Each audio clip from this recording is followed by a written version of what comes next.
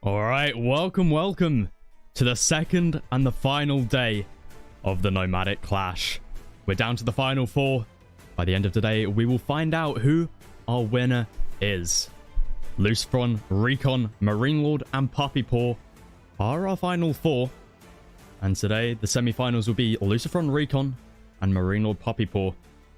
Now, the semi-finals will be going on at the same time, so unfortunately, we won't be casting both semi-finals. Otherwise, today would be going on for a very long time. So the semi-finals are best of 3, and then the third place match and finals are best of 5. So we will be casting the third place match first, and then the finals after the semi-finals. Hopefully that makes sense. So I will have the semi-finals of Lucifron and Recon on the YouTube. So maybe you want to go over there and give it a little subscribe so you don't miss that. But we'll be casting Marine Lord and Puppy Paw here on Twitch. I'd just like to say thank you very much, Angelica, for the raid. That's really, really appreciated. Thank you. And for also all of the follows coming in. Thank you very much. So we will be jumping into Puppy Paw versus Marine Lord very, very shortly. They should be jumping into the game any second now. We're going to have a look at their drafts as well once they get updated.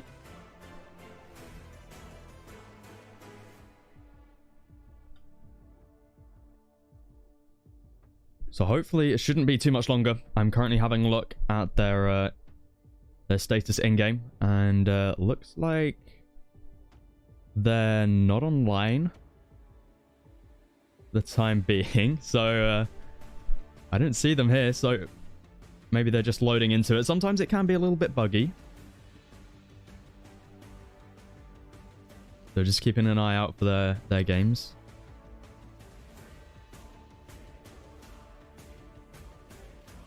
But they should be starting any second now, and their drafts should be up as well. Okay, so we got the drafts in.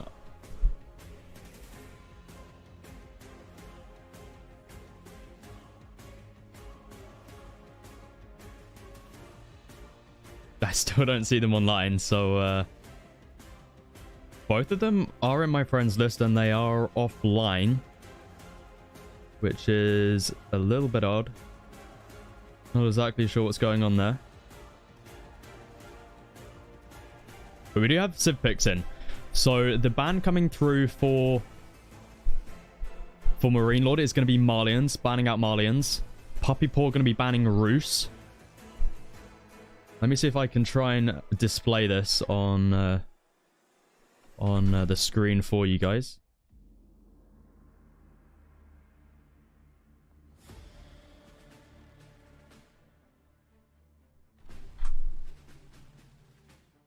Oh, I had to apologize for the big box. Okay, it's a little bit scuffed, but it'll do. It'll do. I should be able to interact with that, and there we go. If I make the width a bit bigger as well, it should help. There we go. Okay, so these are the picks for the players today. So Marine Lord going to be banning Malians, Puppy Paw banning Rus, and then Marine Lord gets Chinese, Ottoman, Abbasid, and French. And Puppy Paw gets English, Mongols, Holy Roman Empire, and Delhi. So I think this will be quite interesting. I'm very surprised that Marine Lord doesn't ban out English after what 3DP did to him yesterday with the placing the town center right next to him. But we're going to have to see if Puppy Paw does the same. Because, I mean, the stakes are pretty high, you know? Anything could come out here. So I'm a little bit surprised by that. But Malians and Rus, obviously two very good civilizations that we've been seeing. So it does also make sense that they are banned out as well.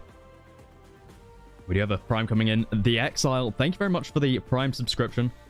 Very much appreciated. Okay, and Marine Lord is now in a lobby. Okay. So we'll be there any second now. Marine Lord is the GOAT. Same trick won't work on him twice. Let's hope. Let's hope so. But it looks very, very difficult to beat that. From what we saw from B.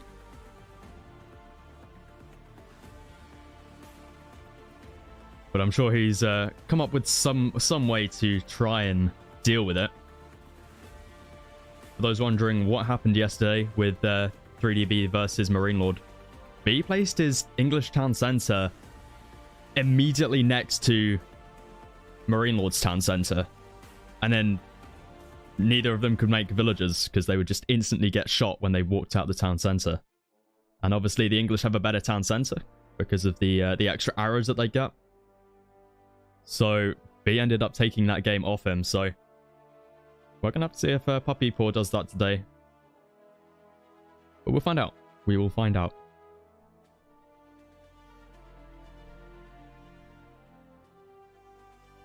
And then we've also got Lucifron versus Recon going on now at the same time. But unfortunately, we won't be casting that one today. But it will be on the YouTube.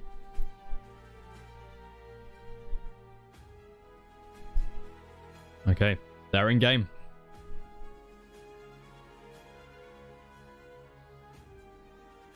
We're gonna have to see how long their delay is. But it shouldn't be too long.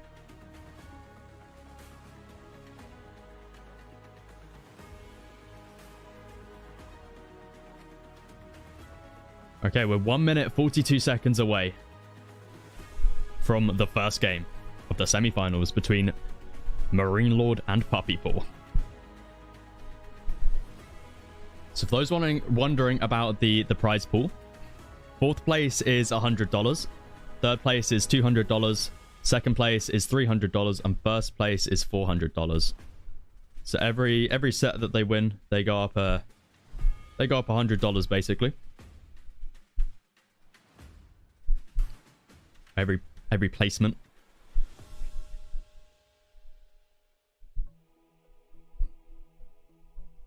I can tell you the first matchup, and it's going to be Mongols up against Abbasid. Marine Lord going to be on the Abbasid, Puppy Paw going to be on the Mongols.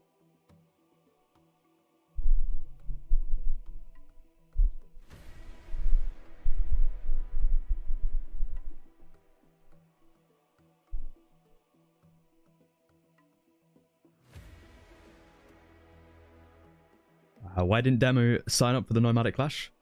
I'm not exactly sure. I did ask him. He just didn't seem interested. So nothing wrong with that at all. Some players didn't want to participate. I mean, it's fully understandable. This tournament is very RNG based. So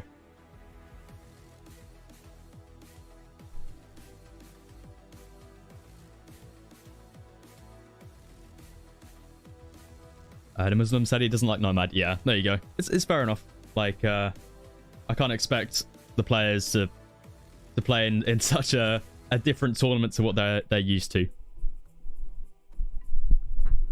Honestly, I'm amazed by the amount of pros that did sign up. It was quite amazing. But anyway, we're ready to jump into the first game between these two players.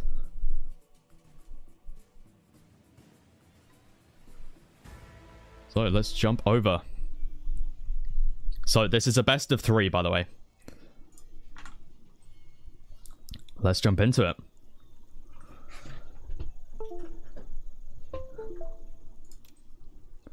Welcome to the semi-finals of the Nomadic Clash. Marine Lord playing as the Abbasid, up against Puppy Paw playing as the Mongols. This is a best of 3. This is the first game. And we see Marine Lord heading all of his villagers up to this northern position. We see Puppy Paw already got his town centre down.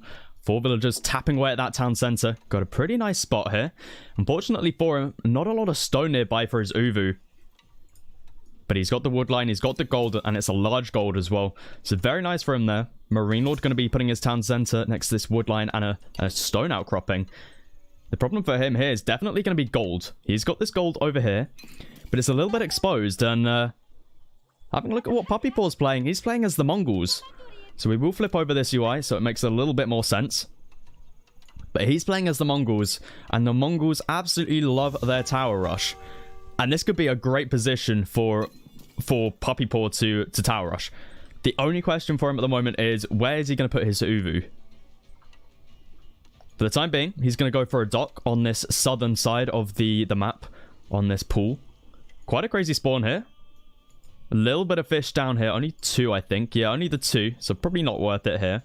But these lakes are definitely going to be worth capturing up. So Puppy Paw, I like his position here on the T. Gonna mean he secures up all of this river here. Marine Lord gonna be setting up his dock right at the top here. Playing as the Absid, you get those cheaper docks. But we're gonna have to see what Puppy Paw looks to do here if he looks to open up with a barracks. Because Marine Lord could be in a bit of trouble when it comes to gold. That is for sure. He can still look to find some gold down here. We'll take a look at Puppy Paw's perspective, see if he... Okay, so he doesn't even know where Marine Lord is at the moment. So Marine Lord is up here.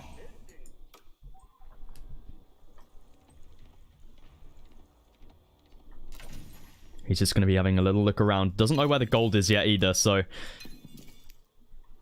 I can understand why he's not opening up with a barracks quite yet. Definitely this fishing eco is going to be a very important factor. But Marine Lord definitely not in the best spot here. First fishing ship. Second one coming out now for Marine Lord. Puppy's already on 3. Marine Lord is going to spot out that dock. So he knows there's going to be some water contest this game. Puppy Paw's about to spot out that dock. And he's also going to spot the gold soon as well if he keeps heading up north. Treaty is now over. There we go. He spots out the dock. Going to be finding the gold soon as well. And we see Puppy going to be heading up here to this stone outcropping. That is really close to Marine Lord's base, though. It's even in the radius of the town center. Puppy Paw's going to commit to it, though. The Khan does rise as well. An extra scout for the Mongols. Does come in a little bit late. But it's free, so I would definitely be taking that. Now, question is Puppy Paw going to be dropping down a barracks with this as well? Yes, I think he will. Yeah, there it is. And this could be a big, big problem for Marine Lord. The gold is so far over there. And with a tower, placing it right here denies the fish and denies the gold. This could be very, very problematic for Marine Lord. Because the other gold is this side. And he's got no gold whatsoever behind the base. So he's had to react with a barracks of his own. And he's going to need to get a lot of spearmen. As Puppy Paw will be double producing these. First one already coming out for Marine Lord. Only the single spearman currently for Puppy Paw didn't have quite enough stone to double produce. 5 fishing ships for Puppy. 5 also for Marine Lord. Managed to catch up now. But an outpost going to get dropped down here on the Uvu as well. So going to be defending this position for the time being before looking to push out.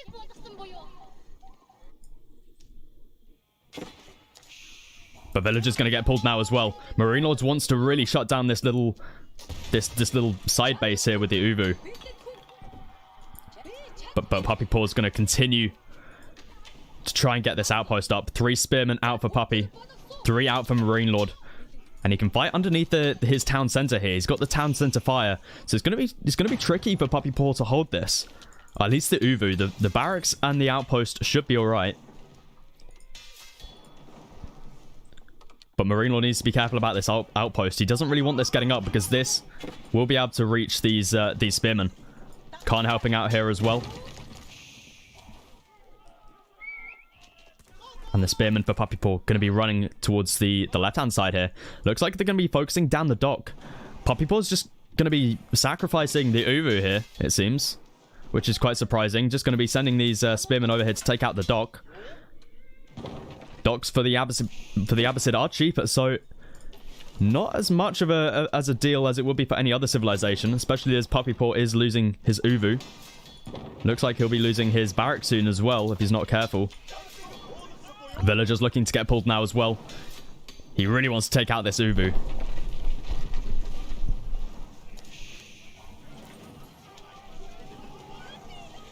Still quite a few spearmen here for Puppy Paw. It is outmatched by Marine Lord, though. Villagers there were able to take out the Uvu. Large investment by Puppy Paw gone right there. But it looks like the outpost is going to get up. And now Marine Lord's heading over to the left-hand side where his dock is. He's pulling 2 villagers with it as well. Wants to try and repair up this dock. But the Mongol player does get off that bounty. So that's always nice for Puppy Paw right there. He is going to be saving the dock, though, with those villagers. Pulling a lot of villagers. 6 villagers with this. They can always go on to gold afterwards. And that does seem like... Oh, it's going to be an outpost first. Still see more and more spearmen coming out. Marine Lord's looking to hold on. That outpost is going to get up. This is exactly what he needs. Spearman able to do so much damage there on the fishing ship. Oh, almost taking one out there. Scout for Marine Lord does go down.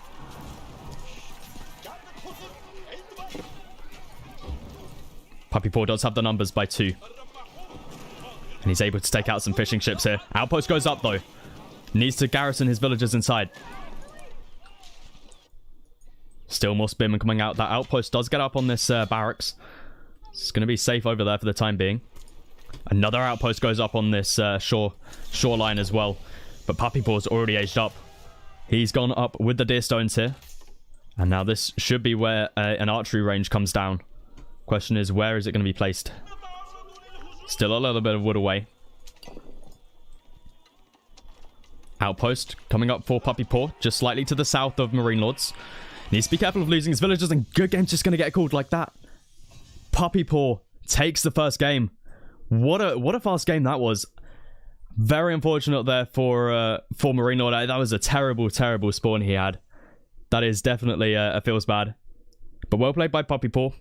If you did enjoy this, do feel free to leave a like, and I'll catch you for game number 2. Wow, yeah, that was a feels bad for Marine Lord.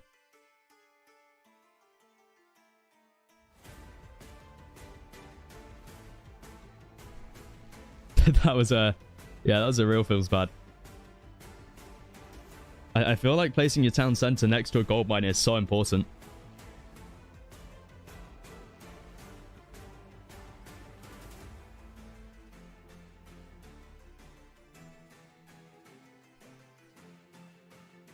Okay. Right, we'll be going into game number 2. That was a very fast game 1.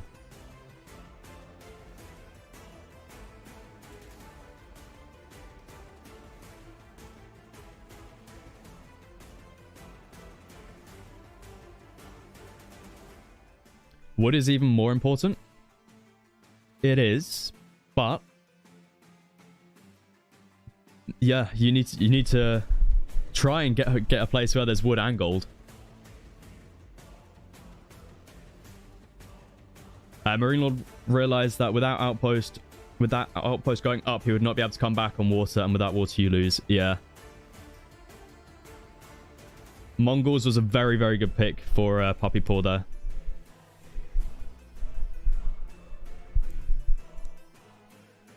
Tower rushing is very, very strong in Nomad, it seems.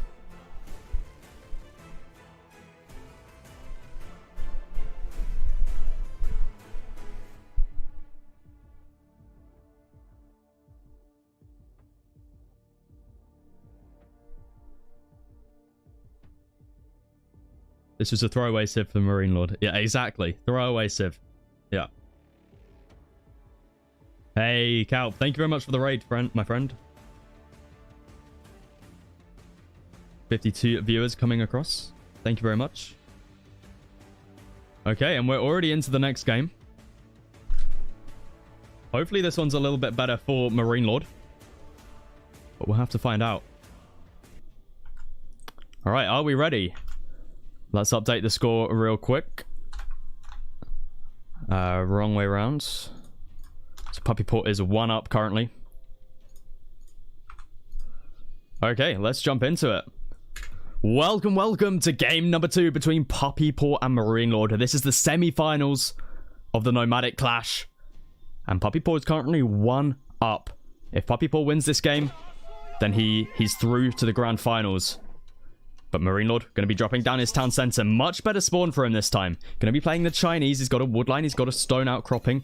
And he's got a nice gold vein. He's got quite a few nearby. We can see some big ones over here as well. Puppy Paw, on the other hand, going to be dropping his town center here. Very nice spawn for him as well. We've got a big gold mine, which his town center is next to. He's got the wood line, and he's got fish over here. Question is, does Marine Lord know about the fish? Yes, he does. He's got a dock up of his own. Okay, so both players got access to deep sea fish here. Both going to be going onto water. So this pond is definitely the lake they're going to be fighting over. There's also a nice little pond over here that someone might look to move out onto, but we'll have to find out. But the town center going to be coming down from Puppy Paw here. Definitely a nice spot. The only gold that's nearby is this large one, though. I mean, it's quite a long way away, these other ones. But I think 8,000 gold should last him quite a long time. I'm playing the English. Late game, you do have the enclosures, but I don't think we've seen a game reach the Imperial Age yet. Actually, that's not true. We've seen Lash versus Iron Magic. The very first game that we casted of this tournament went to like the 40 or 50 minute mark. House going to get dropped down for him as well. We'll take a look over here at Marine Lord. Going to be just chopping a lot of wood for the time being for that for the fishing ship. 5 wood away. First fishing ship already coming out for Puppy Paw. Obviously, they get the cheaper ships, so not going to cost quite as much wood. But 1 minute till treaty ends. Marine Lord is going to spot out this pond, it seems. There it is. So might look to send a villager over here. It's always nice to have access to 2 lots of water.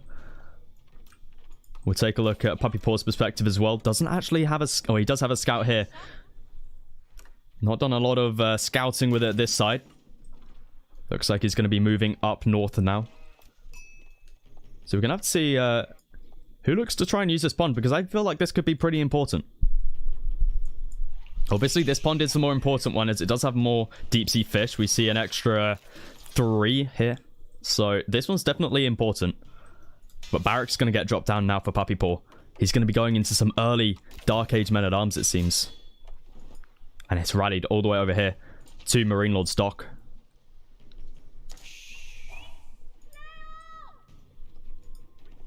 Puppy Paw finally scouting out Marine Lord's base. Needs to be careful.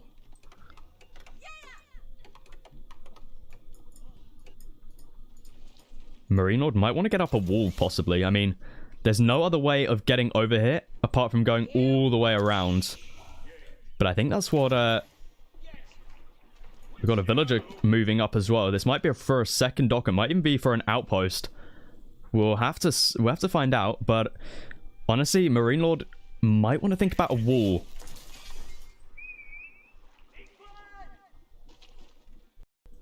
Not exactly sure where this village is off to. And I'm not sure why it can't walk around this way. Is he going to be walling himself? He's going to be walling himself. Interesting. Wow, okay. He's really wanting to go for some aggressive walls right there. Man-at-Arm's going to be heading over here to the dock now. Marine Lord tried to escape here. He's going to be able to do it, though, by chopping through this tree. So that villager is going to be able to escape unless Puppy does a few more walls. There we go. Going to be targeting down the fishing ship first. Not going to be too much of an issue for Marine Lord. He can just heal it up with the other fishing ships, and you get that nice little passive one from the dock as well. So not going to be too bad for him at the moment. But now the second men-at-arm arrives. Going to be targeting down the dock now.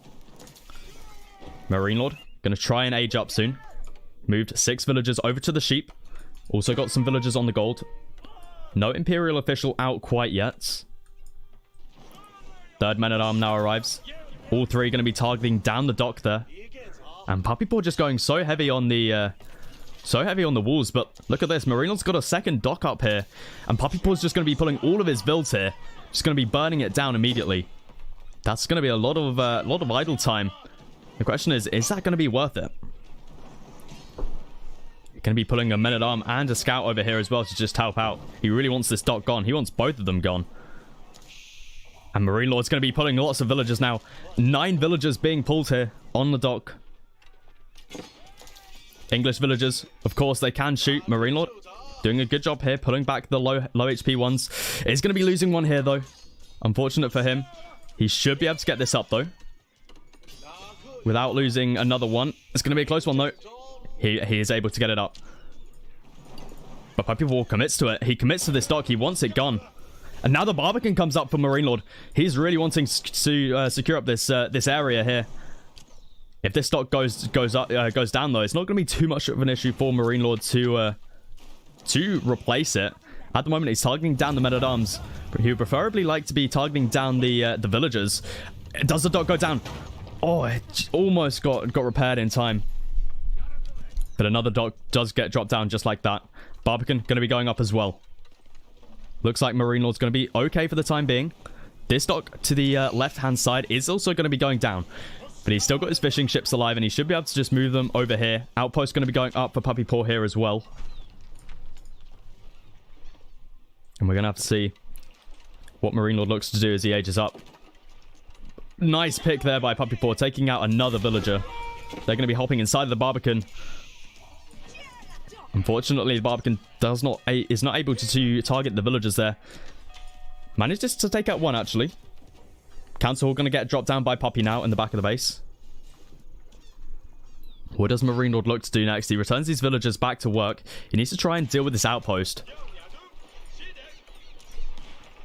Going to be force... Is that a force drop-off? Looked like a bit of a force drop-off there. But Marine Lord's got a junk on the way already. And Puppy's still only got the one dock. So that does mean Marine Lord is going to be ahead when it comes to warships. And we have a war junk in the queue after that as well. The age up being very much rushed up here by Puppy. 10 villagers on that landmark. And there it is. The junk is out. Puppy Paw going to have to run away over to this this tower here to keep his fishing economy safe. Underneath that tower. Puppy Paw's finding it a little bit hard. Barbican and tower is in the range here. But the age up comes up through for him. Demolition ship immediately in the queue, but that's not going to do too well up against the junk. First fishing ship is going to be going down here for Puppy Paw. And the war junk comes in behind this as well. Marine Lord's looking pretty decent on the water right here. These two towers are helping out quite a bit here when it comes to this water. And at the same time, Marine Lord is building a dock on this right-hand side as well. He's looking very, very strong on the water right here. Do we have any sort of production coming through for him? No production for Marine Lord. Puppy Paw's got a couple longbow in the queue. And they're going to be able to do some damage up against these warships.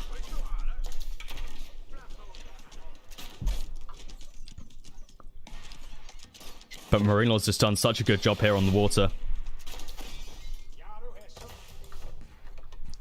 Puppy Paw tried. He tried his best to stop Marine Lord expanding with these docks. And he did a good job. He denied 2 docks from him, which cost Marine Lord 300 wood. Naval arrow slits coming through from Puppy Paw. More fishing ships in the queue for Marine Lord. So that might come through, and that could be a little bit of an issue for him.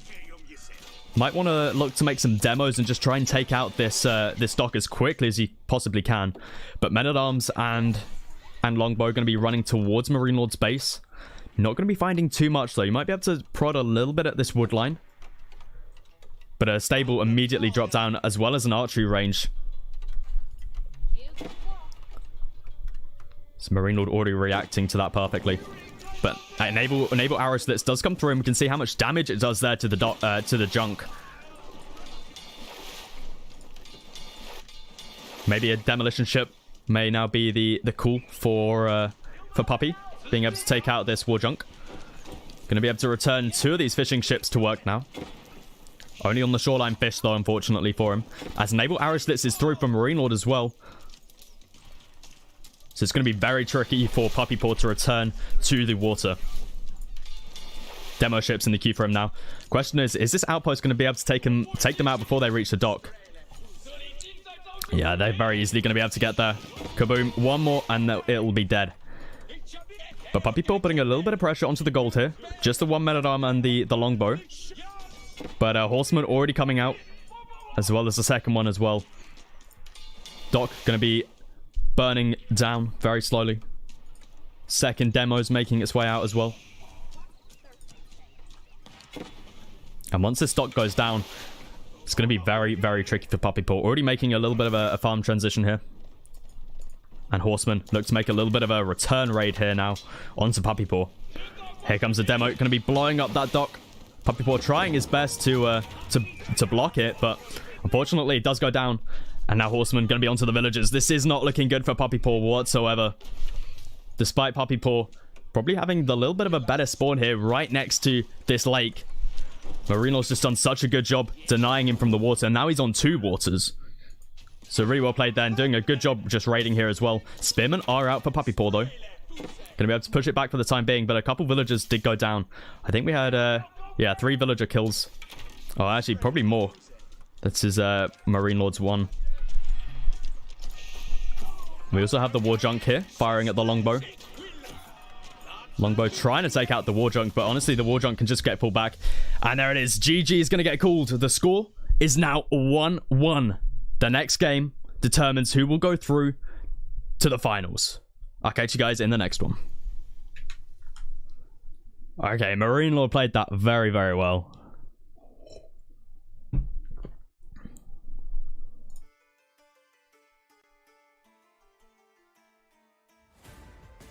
These games have been very, very quick.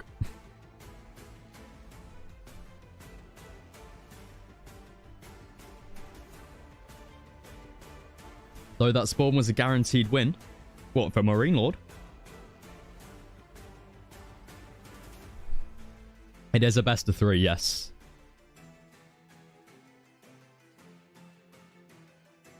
So after this, we'll have the 3rd place match. Hey, the Muslim. Thank you very, very much for the raid. I didn't spot that there. Thank you very much. 692 viewers. Thank you so much. That's really, really appreciated. If they're super quick, will you switch over to Lucifer versus Recon? We could do that. Yeah, we could.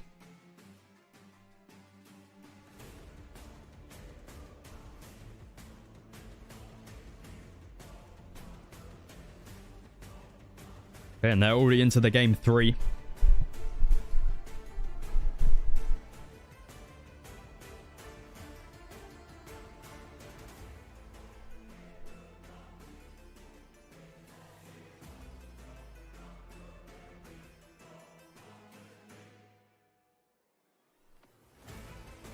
Okay, and we're already ready to go.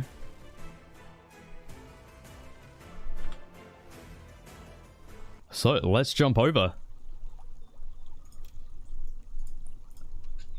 Welcome, welcome to the 3rd and final game between Marine Lord and Puppy Paw. Whoever wins this gets through to the grand finals. So, Marine Lord already placed down his town centre, playing as the Ottomans in the blue. And Puppy Paw in the pink, playing as the Holy Roman Empire. He's placed down his TC as well. We've got another lake water map here. We see Puppy Paw going to be dropping down a dock here on the lake.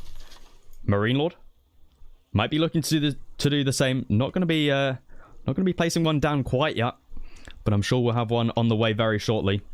And Whammon, thank you very much for the raid. That is really appreciated. 130 viewers coming through. Thank you very much. And we do see Marine Lord is going to be dropping that dock down here on the other side of this this little lake, or this river. Probably more of a river. But Puppy Paw got a pretty nice spawn here. He's got the gold. He's got quite a bit of wood. Marine Lord again, a little bit struggling on the gold here. He's got lots of wood. He has got a large gold vein over here, but again, that's quite a bit of a walk. You have to walk all the way around here to get at this gold. And then he's got another gold over here, which you can access from down here, but at that point you may as well go for this smaller gold mine. So it's going to be interesting to see how Marine looks to get his gold. But at the moment, going to be going for that fishing economy. Puppy Paw yet to queue up a fishing ship. But quite an interesting spawn here. We got quite a few crossings this time. Quite often on these river maps, we see there only being like a couple crossings. But on this one, we got 1, 2, 3, 4 on this side. And then we got 1, 2, 3, 4 on this side. So quite a few crossings. One of the games I remember most, it was Lash versus Iron Magic, where there's only 2 crossings on this one lake. Which made it pretty interesting. But I think the more crossings makes it a little bit more high action. Otherwise, people just tend to just wall it up. And it can get a little bit boring.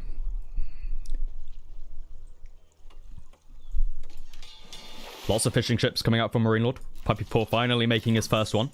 So Marine Lord's 2 fishing ships up for the time being. Puppy Paw does have his prelate out now. So for those wondering, the Holy Roman Empire do not start with their prelate, but they start with an extra 100 gold so they can make their prelate.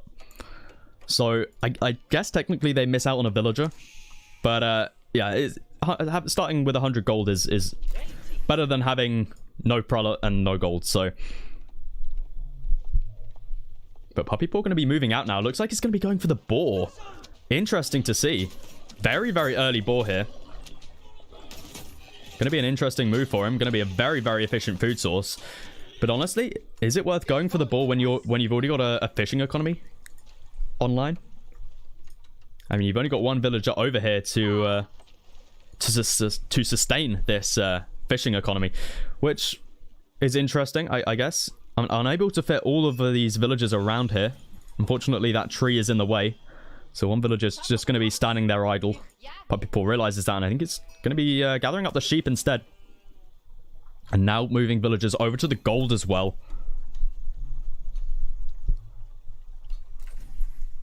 So I think Puppy Paw is going to be going up for a very fast age up here. Whereas Marine Lord, on the other hand, he's already on 2 docks. Have a look at that. He's going ham on the water right here. So it's going to be interesting to see what Puppy Paw can look to do by reaching the feudal age so much quicker than Marine Lord. I guess he wants to put on some water pressure, but Marine Lord might want to try and get up a wall here, possibly. I like how Puppy Paw has a house here as well. It's a very random spot, but I wonder how much vision it gives. I guess it gives quite a bit of vision, so you'll be able to tell if Marine Lord's coming up with some ships or something. I guess that's a benefit of placing the house there. Marine Lord has spotted out this boar play by Puppy Paw.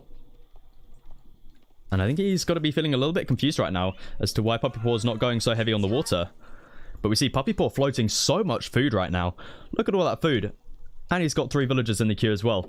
So definitely needs to get some more villagers on the gold. 6 on here, so shouldn't be too much longer before that age up comes in.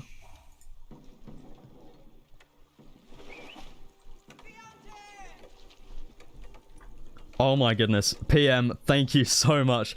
Giving out 20 gifted subs. You're an absolute legend. Thank you so much. That's really, really appreciated. Thank you. But the Minework Palace coming down from Puppy Paw. What is going on here? We haven't seen this landmark in years. We haven't seen this since last year. Literally. Minework Palace. Interesting. Okay. So it looks like Puppy's going to be going for a fast castle. It's got to be, right? It's got to be fast castle into Burgrave. It's got to be, right? With the Minework. And we can see he's got so many, he's floating up or stacking up so much food right there. Still lots of villagers on the gold vein. Only got 2 villagers on the minework. It's got to be, right? He's got no villagers on the wood, so I don't think he's going to be pushing out men-at-arms in age 2. Yeah, it has to be a Burgrave, but the age up coming through now from Marine Lord. Going to be the Sultani Trade Network. Marine Lord's gone very heavy on the water. We see he's already up 13 fishing ships. What is his response going to be to this? We see he's got his scout over here, so it is going to be spotting out the minework. And with that, spotting out the villagers as well on the gold. He's got to be thinking this is a Burgrave rush. So Marine Lord did gather up that gold from the south here.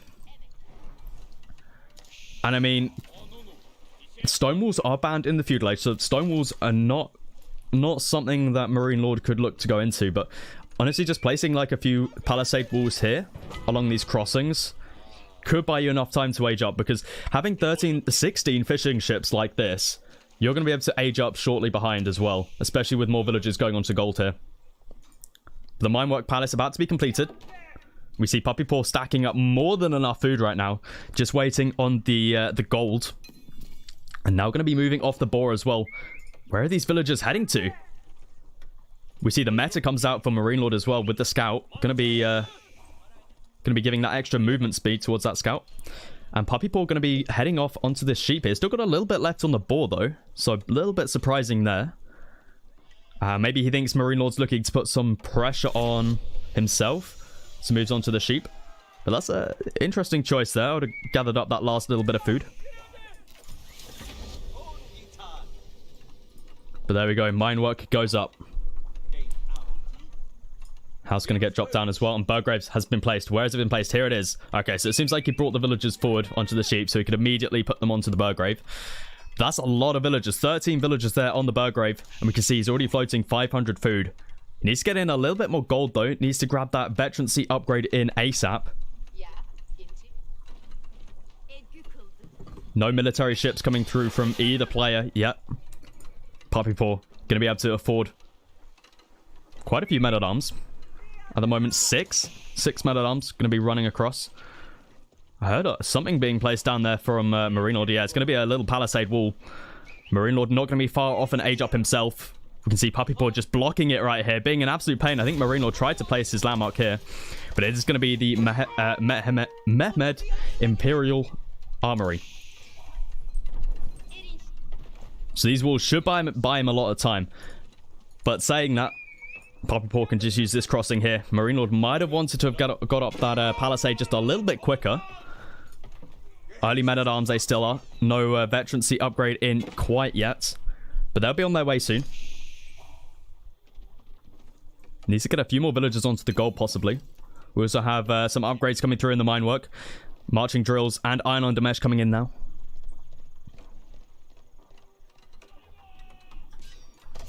And the Mehmed Imperial Armory is going to get up before these men-at-arms arrive. And there it is. Marine Lord going to be heading back to the base with these villagers. Crossbows immediately in the queue. Only got the one archery range though. Might want to make some knights with this as well, possibly. There we go. First knight in the queue. He's got the meta here as well. He'll want to be switching this over to melee defense drums. When you're up against only men-at-arms, this is the better option over attack drums. So we'll have to see if he does that. But men-at-arms going to be focusing down this crossbow. Needs to pull this one back underneath the town center fire. They're going to be helping out. Puppy Paw only has the iron on Damesh at the moment. Doesn't have the tier 2 upgrade quite yet. We see early men-at-arms are being taken down. But Puppy Paw doing a good job here, denying off the gold. Marine Lord still got a bit in the queue. Second archery range gets dropped down over here. Luckily for Marine Lord, it does still have quite a bit of gold. He should have enough to make crossbows for the time being. And we can see here the meta really helping out here. And mums get called in as well. Really, really good choice here. Going to be able to heal up those crossbows. Unfortunately for Marine Lord, these two villagers are going to get caught off guard. But more and more crossbows. We're up to 3 crossbows now for Marine Lord. I think he should be able to hold this. And Marine Lord's fishing economy behind this is just so much stronger than Puppy Paw. Puppy Paw still only on the 4 fishing ships. Constant men-at-arm production though. They're still only in the early men-at-arm status. Finally, the veterancy upgrade is coming through on it.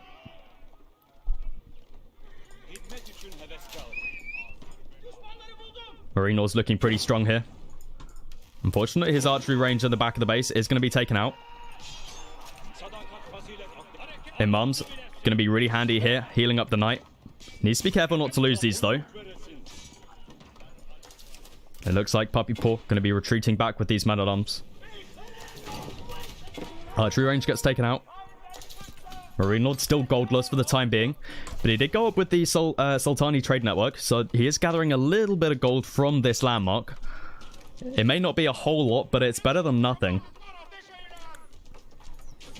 Also a gate being constructed here for Marine Lord. Is able to save the villager on 2 HP. And Puppy Paw has to move a little bit further. We also have a Dow out, I believe. Yeah, we have a Dow out from Marine Lord. Able to do a little bit more damage on Puppy when he's walking through here. As we see, he's actually made a Hulk now. So Puppy Paw is trying to punish Marine Lord's water here, but I don't think it's going to work too well as Marine Lord's got 2 docks out. He's already making he's making a demo here, though I don't think he's going to need it. We just see how much damage the town center does there to that Hulk. Now Puppy Paw still trying to harass, but Marine Lord's going to be walling this up. He's still got this gold here with 2,800 remaining. Knight's just going to be chasing these guys down. Heavy Maces is in, though. So they should be able to take out those Knights. But Relic's being picked up now as well. Where's that first Relic? Oh, it's actually going to be Marine Lord picking that up. Thought that would be Puppy Paw there. But Marine Lord using those at Marms. Going to be able to pick up the Relics. Deny them from Puppy Paw, who is yet to pick one up. But Demo Ship going off there. Not doing much damage, though. House going to be taken out for Puppy Paw. Marine Lord's just done such a good job so far, just defending this position. Mangonel came out as well somewhere. Here it is. Mangonel is going to help out here. He's going to get a nice shot off there onto the Men-at-Arms. Obviously, Men-at-Arms don't take too much damage up against Mangonels, but every bit of damage counts. We do have the tier 2 upgrade in now for Puppy Paw for the ranged defense, but still going to get absolutely wrecked by crossbowmen. And the amount of crossbows that are here, we got 8 crossbows. It's going to be very, very tricky for Puppy Paw to hold that. Lots of Hulks being produced for him as well. Puppy Paw finally expanding out into the water here. Second dock gets dropped down, as well as triple stable here.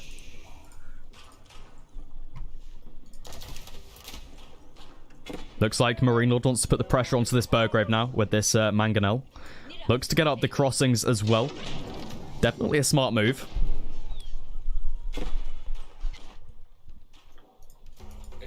Relic just sitting here for the time being. Marine Lord's gathering up some stone. That might be for some military schools, or it may possibly be for a keep. I think a keep would be is going to be the option here, right on this front line here.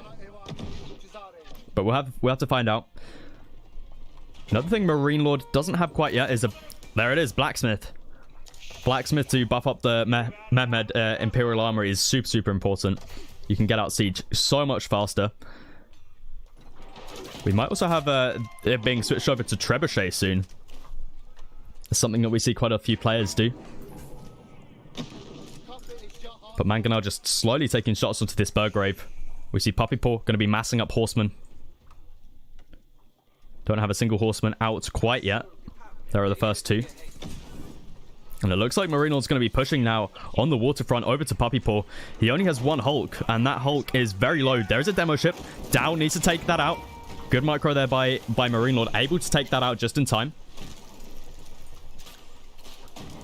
And that Hulk is going to be going down for Puppy Paw soon. And that's when his water will be in trouble. I mean, I say that, he's only got 4 fishing ships. But Marine Lord in the base now. Heavy Maces, Men-at-Arms should be able to deal with them pretty well. Able to push them back for the time being. But just so much harassment coming through. Men-at-Arms looking to be a pain here as well. Second Mangonel comes out.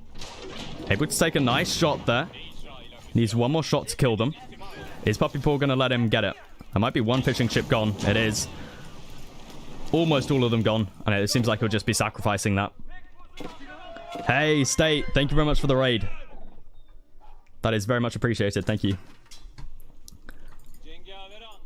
Marine Lord going to be returning back with his cavalry for the time being. He sees that Puppy Paw is looking to put on some pressure now with these horsemen. Though not that many of them out. Triple stable. Only being produced from 1 for the time being. Relic's being captured for Marine Lord right now. This is the second one coming in. It's going to get denied. Puppy Paw still yet to pick one up. Doesn't even think about picking up this one in the behind the base. Might be useful in this outpost. But Marine Lord going to be pushing these back once again.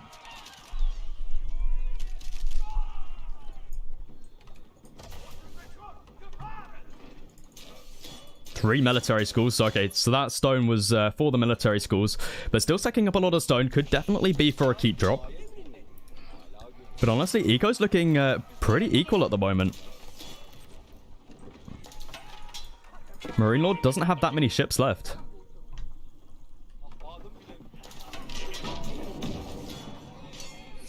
But has managed to clean up Puppy Paws. This isn't looking too good for Puppy at all. The mass coming out from Marine Lord now is just so huge. Marine Lord now adding in some spearmen as well to deal with the horsemen. He's able to hold here for the time being. Marine Lord just trying to block off these relics as much as he can. Puppy Paw having to expand out over here on the berries. But unfortunately, I feel like Puppy went for an all-in here with the Burgrave play. Going with the mine work first into the Burgrave. And unfortunately, I don't think it paid off for him. He caused barely any eco damage. And Marine Lord was able to just get out crossbowmen so quick.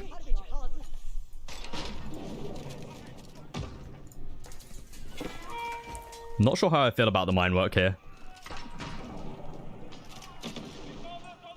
It was a good try. It was a good try.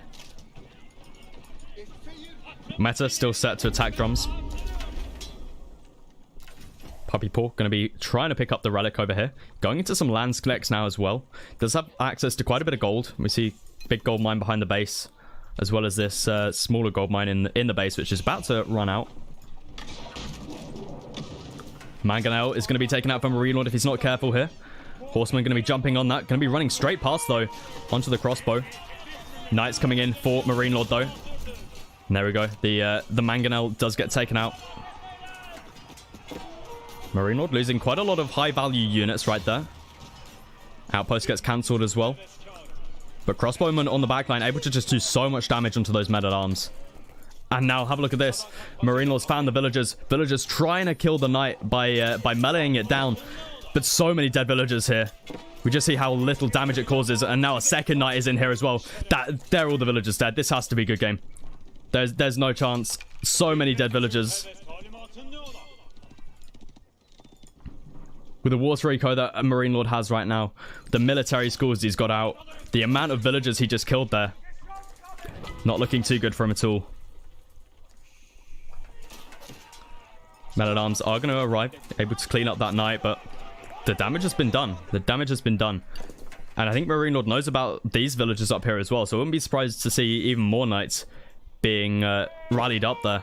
Lots of spearmen coming out from Marine Lord now, meaning that those horsemen that Puppy Paw, or still has somewhere.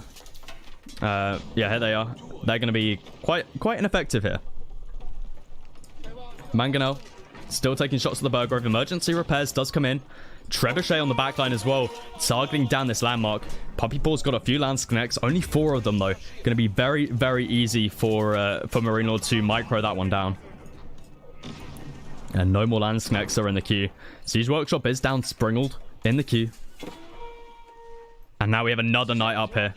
Going to be able to take out more and more villagers. We see another one going to be going down there. And there it is. The Burgrave goes down. Marine Lord probably going to be edging a little bit more forward, trying to take out the town center next. Relic has been placed inside of this outpost. Puppy Paw bringing in the 3rd relic now. Horsemen down to the east side of the map here. Might look to try and break through, but honestly, they need to be in the base here. Springled coming forward for Puppy Paw. Going to try and target out that Mangonel, but I think it's just going to be going down here. Knight and Spearman are going to be jumping on that. This is not looking good for Puppy Paw whatsoever. Going to be losing out his whole army here. Springled going to be saved by a villager, but yeah, not for too long. And there it is. GG is going to get called. Marine Lord is through to the grand finals, taking it 2-1.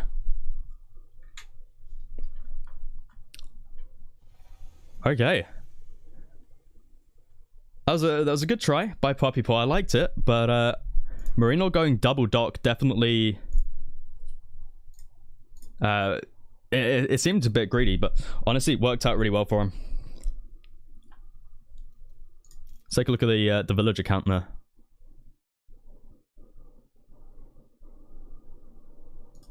Economic count. Yeah, Marine Lord is just ahead the whole time. And then the score count.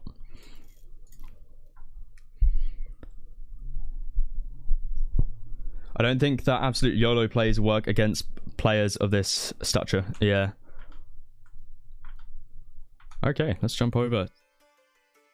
Let's give this a little refresh. I think we know the results of the last match as well. Recon taking it 2-0.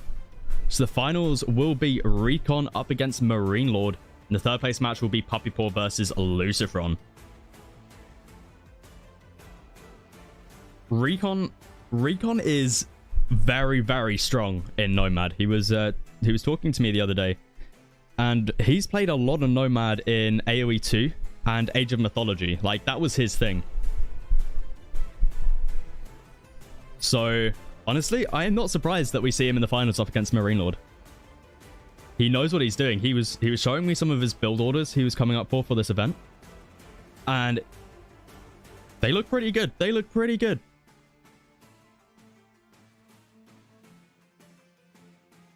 So we'll be jumping into Puppy Paw. Puppy Paw versus Lucifron very shortly.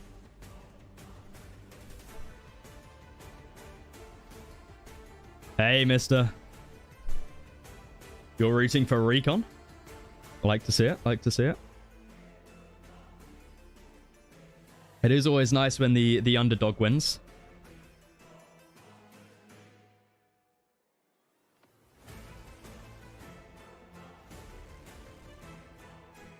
Okay, so it seems like they're about to jump into the game. They're currently browsing customs, so they should be jumping in relatively soon. I really hope we do see a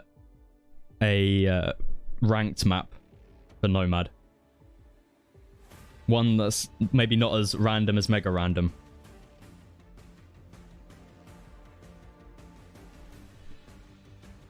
But thank you for all the follows. Thank you for all the raids. We had 3 raids that game. And of course, PM giving out 20 gifted subs. That is amazing. Thank you so much. That's really, really appreciated.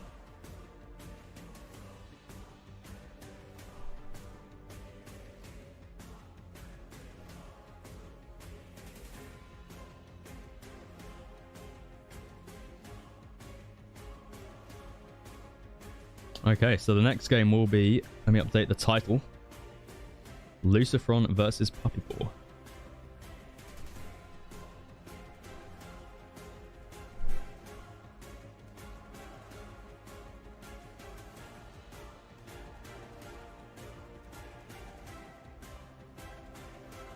There's no mega random seed that is more imbalanced than your average wetlands map spawn. I totally agree. Totally agree. Wetlands is such an RNG spawn.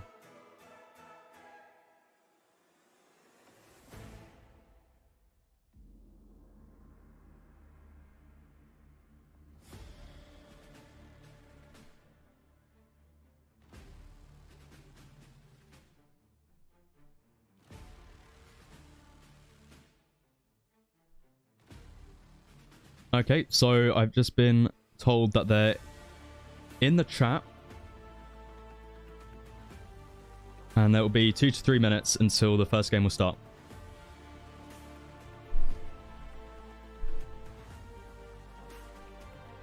But we know the draft. Now, this is going to be a best of 5.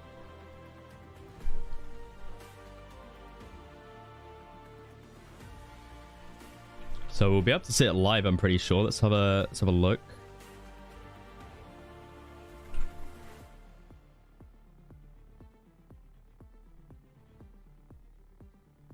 Let me just get it up on screen for you guys.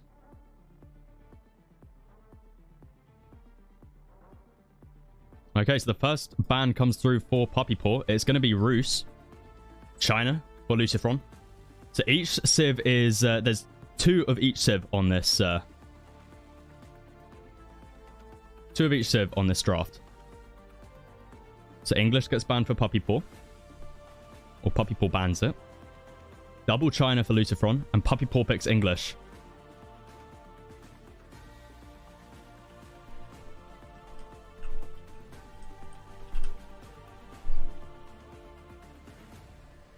Okay, double Mongol for Puppy Paw, double Holy Roman Empire for Lucifron. This is the third place match, Crackety. Yes.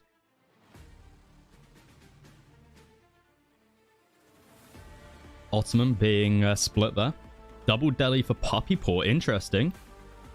And then it should be double Abbasid for Lucifron. If I'm... No, it wouldn't. No, there's... Yeah, double Abbasid, yeah. Okay, so there we go. That is the draft there.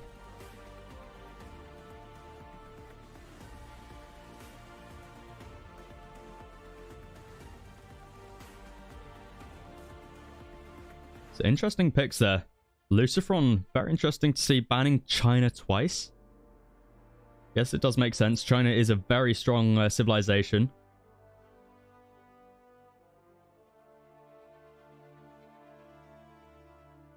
Double Mongols for Puppy Paw. That's going to be scary. Puppy Paw on the Mongols is something that I'm scared of if I was Lucifron.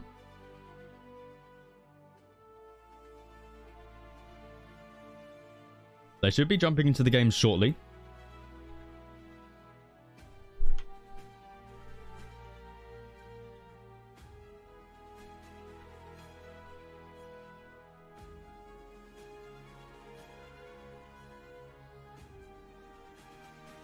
Okay.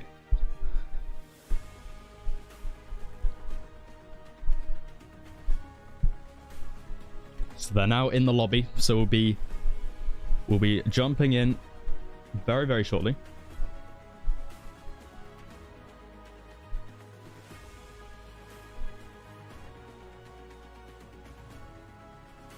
How can you choose Rus if Rus is banned? So there's 2 of each civilization.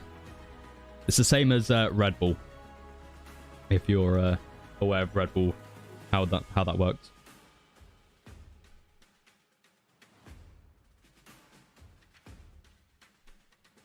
So Puppy decided to ban 1 Rus and 1 English, whereas Lucifron decided to ban double China.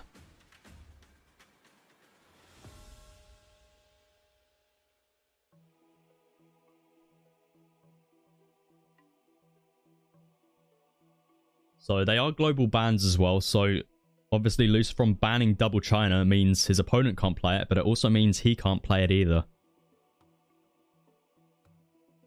But why did they get 6 picks? Because it's choice. Like, you know, if they're on game 5, your opponent will know what civilization you're playing if you've only got 5 civilizations. So that's why there's 6. So yeah, just makes it a little bit less. It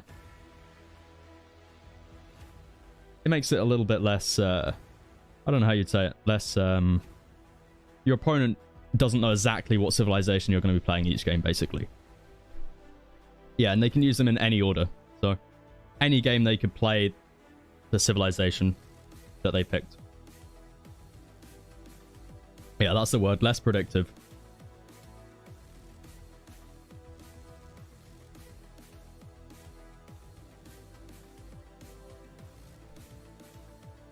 Okay, so they're in the game.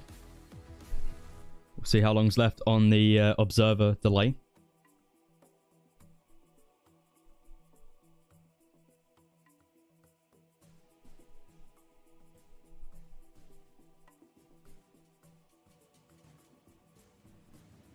Okay, so the first match is going to be Puppy on the Mongols and Lucifron on the Abbasid.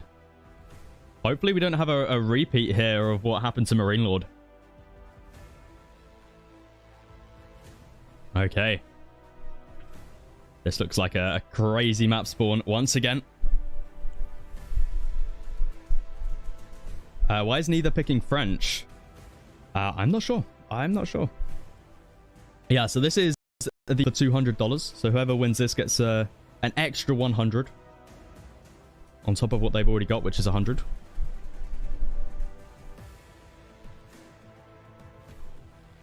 Marine Lord won against Puppy 3-1. 2-1, sorry. Yeah, I don't think we've actually seen much French at all this this tournament, which is interesting. I mean, it's not a great civilization overall, to be honest, so I guess it doesn't have that many perks in Nomad. At least 1v1 Nomad. They're decent in free-for-alls because of their guild hall.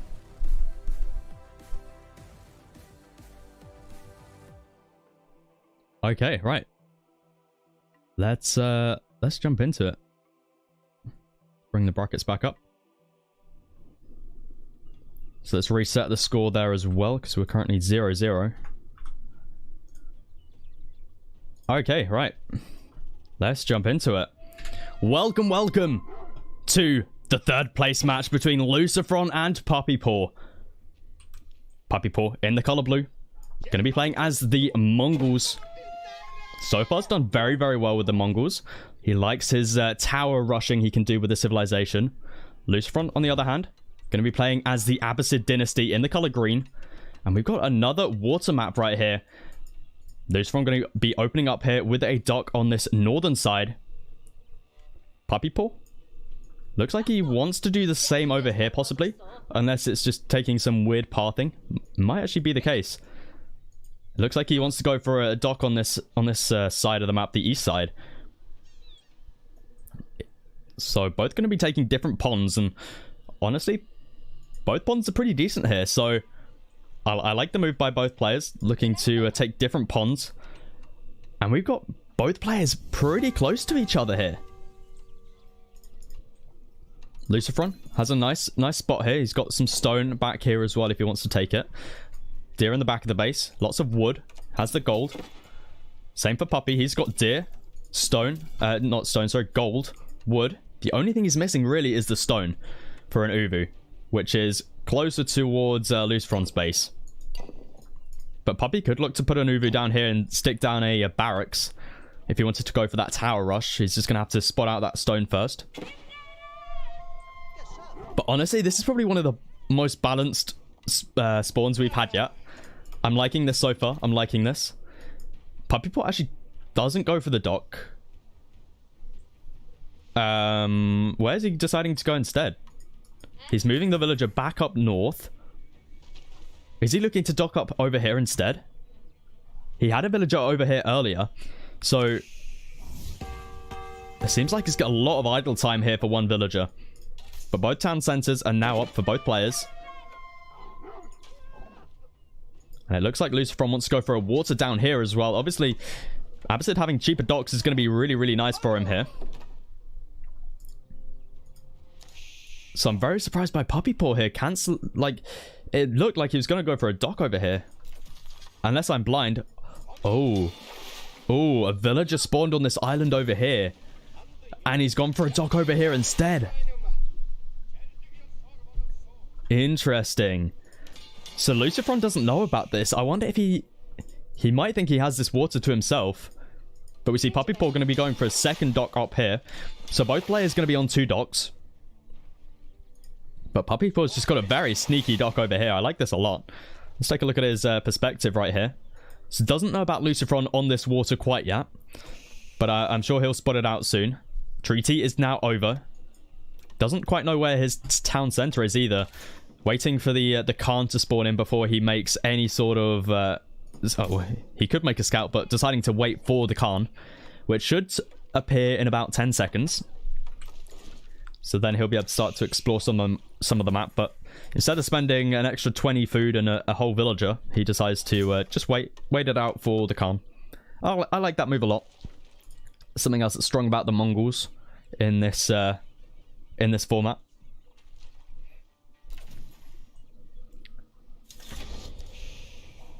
And there we go, the Khan does arise. Town Center going to be taking some shots onto Lucifron's scout.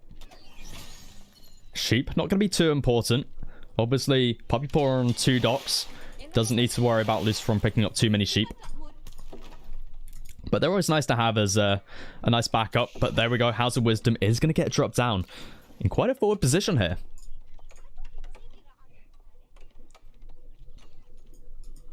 Five fishing ships on this northern pond for Lucifron. Gonna be going for another dock here. Wow. Going very aggressive with the docks. House of Wisdom. Gonna be completed very soon. Uvu gonna be dropped down here as well for Puppy Paw.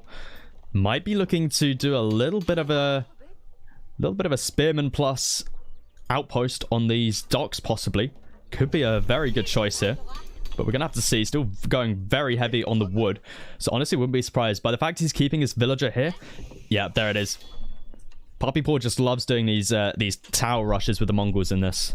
I mean, that's what the Mongols love doing the most. So he's quite a low HP villager though. Luciferon does spot this out. This villager does need to be careful though. And we see Luciferon going to be immediately walling this up. Khan just being such a pain taking shots at this villager. And the economic wing is coming in for Luciferon now. No age up coming in yet from Puppy Paw. Still needs a little bit of gold. He has enough food to do so though. The villager needs to be careful. Doesn't want to go down there to the Khan. And this is a best of 5 between these two players to see who will be taking the 3rd place. And unfortunately for Luciferon, can't actually move over to this other side of the island and is going to be losing that villager. That is unfortunate. The Khan is an absolute menace. But Outpost is going to be going up now for Puppy Paw, as well as a villager burning down this dock. Luciferon, playing as the Abbasid, unfortunately can't rush up a landmark. Now, if you're playing any other civilization in this position, you probably want to be rushing it up and get out a Bagler, or maybe even just a Dao as quickly as you can to try and just stop this from happening. But he's not far away from aging up. 42 seconds away. Luciferon going to be moving a villager up north as well, looking to go for a 2nd dock, I would expect, over on this side of the pond. Silver Tree coming up from Puppy Paw now. Looks like he cancelled the landmark there, so I think he was going up with the deer stones, but then changed it to the Silver Tree, and he's got a pretty nice trade post here. You know, if you stick it back here, that's a pretty nice trade route, so we'll have to see how much trade he decides to go in for this game, but it might just be a little bit of a bait for Luciferon. You know, just, oh, I might be going to trade, you need to keep an eye out on that. Is sometimes the case. Stable going to get dropped down now for Puppy Paw as well. Going very heavy on the production here. But Luciferon does now age up, and we see immediately a down the queue. Question is, can this get out in time? 18 seconds. I don't think he can. I don't think he can. 2nd dock is coming up for Luciferon, though. Nope. Unfortunately not. Unfortunate there for Luciferon. Luckily, he does have this 2nd one, though. And that's where he's building this Bagler.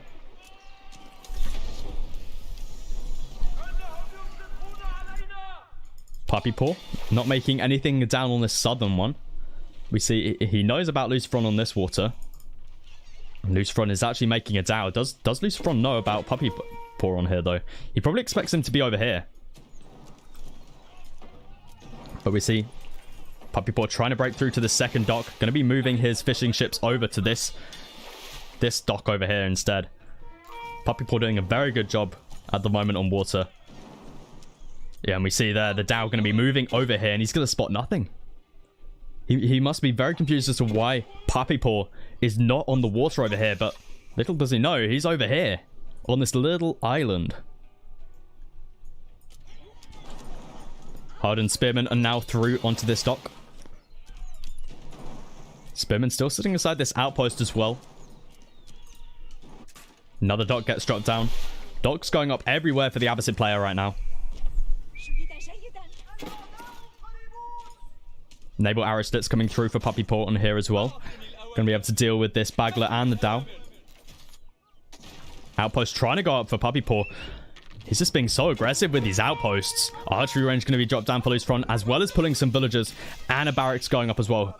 Horseman here is going to be able to deal with these villagers. Going to be quite slow though. Does mean it gives Luciferon enough time to push away this villager. Needs to be careful of a villager going down here though. There we go. Dock goes down. Puppy Paw still only on the 1 dock over here, whereas Luciferon is on 2. But Naval Arrow Slits is through on this dock. And we see here, Luciferon's just got this on patrol. He thinks that Puppy Paw is going to be docking over, and it seems like he wanted to. But we see he's massing up war junks over here. He's going to go in for a surprise attack. He's just going to send everything over, it seems. Another light junk and an explosive ship. As well as trying to tower rush here as well. We can see he's massing up the ships. Fishing ship going to get sent over. He's going to spot this out. Luciferon is going to find Puppy Paw over here. And it should give him time. 7 villagers now being pulled for Puppy Paw. He wants this outpost up.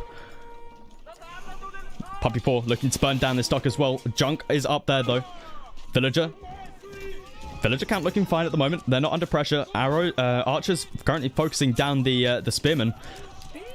No spearmen for Lucifron. Got 1 in the queue. Culture Wing now coming through for him. Going to be going for a castle age now. But that outpost gets up. Villagers do hop inside. Going to be healing it up as well. And we see Lucifron. He knows about this. So I'm surprised that Puppy Paw isn't pushing now while he's got the opportunity, because the immediate reaction from Lucifron is that naval arrow slits. It's going to make it very tricky for Puppy Paw to push. But more and more ships are on the way. Lucifron, a minute 17 away from aging up. A second outpost being dropped here on the production as well.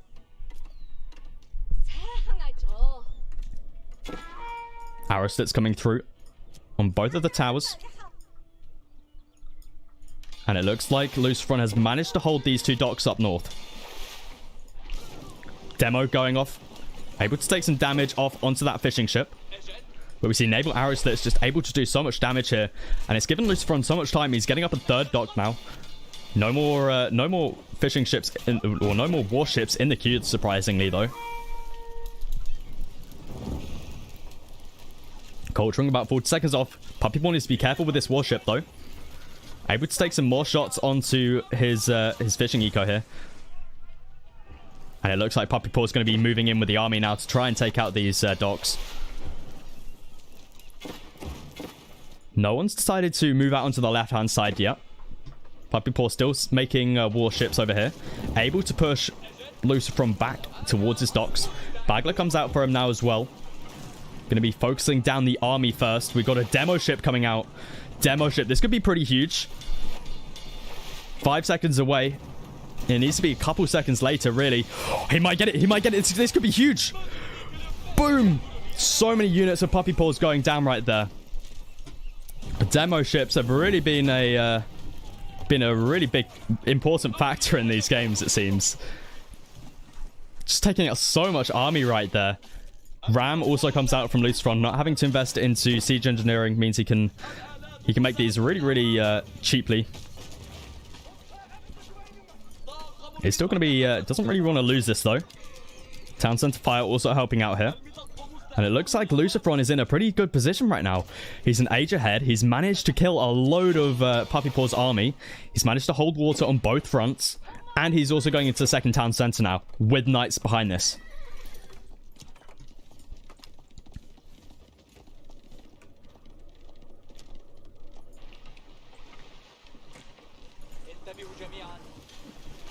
Unfortunate there for... whose ship was that? Not exactly sure. That would have been Lucifron's. That would have been Lucifron's. But Knights, going to be a good choice here for Lucifron. I'd assume it would be as well. Well, it could be Horseman, but...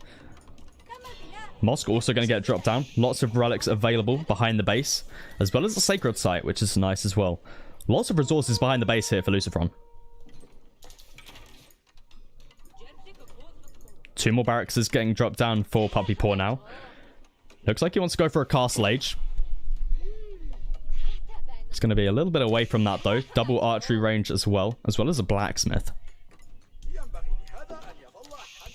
No upgrades in yet though. But Puppy Paw going to be moving out now with his war junk.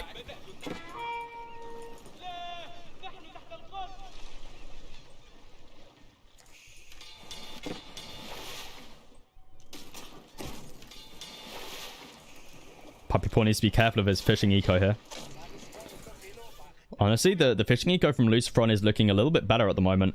He's just got a few more ships out. And it seems like Puppy Paw is having to be gathering from the shoreline fish here. Light junk comes out as well now. Puppy Paw going to be pushing into Lucifron's base now though. Gold is going to be put under pressure here. He's still got the gold in base, but he's wanting to extract this behind the base gold first. For scenarios exactly like this, he needs to be able to fall back onto that gold. But Puppy Paw going really far into the base right now. Lots of damage is being put onto his army.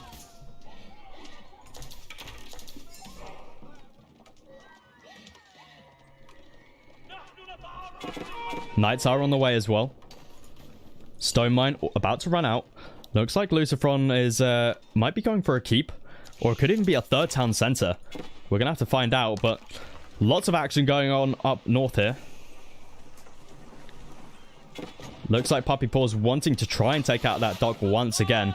He really wants this water over here. Relic gonna be coming in. Needs to wall on her now if that monk wants to survive, or imam, sorry. Does go down unfortunately though. Step out coming up now. 4 Puppy Paw. 6 villagers on that landmark, as well as an outpost coming up here as well. Knights are coming out for Lucifron. Unfortunately, they are being taken out by these spearmen. And Lucifron going to be losing a few villagers here. Outpost is helping out here, though. But more villagers are going to be going down. Puppy Paw doing a really good job just putting so much pressure onto these villagers. He still has this gold in base as well that he's not making use of for the time being. And there it is, third town center. Lucifron going absolutely ham on the town centers right now. And Lucifron being a little bit of a pain here with the knights. Able to do some idling. 1 villager going to be going down there. Or 2 villagers. Lucifron still looking pretty happy on the water here. Puppy Paw now up. Able to secure this gold mine once again. Repairing up the ram as well. Outpost still up for Puppy Paw here. But it looks like the water's been shut down once again for Lucifron up north. And this could be it. This could be the final time Lucifron is on this water up north. Because it looks like Puppy really wants to have this for himself. But just going to be running back. Realizes that he can't get up a dock here. Just going to be repairing up this bagler. Lucifron should be able to win this unless there's army here able to reach this. But we've got a demo ship in the queue for Puppy Paw. Going to be over here. Looks like he just wants to blow that up. But very surprisingly, Lucifron hasn't tried to push Puppy off this water here at all. He knows about it. He sent a fishing ship past, but not going to be the case. Knight's going to be taken out here by the spearmen and the horsemen. Should be able to take this one though. Blacksmith. Looks like it's on the move to the Uvu, I'd expect. Gonna be quite a trek for him, but he'll get there eventually. Ram gonna be able to take out this outpost as well. Spearman here, not gonna be enough to defend this one. Might be able to take out the ram though, but the outpost does go down. And we see Puppy Paw has finally secured up the water up north. But have a look at this. 2 more docks gonna get dropped down by Lucifron, but Puppy Paw's gotta see this, right? Yeah, he's gonna see that. But Puppy Paw's army looking really strong right now. Lots of horsemen, and look how many spearmen he's got. That is a crazy amount of spearmen. 27 spearmen, and we've also got crossbowmen coming out now as well.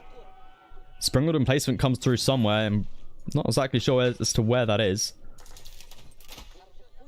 Might be on... it's on Puppy Paws somewhere. It must be one of these towers here. But no eco upgrade. We do have double broadaxe in from both players. Also, wheelbarrow finally being upgraded for Puppy Paw. Still continuing to mine some stone here. Is Lucifron going for a 4th town center? That is the question. 4th town center or a keep? But I like what Lucifron's doing here. He's got so many resources behind the base. He can afford to just go on 3 town center and just extract all of these resources. And he's safe here on the water for the time being. I'm gonna have to see if Puppy Paw wants to try and change that. We do see the army is starting to build back up over here. We've got 2 light junks and 2 what are they called? War junks. So they're going to be making their way back over to try and harass this. And if Lucifron gets pushed off this water, that could be some trouble for him. Because he's already lost the water up north. And it looks like he's just going to be walling up some more. Lucifron grabbing his tier 2 ranged attack upgrade. Going very heavy on the crossbow, so it makes a lot of sense. Going to be charging in with his knights. Villagers going to get pushed away. But Lucifron's got a really good mass of archers and crossbowmen, as well as a Dow on the side here just helping out as well. Knights aren't going to be doing too much here.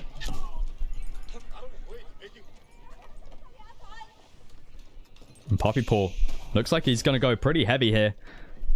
in the push. Traction Trebuchet gets queued up as well. And there it is. The keep going to be dropped now for Lucifron. Is Puppy Paw going to try and burn this down? That is the question. He needed this Trebuchet earlier. If he had this out now, that would be pretty bad for Lucifron. Might be able to get this keep down to very low health. We also see Springled in placements able to hit those villagers. The range on these outposts is absolutely crazy. But the keep will be going up, even if it is with a couple villager losses. And a Mangonel gets dropped down now as well for Lucifron.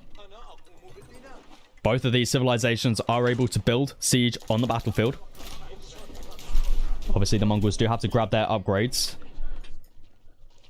We do see the blacksmith upgrading stuff all the way over here. Uvu has been relocated. But that keep gets up. And this is looking pretty good for Lucifron with this positioning. Grab the sacred site as well. Horseman going to be trying to make a little bit of attack here onto the... or a little bit of a raid there. Traction Trebuchet taking shots onto the keep.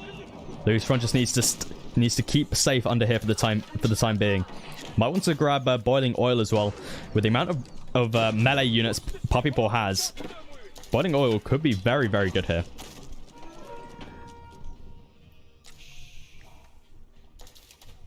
Horseman going to be cleaned up.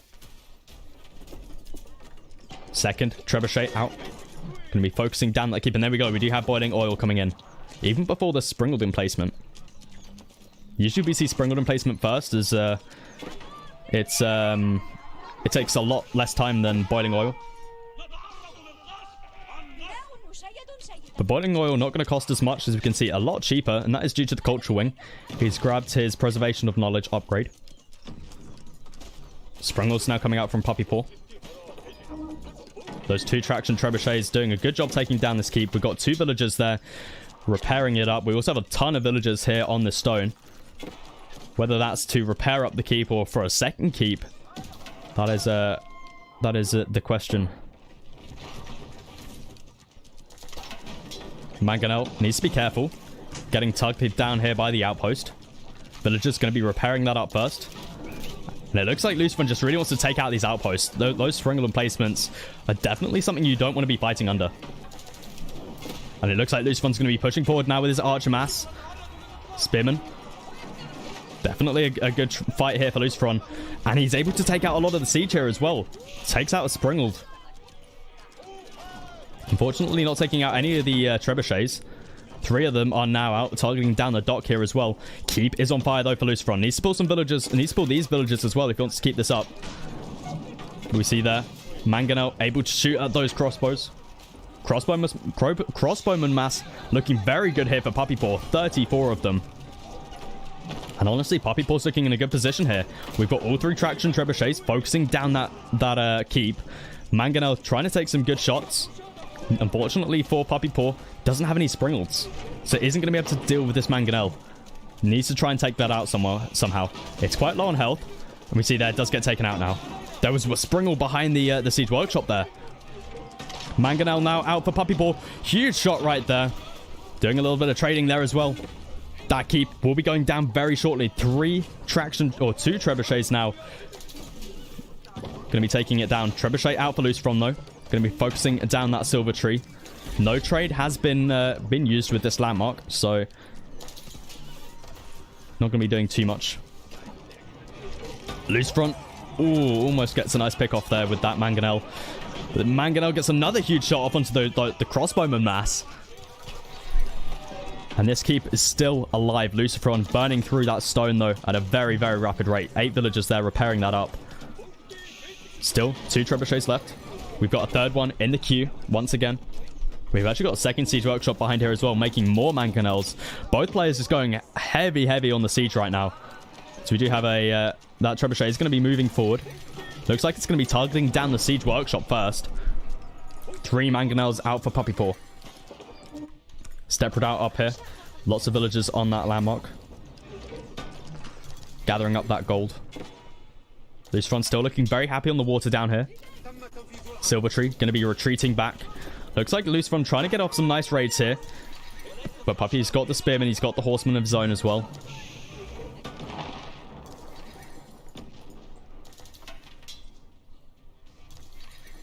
Siege Workshop for Lucifron. Stopped production for the time being. We see how far ahead Luciferon is in villagers due to those 3 town centers. Going to be moving on to this large gold mine now, as well as the stone. 3 Springolds out for him.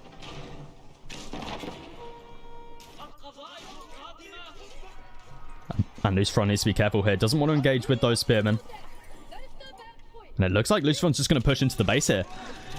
He's got a few archers in here. Archers are going to trade better up against the crossbow from Poppy Paw, but just doesn't have a big enough mass here, especially with these horsemen from Poppy Paw going to be running towards those Springolds right there. Luciferon, you need to be careful here. Boiling oil is in for him though. Needs to bring these right up against the keep. Unfortunately, it's going to be losing 2 Springolds right there. Crossbowman able to take out a lot of the army here. Needs to be careful underneath this boiling oil though. Manages to pull him back just in time. I think that would have been in the radius. You need to be so careful underneath that boiling oil. Horseman and a knight here on the gold mine. Poppy Paw has his spearman close by though. We still have that trebuchet continuing to push here. Siege mass for Poppy Paw. Needs to come forward.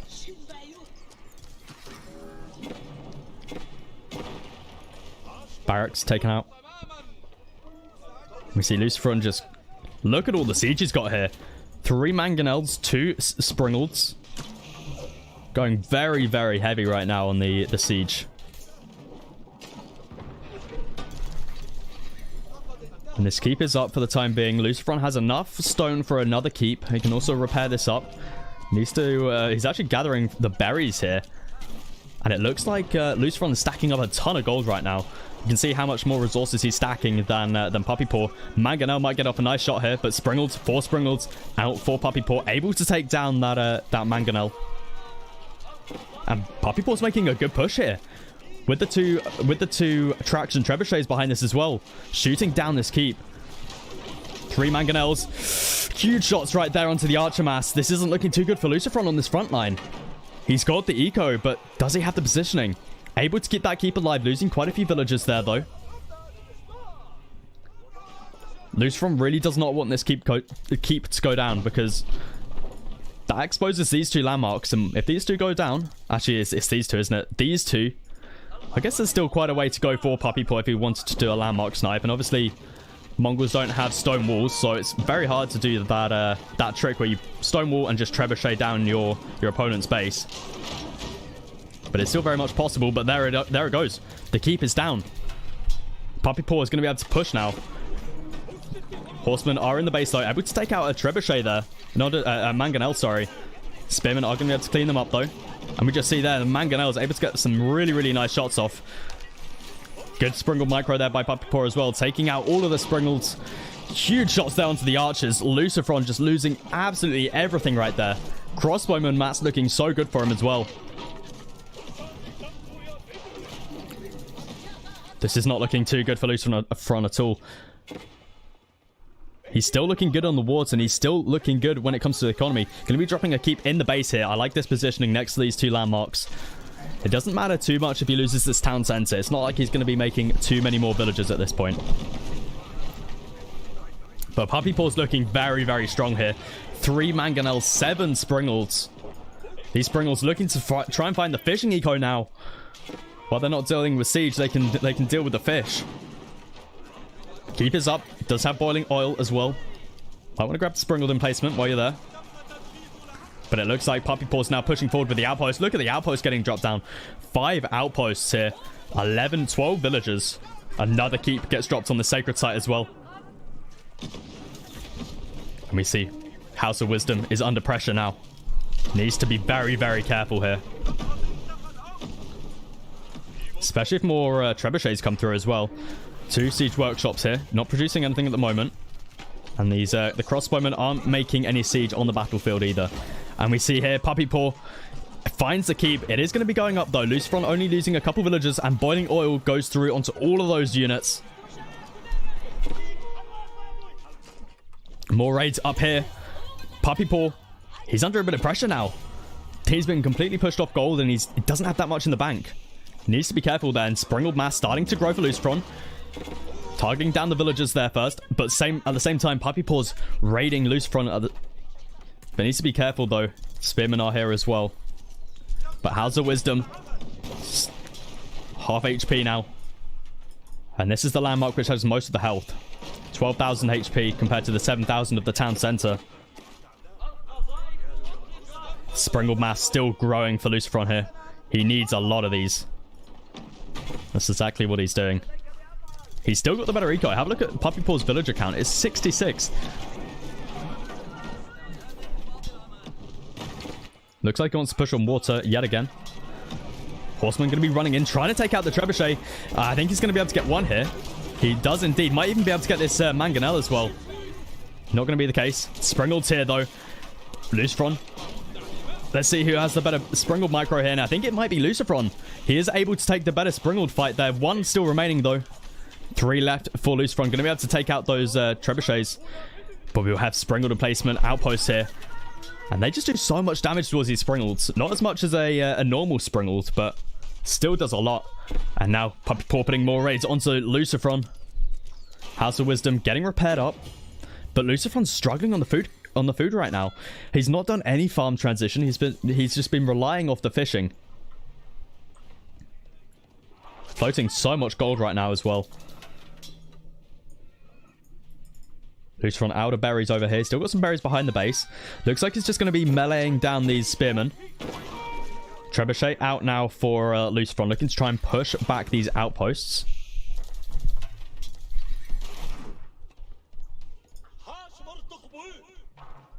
Looks like Puppy Paw wants to focus on the water now. That makes a lot of sense. This water is all of Lucifron's food economy right now. This down here. And we see there, Puppy Paw going to be pushing once again on the water. At the same time, he pushes on land onto these docks.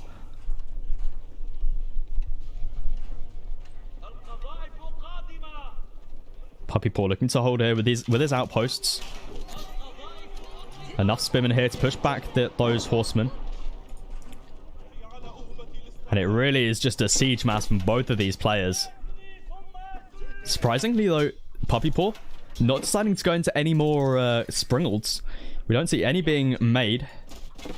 Apart from the one in the Siege Workshop, which has just been queued up. But I think he's struggling on the gold front. He has managed to return back to work here with only 2 spearmen here. That could be looked to put under some more pressure.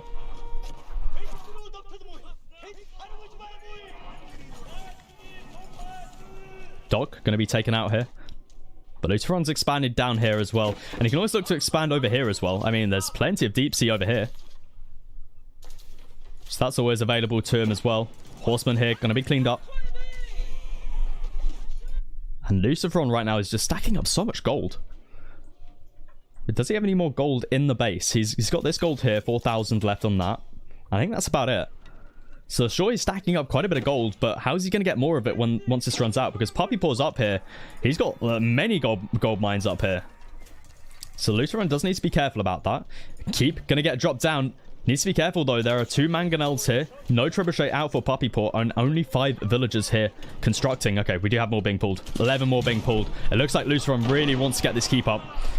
But needs to be careful, though. These mangonels are going to be the big factor here. Springled's out for Puppy Paw. It does have 1 less, though, than Lucifron. So Lucifron should be winning this Springled micro battle.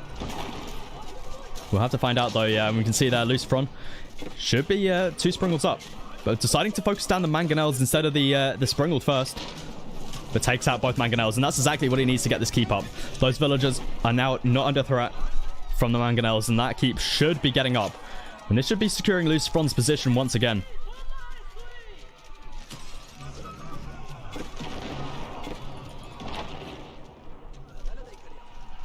We see Puppy Paw is going to have to fall back once again. That keep will be getting up. Though villagers are being...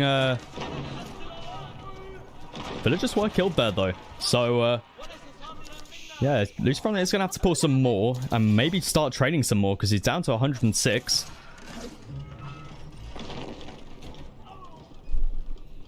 Keep desperately needs to get up. We do have a trebuchet in the queue for Puppy Paw. And there we go. More villagers have arrived. 7 more to finish the keep. And 3 trebuchets out for Lucifron now as well. Puppy Paw looking to try and push away this keep. But once this is up, boiling oil will spill onto all of those units. And there it goes. Look at the amount of damage it just causes right there. More Springwoods placed on the battlefield as well for Lucifron. And Puppy Paw looking a little bit low on resources. Still got pretty good income per minute, but compared to Lucifron, look at the amount he's getting. Almost 2,000 food a minute, 1,200 gold a minute. And with that, he can just push forward like this, and it's going to be very difficult for Puppy to hold on with these 3 trebuchets. We can see Lucifron just doing such a good job just pushing forwards here. I don't see this lasting too much longer for Puppy Paw for some reason. His income per minute just isn't looking the best right now, and that's probably because he's still at 67 economic units. He hasn't been making villages for quite a while, I think. And there it is. GG is going to get called. Lucifron takes the first game in this best of 5.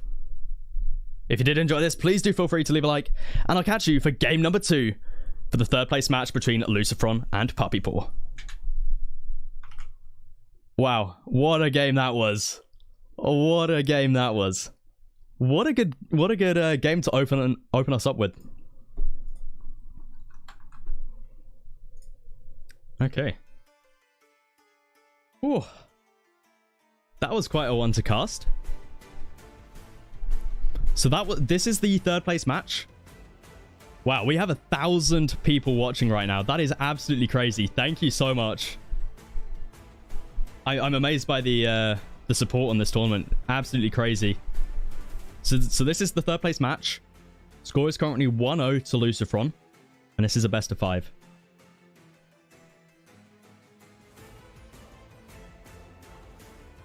So we should be jumping into game 2 very shortly.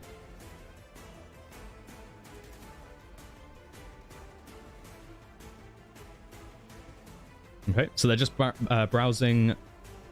Oh, they're in lobby now. Okay, so it shouldn't be too much longer. That was a very good game to open us up with.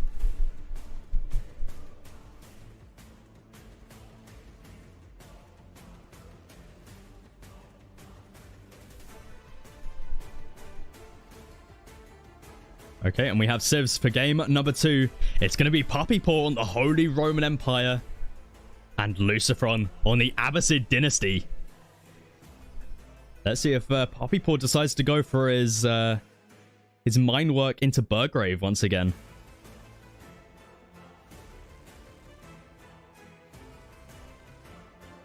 It's going to be interesting, though. Lucifron going for the Abbasid Dynasty once again. He sure does love his Abbasid Dynasty, and it seemed to work out for him. Thank you for all the follows, by the way. So many follows. Wow, thank you so much. That's really, really appreciated. We also had Slunchy6 with the Prime subscription. Thank you very much.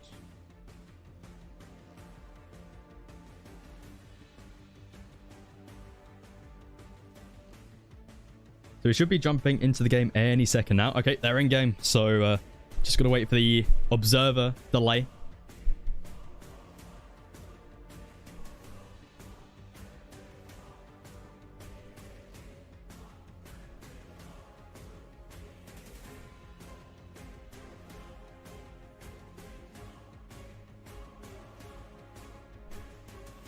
Okay, and we're in.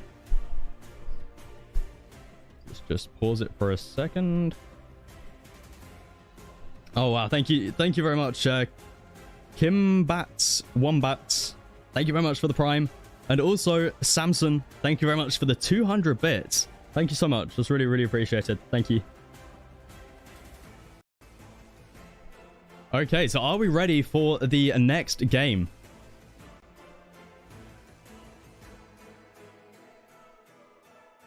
So I think I am.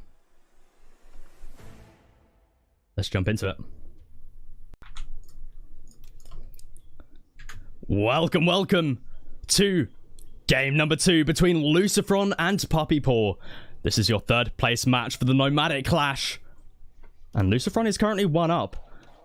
Puppy Paw here, playing as the Ottomans. Going to be dropping his town center down next to a large gold mine and a wood line.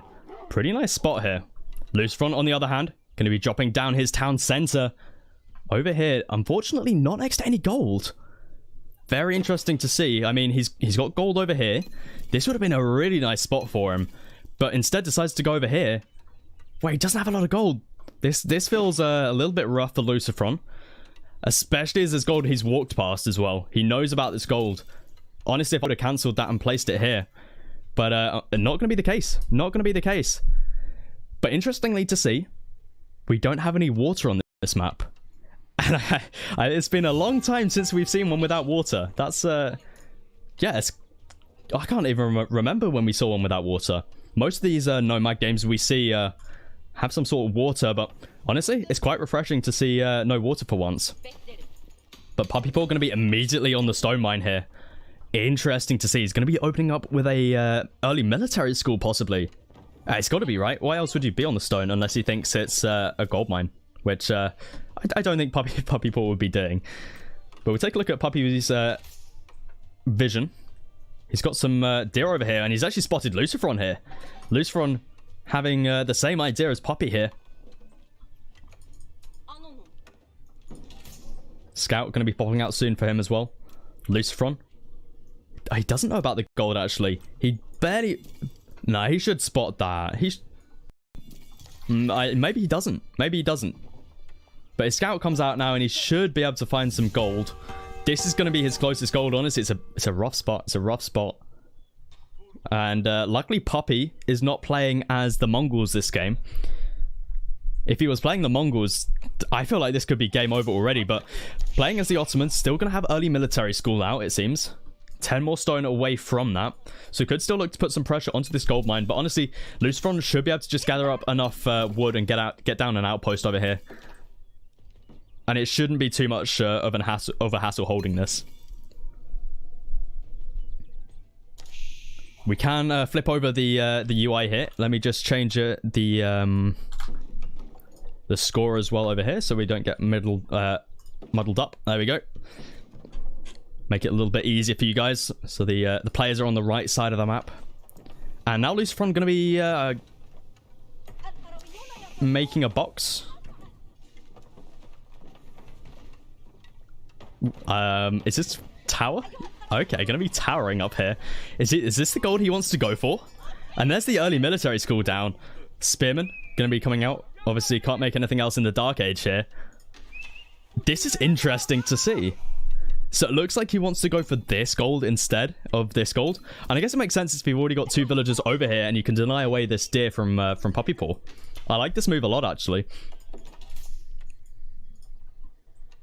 And it gives Lucifron enough time to be able to get a second town center down. And it's got to be over here, right? You've got to get the gold somehow. But unfortunately for him, Lucifron again, so far away from stone. I think this has got to be his closest stone, apart from this one.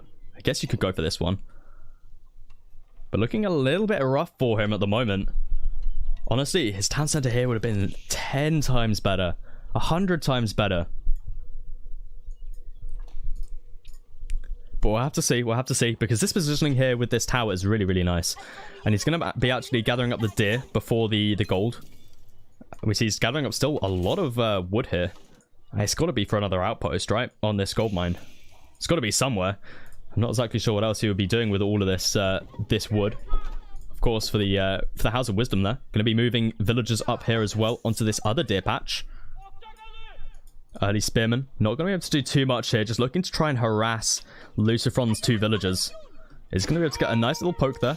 It's going to be running back. This is going to be a very long, long micro battle until the second Spearman comes out. It's going to get off one arrow each time. Honestly, if I was Lucifron, I would be going for this gold. He knows about this gold. Wait, does he... Yeah, he does know about the gold. He does. Oh, that's Puppy Paws. Yeah, no, he does. So, not moving out for gold yet. Still stacking up lots of wood. Interesting to see. I'm not sure what he's doing with all this wood. Maybe looking to go for another tower. Honestly, if I was Lucifron, I'd be walling this up maybe. Or towering this up. But we see Puppy Paw already aging up now with the twin minaret madrasa. Well... Lucifron still doesn't even have any gold. And he's stacking up so much wood. Gonna be moving 5 villagers off now. Still got 5 on wood. I think he's a bit unsure as to what he wants to do. Does he think there's water somewhere on the map? 300 wood. I guess it's got to be for a second town center, right? He's like preparing for it. Yeah, he's just trying. What are you doing with this wood, Lucifron? I am very much confused. And Puppy Paw gonna be losing the spear, and you might be able to melee that down with the villagers. Yeah, and that's exactly what he's gonna do.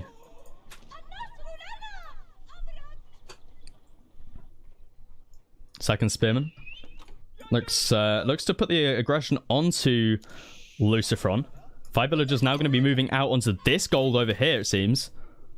Oh, where are they? Oh, this gold over here. Is Puppy Paw going to notice it, though?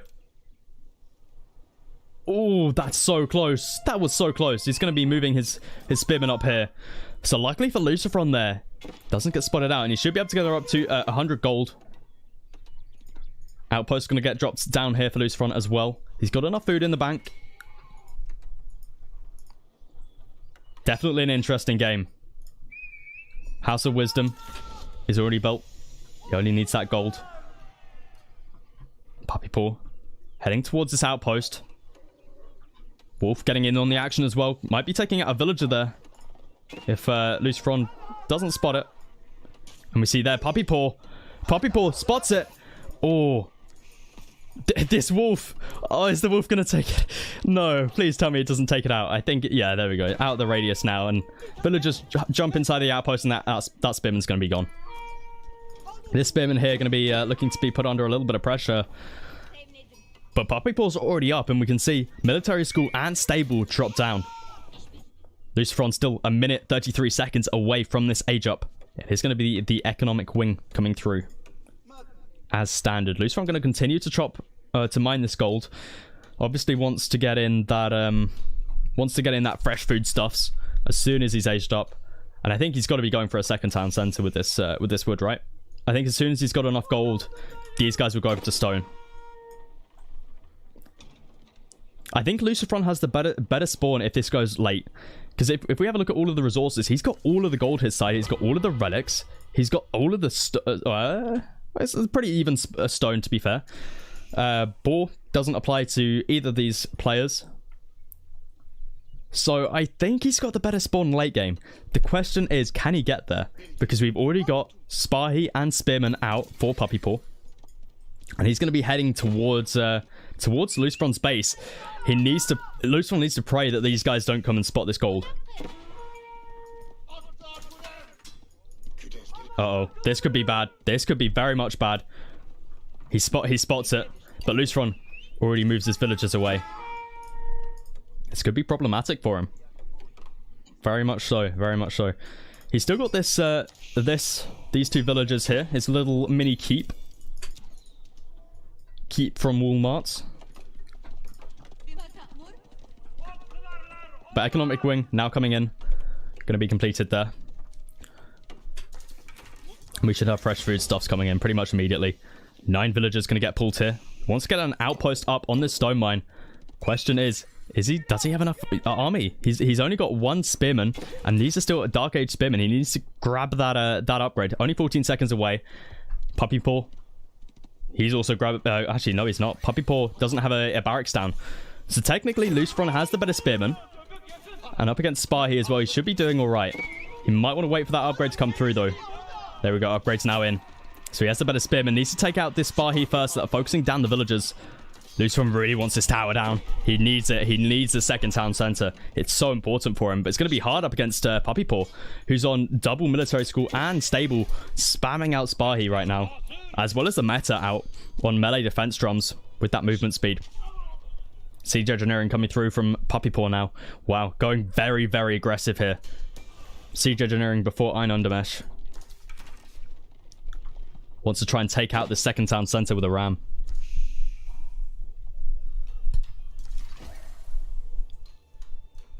Lots of spearmen still being produced from Lucifron. Looks like he's going to be able to gather up enough stone. But archers now out for Puppy Paw. This could be terrible for Lucifron. Doesn't have enough stone either. Where are these archery? Oh, they're in the back of the base. 2 archery range dropped in the back of the base. Lucifron, you need to be careful. 9 villagers here. Only 5 can sit inside of an outpost. And there it is. The ram has been dropped down already. And GG's just going to get called like that. Lucifron taps out, making the score 1-1 in this best of 5. Wow. What a game that was. Very, very short. And unfortunately for Luceron, really came down to where he placed that town center. Well, if you did enjoy this, please do feel free to leave a like. And I catch you for game number 3 between these two players. Wow, that was a fast game. That was a fast game. It's such a shame that we can't actually observe the map, but it's a shame that Luceron didn't spot that big gold. Honestly, if he placed his town center on that big gold that he walked past, I feel like that would have been a really, really good spot. He would have been safe with the stone, would have been safe with the gold, and still have 2 huge wood lines. So that is quite unfortunate. But that is the way it is. And the score is now 1-1 between these two players.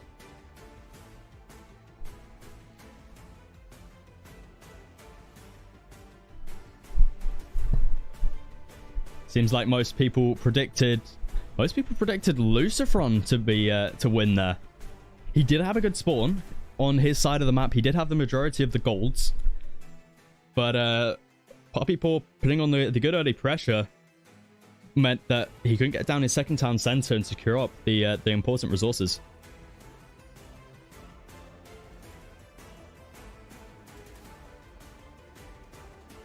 Yeah, the little keep at the beginning was interesting. that's for sure, but a lot of wood, and he floated a lot of wood going into age 2 as well. I know he was saving it for a second town center, but yeah, the little keep didn't help.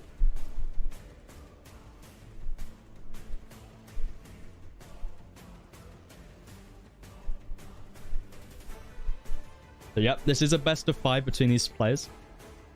This is the 3rd place match. And after this, we will be heading into the grand finals of the Nomadic Clash.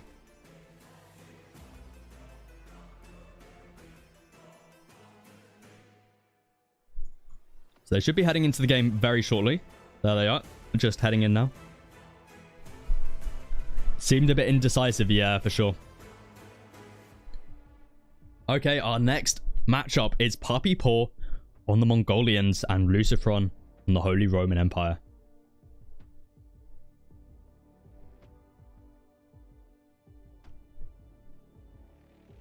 We're all ready to jump in. This is going to be an interesting one.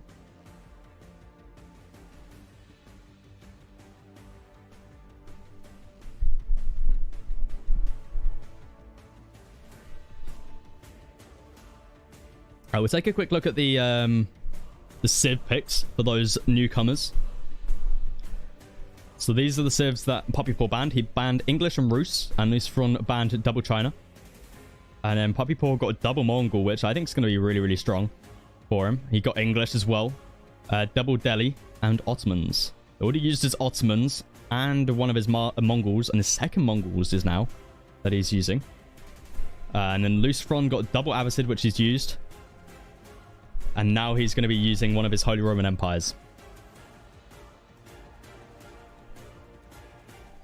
So, are we ready to jump into game number 3? I think we are. All right. Welcome to game number 3 in the 3rd place match between Luceron and Puppy Paw. That's right, we're here. And Puppy Paw and Luceron are currently 1-1. So it's going to be, whoever takes this next game, they'll be 1 game away from taking the 3rd place game. But we're here with Luceron as the Holy Roman Empire immediately puts down his town center. Now this is a much better spot. Have a look at this. You got the stone, you got 2 golds, you got the wood line. Puppy Paw, on the other hand, he's got a big stone outcropping, which is very nice for him. He's got a nice little wood line here. Not as much wood as Luceron. Luceron's got a lot of wood his side of the map. And then also, we have a big fish pond right here. And Luceron and Puppy Paw are both on it. So we're going to have to see if Puppy Paw looks to do his tower rushing shenanigans once again. We also do have some little waters over here. It's always nice to capture these up, you know. It's a nice little deep sea fish in there. But both players have their docks up now. Going to be going into that fishing. But Puppy Paw, obviously really close by here. And he's got a nice spot for his Uvu. So honestly, he could go into a barracks here. and look to put on this early pressure onto Lucifron, because this water will be game changing. It's so much water here. But Lucifron's still not, you know, he's not that far away from the water either, to be honest.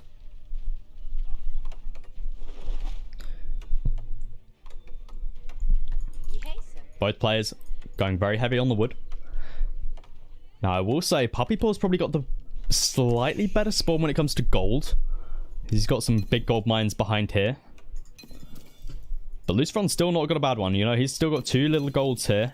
He has access to this as well, as long as water doesn't get taken off him.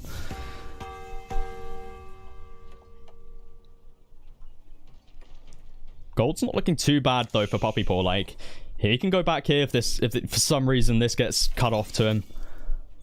And he should be able to age up to age 2 without much of a problem.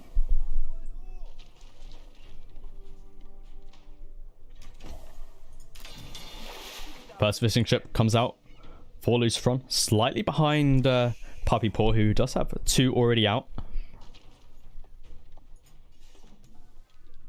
Lucifron also on some sheep here as well, just to sustain that villager production. Puppy Paw not going to be doing the same though. He does have 1 villager on the shoreline fish, but already 3 fishing ships out. And there it is. The Uvu comes down here. Definitely a nice Uvu to have this early on. British water. Yeah, definitely. Unfortunately, we don't have an English player here though, so I'm not going to be saying that again. So you got what you wanted, Crackety. You got what you wanted.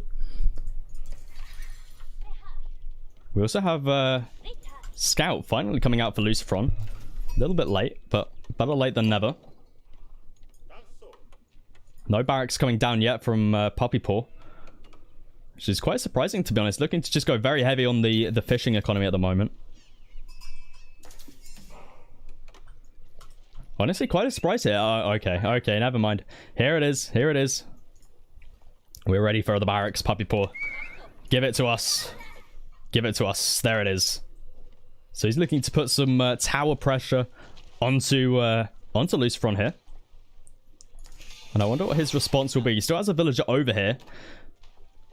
Honestly, I feel like in this scenario, when you know your opponent's like here, Lucifron should drop down a tower like immediately, like as soon as he can, because losing water like this is absolutely huge. You do not want to be losing this water, and if it's taken from you so early on, like Puppy Paw's intending to do with this barracks.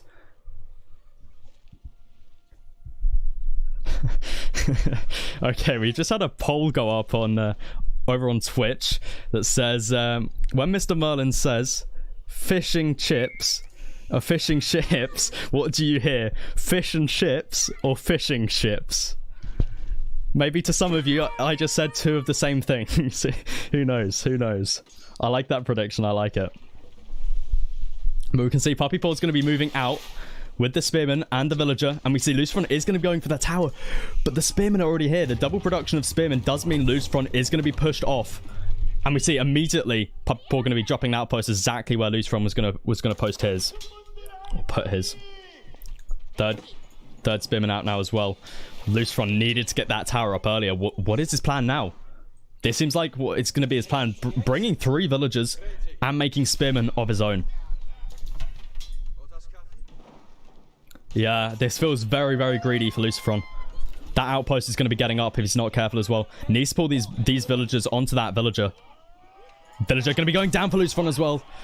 Pretty huge this early on into the game. This isn't looking good for Lucifron whatsoever. An outpost early on just here would have been absolutely huge, but so many spearmen coming through. Another double production also coming through. And we see that outpost gets cancelled. Lucifron going to be pushed off the water here. That outpost is going to get up. Spearman going to be engaging here. Prelate is brought forward as well. Prelate, he cannot lose this Prelate. And it looks like the Spearman going to get brought back. Going to start to siege down this dock.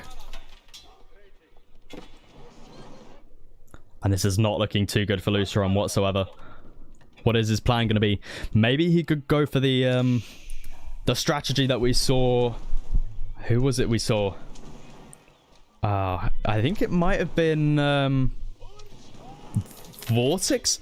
Basically, he got pushed off water, and then he did a Ark and Chapel into Burgrave, just fast castle, and it somewhat worked, but didn't really. But maybe we'll see Lucifron try it.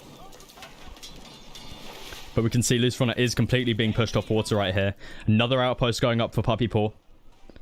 And this just means that he has complete vision. Puppy Paw's Lucifron's not going to be able to pull a villager over here and get a dock up in this corner. And that dock goes down. These fishing ships going to be absolutely useless. Though Lucifron's going up with another tower. We've got the Prelate here as well. Puppy Paw going to be trying to focus it down. He does not want to lose this this Prelate. It's going to be it's going to be close. That is something you do not want to be losing. That is 100 gold right there, and it goes down. Okay, that is a huge investment if this doesn't work. The outpost gets up. Dock going to be dropped down as well. Also secures up this gold. Gold not going to be too much of an issue, as there's plenty of gold in the base for Lucifron. Also double barracks now. He needs this water and he wants it badly. But Spearman still coming out from Puppy Paw. Still only got the one barracks, but can double produce it. But there it is. Dock gets up. And fishing economy is back online, but Puppy Paw already in the feudal age. He's dropped down the silver tree, and we'll be having some war junks, I'm sure, coming soon. Yeah, there it is. Light junk going to be the first, but another outpost going up for Lucifron here. Pretty good positioning on this outpost. Khan going to be trying to get in on the action as well. Might try and focus down this village on 6 HP, but Khan gets taken out right there.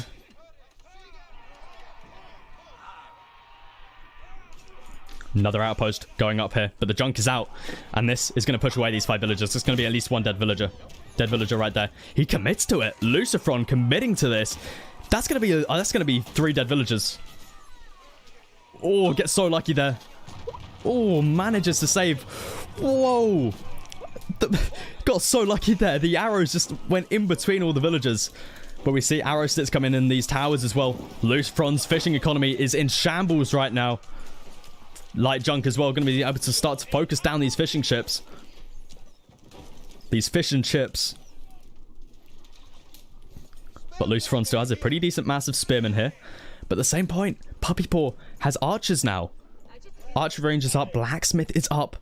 Lucifron not looking too good here. We see that light junk just able to push off these ships. Age up is coming through now for Lucifron though. 8 villagers there on the Ark and Chapel. Honestly, I feel like all of this could have been avoided if Lucifron went for the earlier outpost. I think outposting up your dock early on is such an important step. Looks like he's holding on for the time being. That outpost is being really, really handy. He needs to take out this outpost though. Honestly, Lucifron has a spearman mass. He's got this mass of spearmen. Why doesn't he burn this down? Because he's losing so many fishing ships.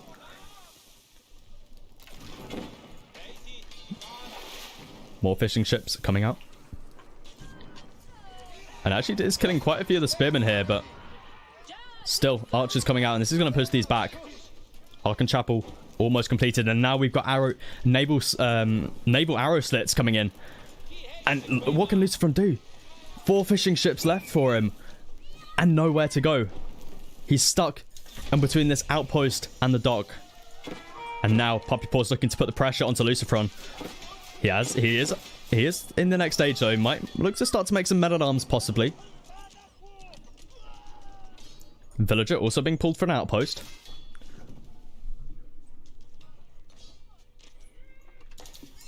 Scout going to be taken down as well. Spearman being very, very helpful there. And now Spearman, now Spearman are going to get pulled up against that outpost. And GG's just going to get called like that. Lucifron taps out once again after losing the water. It's now 2-0 to Puppy Paw. We head into game 3 where this is match point for Puppy Paw for the 3rd place match. If you did enjoy this, please do feel free to leave a like. And I'll catch you, which could possibly be in the last game in this 3rd place match. Okay. I honestly, Lucifron, he needed that tower. The tower was so important for him.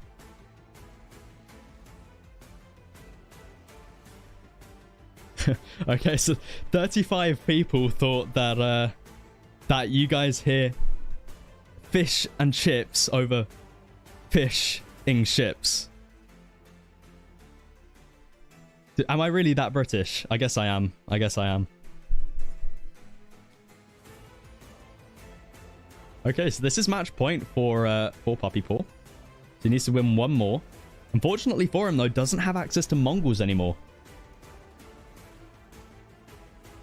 He's used up both of his Mongols.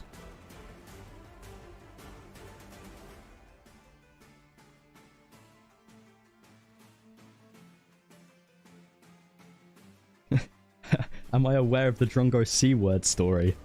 No, I'm not.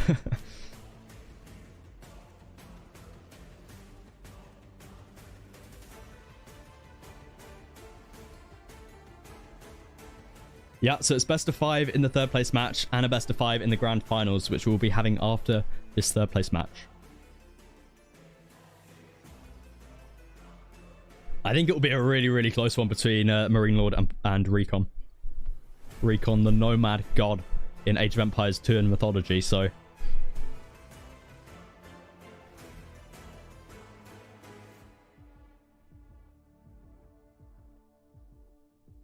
I'm currently unable to observe Lucifron's game. Not exactly sure as to why that is. He might just be watching the last game. Oh, there we go. Okay. Just a little bit of a bug there.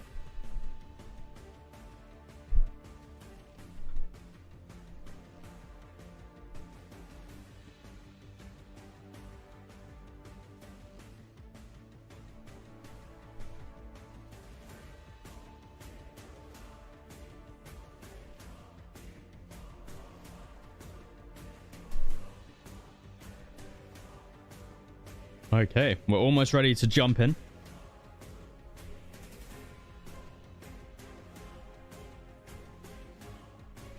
Okay, are we ready for... which could be the last match in this set.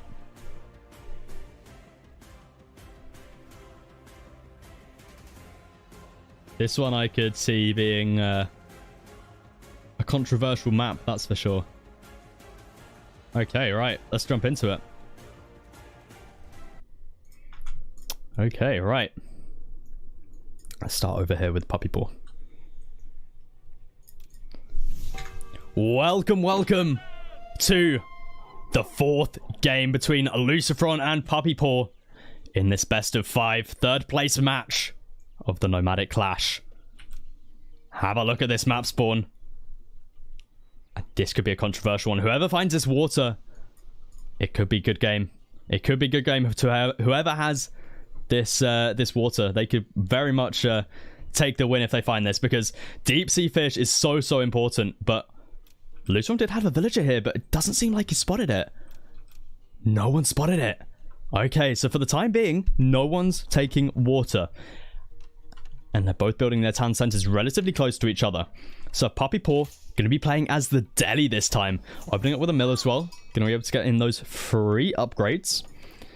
Going to be getting in the lumber camp as well. Can get forestry in nice and early as well. Nice spawn here for Puppy Paw. You know, you've got the gold here. You've got the berries. You've got a nice bit of wood. Lucifron also got a pretty nice spawn. He's got some nice deer. And we can see Puppy Paw being such a pain. Pushing away all the deer. Really smart here. Just making it as inefficient for Lucifron as possible. But Lucifron has a big gold here. And that's going to be really nice for him. Playing as the Holy Roman Empire. Now, we are going to be flipping around the UI. So let me just update this. And then we can flip that around. Because Puppy Paw is 2 up. Hopefully this makes it a little bit easier for you to see who is on what side of the map. But nice positioning here for Lucifron. He's been getting a little bit unlucky recently with his spawns. So he needs to win this one to have a chance of taking the third place match. But no one spotted the water yet. Whoever spots this could have a very good time. There's a lot of deep sea. We see 7 deep sea. And we've got 1 minute till treaty ends. Both players very close to each other here. We've got a nice little cliff in the way though.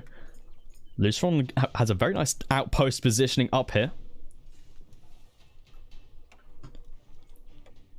Lucifer's also got a nice lumber camp over here as well with 2 villagers. Might be nice some proxy based later on, honestly. Like, could you imagine a Burgrave, but you go Burgrave over here?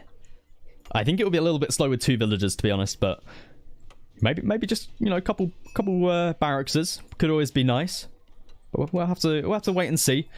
We see a mosque now getting dropped down for Puppy Port as well. Going to be able to get in some of those crucial upgrades that the Daddy do love to get in so early. Also going to be moving out now for that mining camp. Neither player yet to spot the water. But Puppy Paw, he might spot it here. It looks like he's going around. Lucifron, on the other hand, his scout's all the way over here. And he's going to spot it. This could be huge for Puppy Paw. This could be absolutely huge. Let's see if he moves out any villagers soon. Immediately, look. Immediately moves all of his villagers over to the wood. He's going to go for the dock. He knows how important deep sea fish is. He's also got a boar here and some nice golds as well. But unfortunately for Lucifron, he didn't scout this out. You can see he's... Oh, that's very unfortunate for him. I feel like this could be very, very good for Puppy Paw. But obviously, if Lucifron spots this out very soon, he's making a nice little pattern around. If he spots this out, he still has very much a good chance to dock on this as well.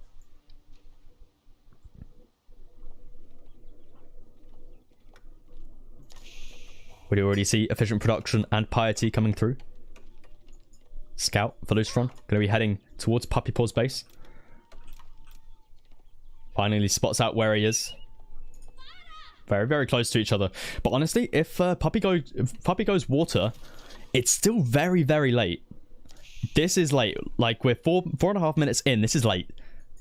If Lucifron can do a fast castle, and because they're so close to each other, he could be in for a very good time with a Burgrave rush. Honestly.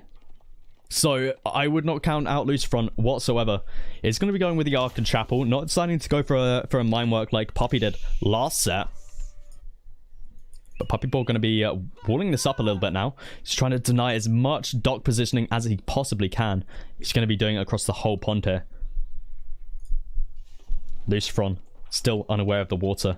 Really needs to scout that out. Really, really important for him to do so. He could also possibly go for some age 2 men-at-arms. But going for a Burgrave could be really, really nice. But we'll have to see what he looks to do. I think the important thing for him, though, is to really... He needs to scout out that water. He needs to be scouting around the stuff around him. Very unfortunate for him. But honestly, if he's looking to go for a Burgrave, and I think he is, he's still going very heavy here on the food and the gold. So maybe even if he doesn't know about the water, he could still have a nice time in Puppy Paw's base.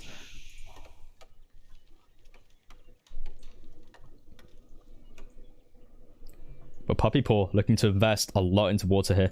4th ship already coming out. Still lots of villagers here. 6 villagers on the wood. Finally some more villagers onto the gold and the food. So he will be able to age up very, very shortly. And it'll be interesting to see what he goes with here. Dome of the Faith, or is it going to be the Tower of Victory? But age up already up for Lucifron. And I think it is going to be a fast castle here. And Lucifron finally sending a scout over here. And he spots it. He spots it. He knows how important it is to deal with this. Tower of Victory coming up for Puppy Paw. The less greedier choice. Only 4 fishing ships out, though. So, Lucifron needs to do something about that. Maybe he looks to... yeah, he's dropping down the back. It's going to be a Burgrave play. Honestly, he might get a good time here. Because... It depends what he goes for, though. If he goes for Burgrave and he targets the dock, that could be very good. I mean, it's going to be really interesting to see if he goes for the main base of Puppy Paw or for the dock. And we can see Puppy Paw is actually just going to be walling up this dock. So, honestly, Lucifron might just want to go right into to Puppy Paw's base. Because this is a huge investment. 6 fishing ships so far. And it's going to be a while until Puppy Paw can actually age up himself. He's still going very heavy on the wood as well. Still got quite a few villagers on the gold though. So I think he's looking to follow it up. But Luciferon going to be aging up very, very shortly. Only a couple bits of food away. A couple hundred food. 100 food now. So he should... Okay, there we go. 10 villagers being pulled. That's going to be a Burgrave right here. Right here. There it is. Burgrave coming down. I think Luciferon can still have this in the bag. Because this is so greedy from Puppy Paw. And he's still going so heavy on the wood. He needs to age up.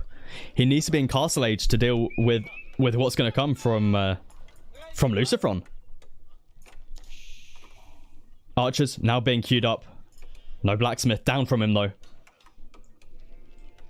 So he's not even going to have any sort of steeled arrow. He won't have any pierce armor.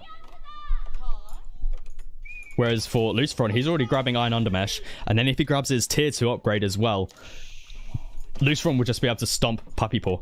And we can see Puppy Paw's reacting to this with some walls. But honestly, this is going to be really, really tough for Puppy Paw. We see he's ahead in score right now, but that's because of this fishing eco. He's still so far behind on economy. And behind this, we see Luciferon's got some great relic spawns here as well. Able to pick up at least 3 of them with very, very easily. Luciferon doesn't have enough gold though to grab that wedged rivets. Instead, grabbing the veterancy upgrade first, which obviously is the better upgrade.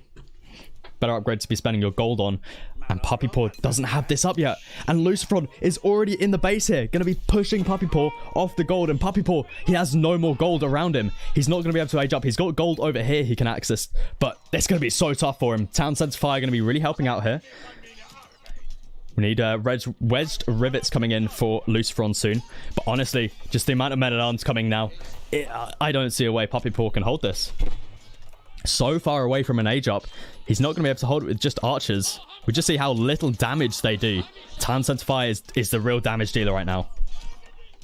So many villagers going to get idled here. Textiles is coming through now. So it's going to help the villagers out a little bit. And now we have wedge rivets coming through us. Actually, no, we don't. We have marching drills. Gets cancelled, though. Okay, wedge rivets now coming through. Okay, makes more sense. Honestly, you don't need marching drills when you're so close to your opponent. So, wedge rivets does make more sense here.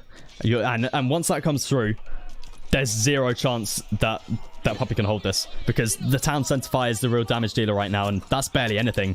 And once that +1 comes through, there's nothing that there's nothing that can kill these men-at-arms that Puppy has. And we just see there villagers standing outside of the town center right now. He has water, but at what cost?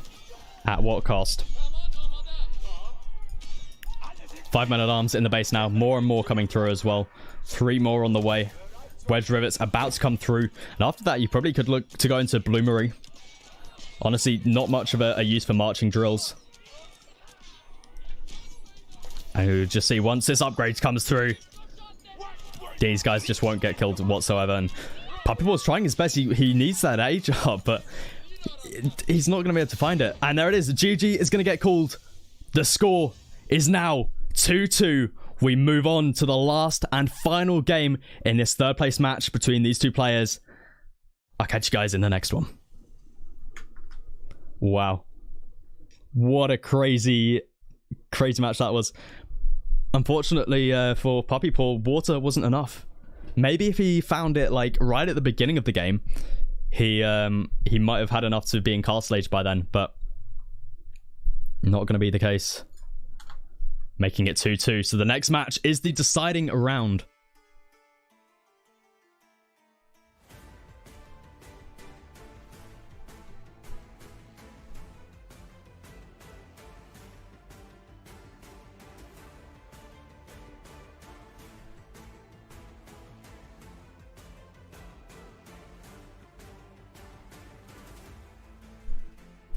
Okay, so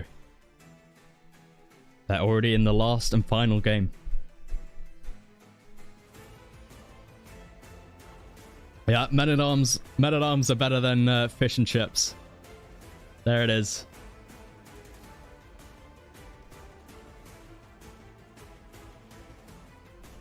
I think water is the play there for Delhi. I just think it needed to be done earlier.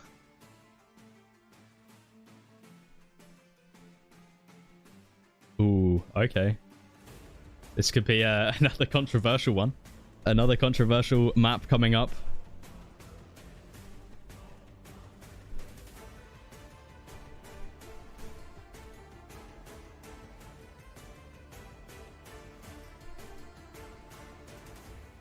Okay, are we ready to jump into the final game in this best of 5 between Puppy Paw and Luciferon for the 3rd place match? Let's jump into it. Welcome to the final game between Luciferon and Puppy Paw in the Nomadic Clash. This is the 3rd place match, and we're here on match point. Whoever takes this game wins 3rd place. And after this, we'll be jumping into the grand finals between Marine Lord and Recon. Puppy Paw going to be sending all of his villagers towards the center here. But have a look at what we've got over here. This is the controversial part. Water. And it's only 3 deep sea fish, but Luciferon has found it and he's docking it up, playing as the Roost as well. It's gonna be a difficult game for Puppy Paw. But both players building their town centers right next to each other, just the opposite side of this wall, and we see Puppy Paw going to be opening up with a barracks here. That is interesting to see. Luciferon might be in some trouble here, because as we saw in the last game, having water isn't always the best, because you're very exposed to being rushed. And Puppy Paw playing as the English isn't as much of a, Burgrave is a pretty good strategy, but still, Puppy Paw might have a good opportunity to take out Luciferon here. But we do see Luciferon is on the water here, so we're going to have to see how he looks to use this. Puppy Paw currently doing a little bit of scouting with his villager, I think. He knows where Luciferon is. And look at that, Men-at-Arm going to be running in immediately. And the thing is, we're still in treaty. We're still a minute, 20 seconds away from treaty. Wait. Yeah, Puppy Paw knows about that, yeah. We're still a minute away, 10 seconds away from treaty ending. So he's just sort of scouting around a little bit. And this could be a huge issue for Luciferon. He's not got any food here. And sure, he's got this over here, which has got 2 villagers on the shoreline fish. Actually, that's not too bad. If he gets a couple fishing ships, he should be all right. But he can definitely be pinned here by Puppy Paw. The question is, how much value is this fishing economy going to give? Only the 1 Men-at-Arm coming out from Puppy Paw as well. Looks like he's just wanting to be a pain with the steer at the moment. He's looking to push them away as far as he can. Farms already coming out from Puppy Paw. That's not what you want to be seeing. Has got the large gold mine though. And honestly, look at this. Look, it's like a big wall. So, very interesting map spawn here. And we see here, Luciferon is going to be walling this up already. But I don't think... Puppy has no clue about this. He doesn't even have a scout out at the moment, I don't think. Let's take a quick look. Yeah, no scout. Only the Men-at-Arm out for the time being. This is so unfortunate for Puppy Paw. 9 villagers there on the wood for Luciferon. First fishing ship coming out for Luciferon. He's invested quite a bit into walls here though, so he's going to be delaying that by quite a bit.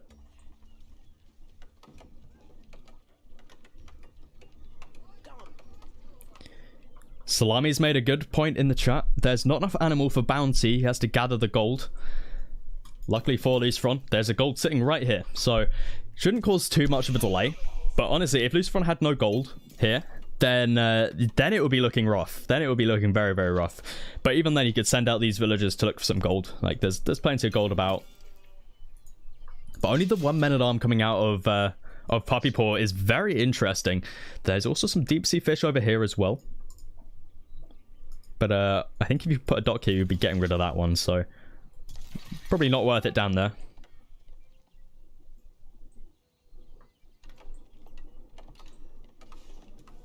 Lots of farms coming down.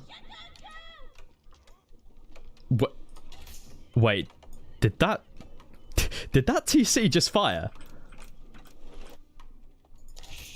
That TC just fired.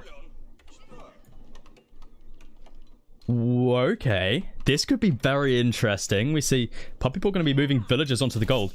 He could get down some towers here, and that could be problematic for Lucifron. At the same point, it could also be problematic for Puppypaw.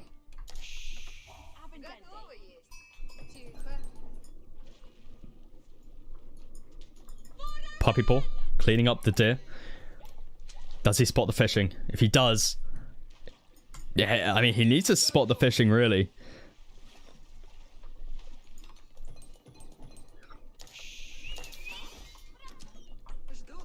Scout gonna take some shots though.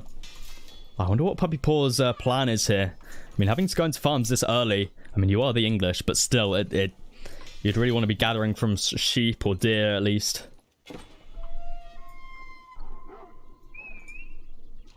More fishing ships coming out. We're up to 3 for Lucifron now. And now we see, look, Lucifron can reach the reach Puppypaw's villagers.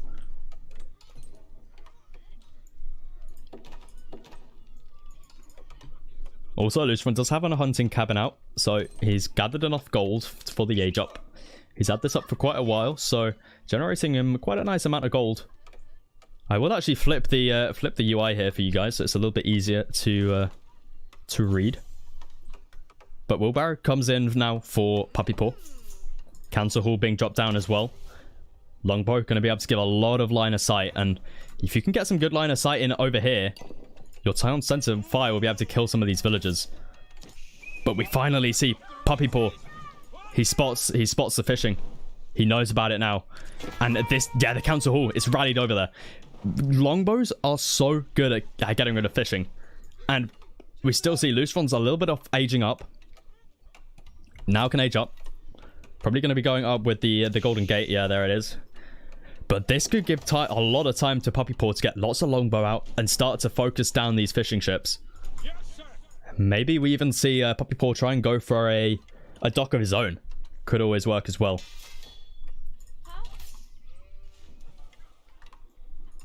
Villagers rallied out to the berries as well.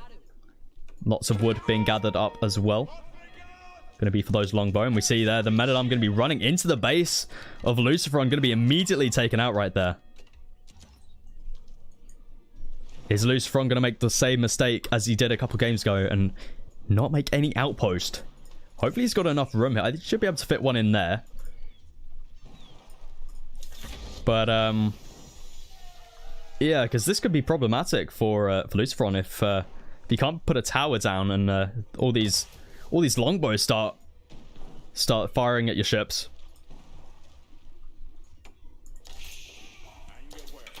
But Lucifron now up. Did rush up that landmark with 9 villagers. Puppypaw needs to be careful. Loses a villager there. Going to be losing a second one if he's not careful. Does pull them back in time though.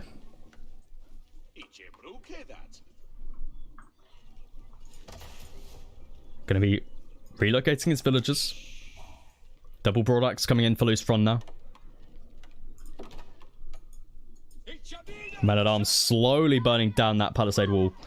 Taking a very, very long time. But finally a longbow arrives. That's going to be 2 dead villagers. And then he can start to focus down these ships. But we already have a larger galley in the queue. So Puppypaw needs to be careful. You can outrange these ships. So you need to make sure you pull these back nice and far. There we go. So they shouldn't be able to kill them anymore.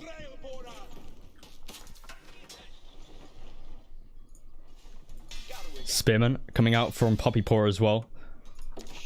Double barracks coming through though for Lucifron. Triple barracks from Lucifron.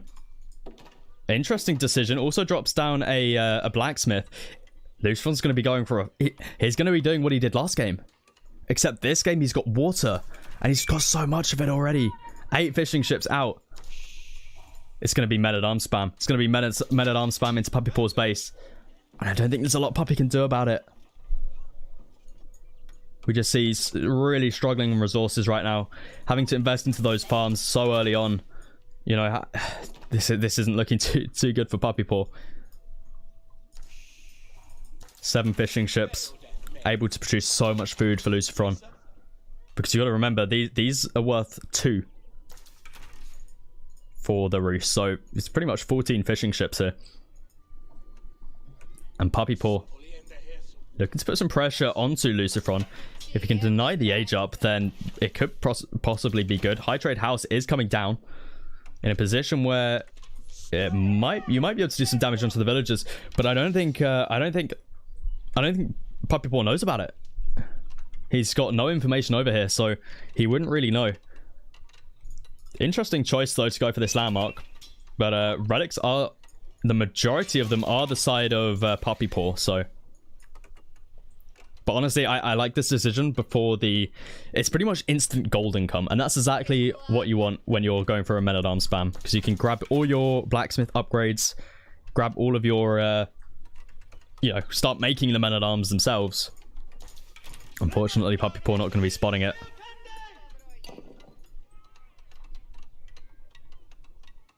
Very much unfortunate for Puppy Paw here. Another blacksmith, another barracks being dropped down as well. Puppy Paw looking to put the pressure on, and now Lucifron is up in the 3rd age. Instant production of men-at-arms here, and I'm sure we'll see wedged rivets coming through as well. Doesn't have enough gold yet, but you can always sell some wood in the Golden Gate. And there we go, yeah, wedged rivets coming in immediately.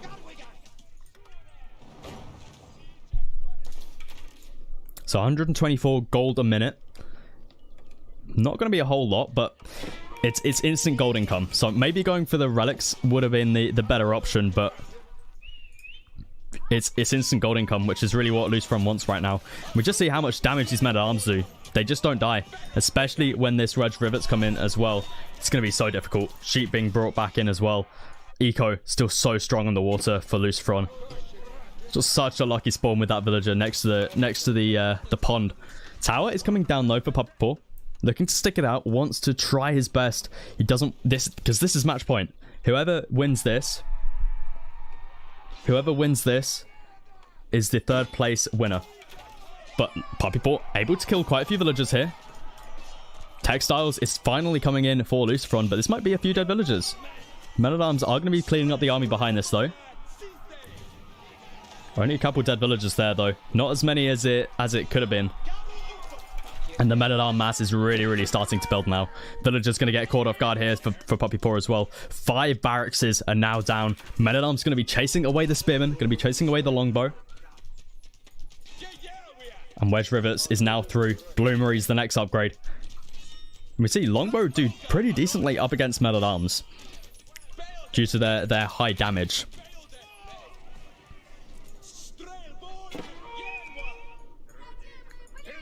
Question is it going to be enough though up against so many men-at-arms? Town Science Fire here is going to be helping out slightly, but once these men-at-arms are through onto the eco here, it's going to be so difficult. Deep Sea Fish is out though. They get deleted. We see they only have a little bit left in them, and Puppy Paw is trying his best just to pull back and just kite these men-at-arms as much as possible. Puppy Paw even killing his own sheep there. That's how much he doesn't like these men-at-arms. He takes out the sheep with it. And the men-at-arms are just so much. We see so much idle villas right now. 8 sitting inside the town center. More and more men-at-arms. Honestly, Lucifron just has so much production right now. Just constant men-at-arm flooding into the base. Still, quite a few longbowmen idling more villagers for Lucifron. But yeah, there it is. Good game is going to get called. The 3rd place match winner is going to be Lucifron. Well played there, well played. If you did enjoy this, please do feel free to leave a like, and I'll catch you for the finals. Definitely it feels bad right there for Lucifron. For Puppy, sorry.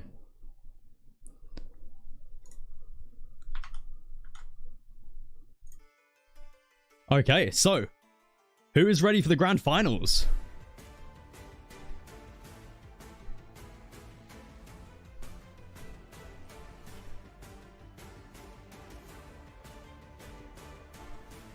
It's going to be Marine Lord versus Recon. So update the stream title right there. So they should be jumping to the game very shortly.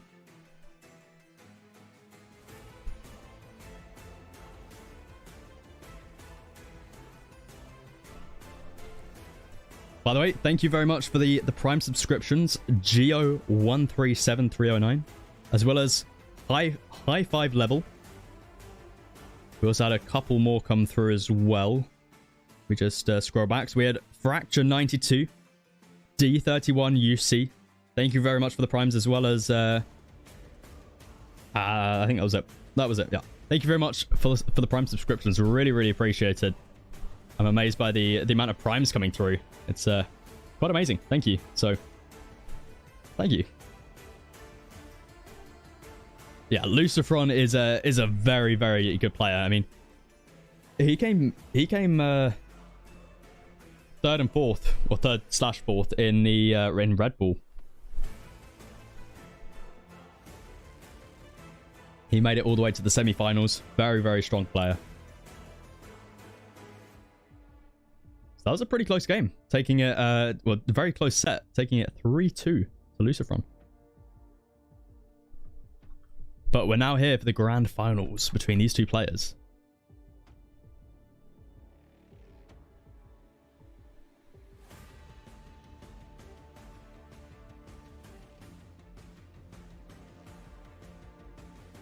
I think yeah, it seems like they're already into game one. Let's have a quick check. Okay, yeah, they're already into game one. Wow, that was extremely fast. I was going to take a little break, but I don't think I can now. So we'll just jump straight into it. However, I will, before we do that, I will quickly... Okay, we still have a two minute delay. So in the meantime, I will show you the Civ picks.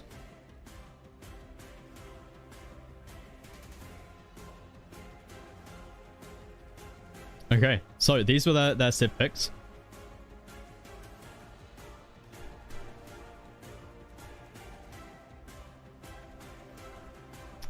Okay, right. So, double Marlian ban for for Marine Lord. I don't know why he's John the Fearless, but that is who he is. So, double Ottoman ban for Recon, and then we've got. That's like almost completely mirrored. One English each, one Mongol each, one Chinese each, one Holy Roman Empire each, and then okay, so. Marine Lord has double Abbasid and Recon has double Rus.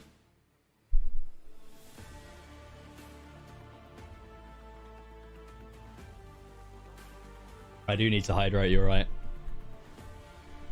You know, I have a donut sitting on the side here, but I was going to take a break. It looks very tempting to eat. But we will be jumping into the finals now. There's no break when there's a grand finals awaiting. And yes, it's a custard donut. The best kind of donut. Jam donuts are disgusting. One bite. No. Because if I eat one bite, then I'm going to be like, oh, I need it. I need to eat all of it now.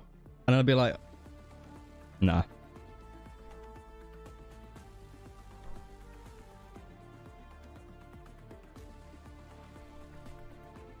Yeah, interesting Civ bans. I like that Recon's banned out Ottomans. Makes sense. Ottomans quite a strong civilization. Marlians, honestly, I don't think they're that great. But that's what Marine Lords decided to ban. Hey, Tay? Is that how I say it? Tay? Thank you very much for the Prime subscription. Oh no, we've got a poll for what's the better donut. Got to vote custard donut.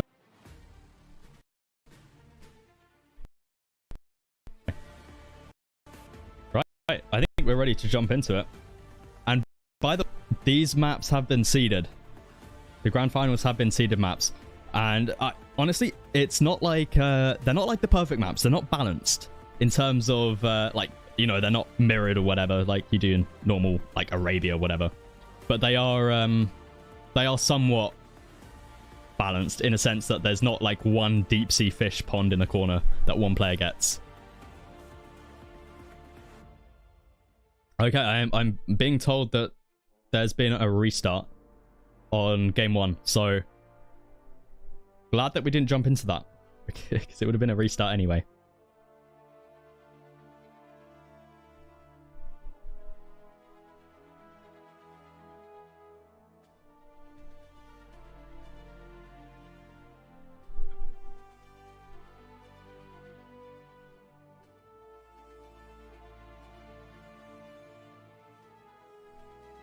Okay.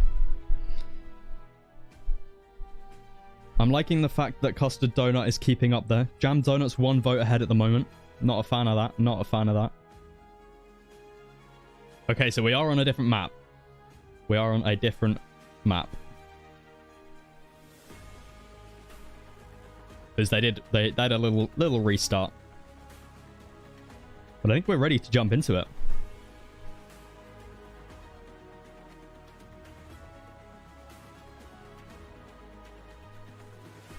Okay, right.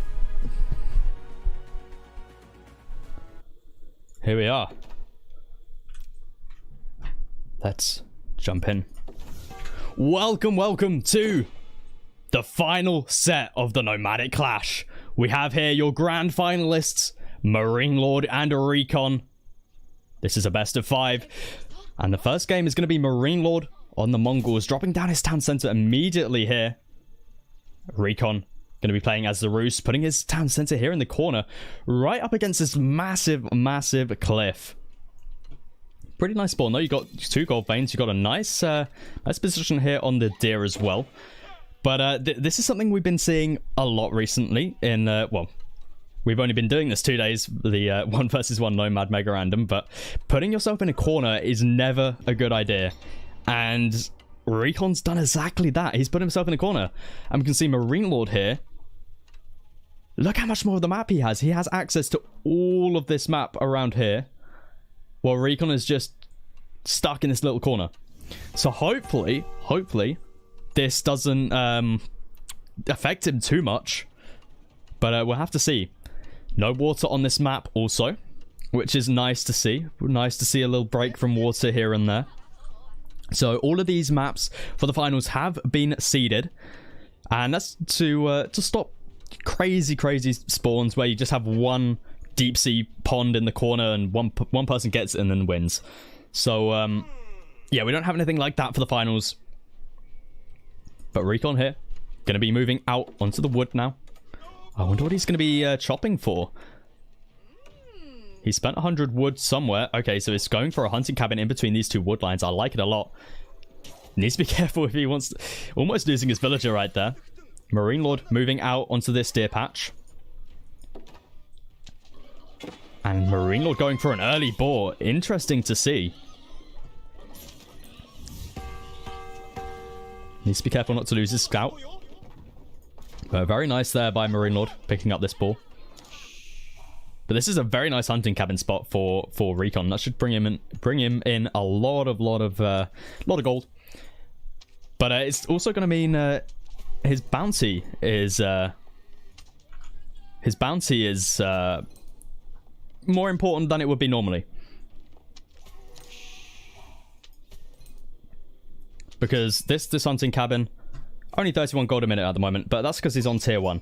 So if he finds these other 2 deer patches as well, he might be able to get to tier 2. If he's on tier 2, I think he'll be bringing in quite a lot of gold. And Marino does spot out this hunting cabin.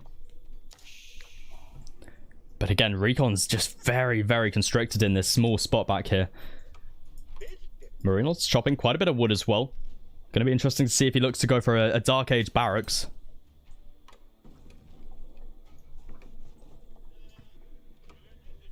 For the time being, Recon's just exploring the map with this 1 scout. Only going with the 1 scout, which is quite interesting to see. Thought maybe as a Roos player, you'd want to make 2 scouts.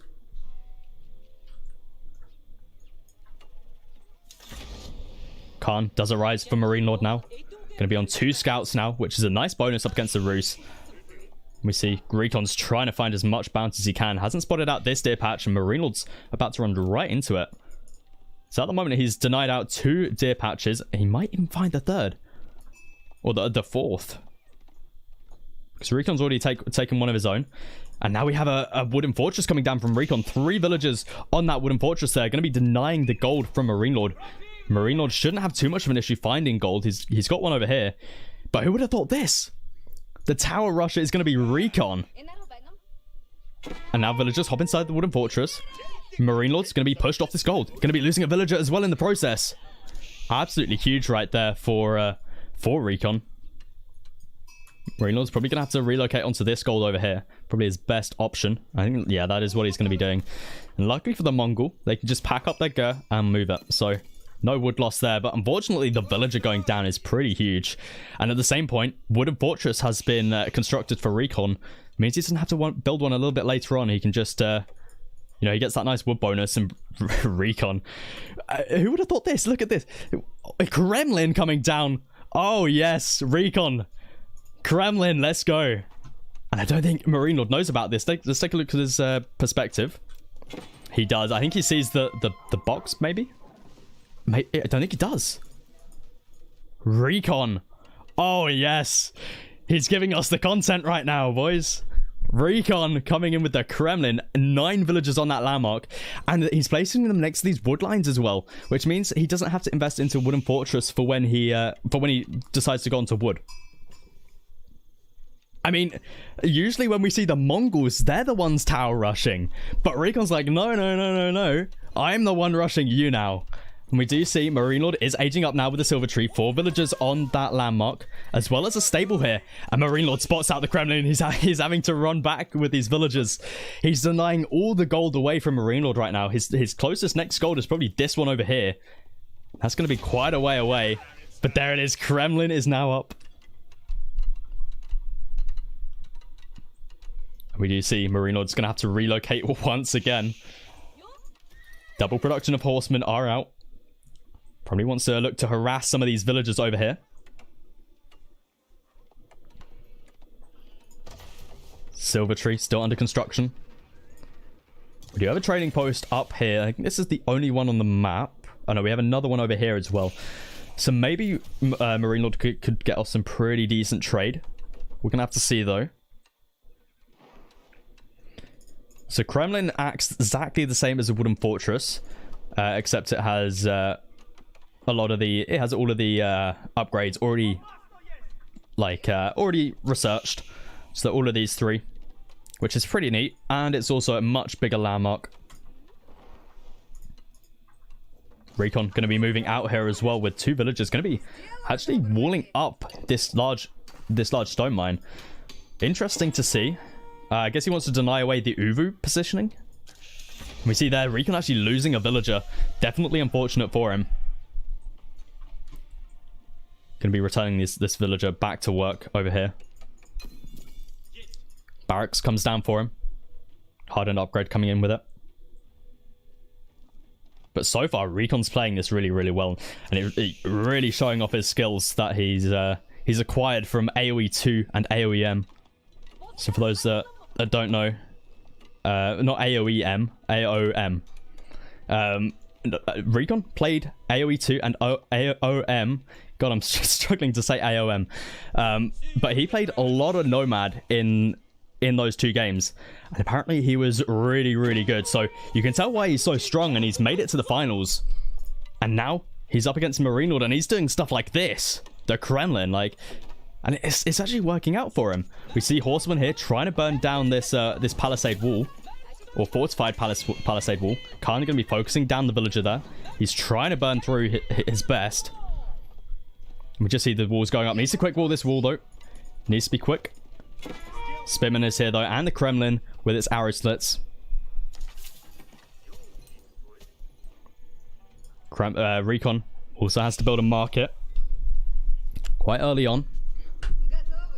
Not really what you want to see, but not the worst. Archery range going to be dropped down with this.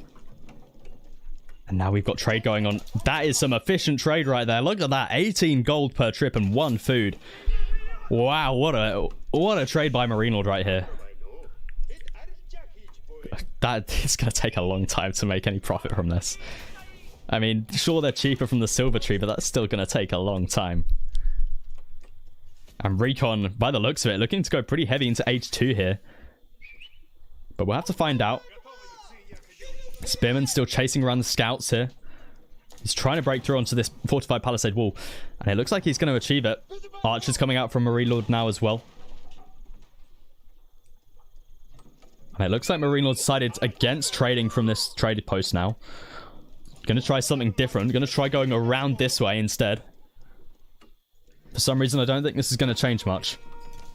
But maybe it does. Maybe it does. Maybe he's... Okay. Oh, okay. This is more like it. This is more like it. Marine Lord setting up a market on the right-hand side of the map here. Let's see how much these will bring back. Because I'm sure it'll be quite a lot.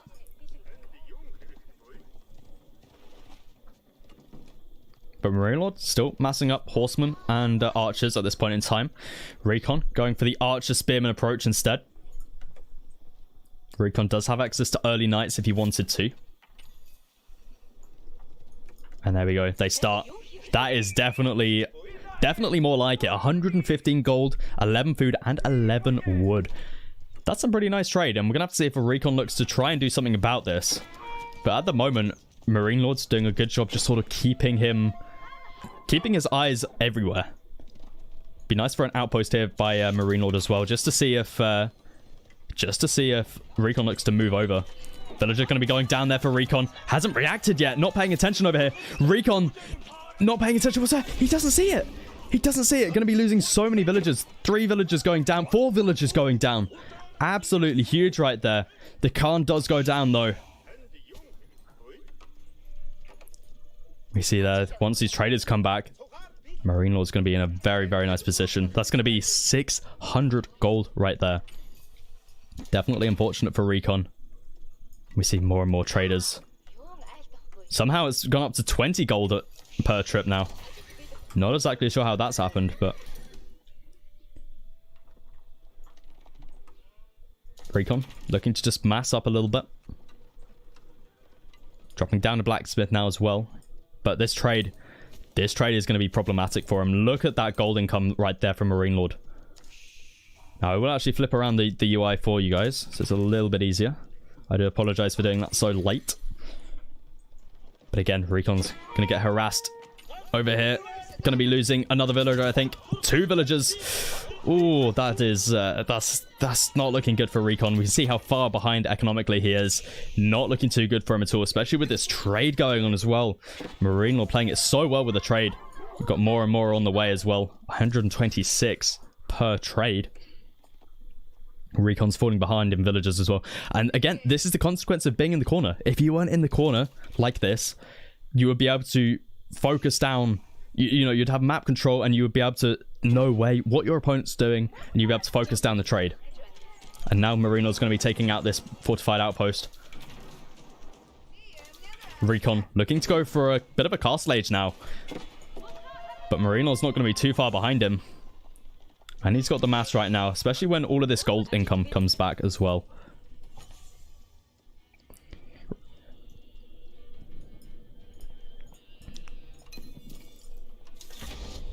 Going to be repairing up this outpost for the time being. The Khan arises once again.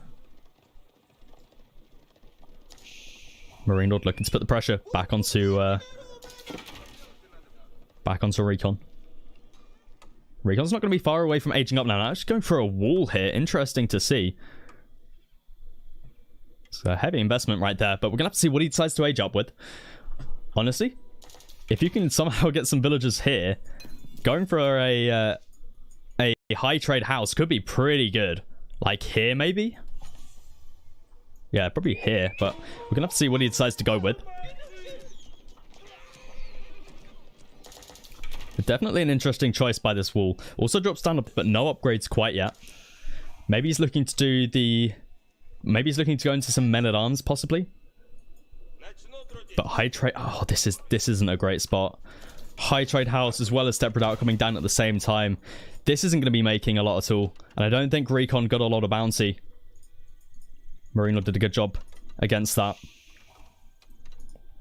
I don't see this high trade house bringing in a lot of gold. Honestly, it can probably reach to like here. So we'll have to see. It might surprise me, but we'll see. But Marine Lord looking to put more pressure on here. Able to take out a couple spearmen. And now he's going to take out this wooden fortress.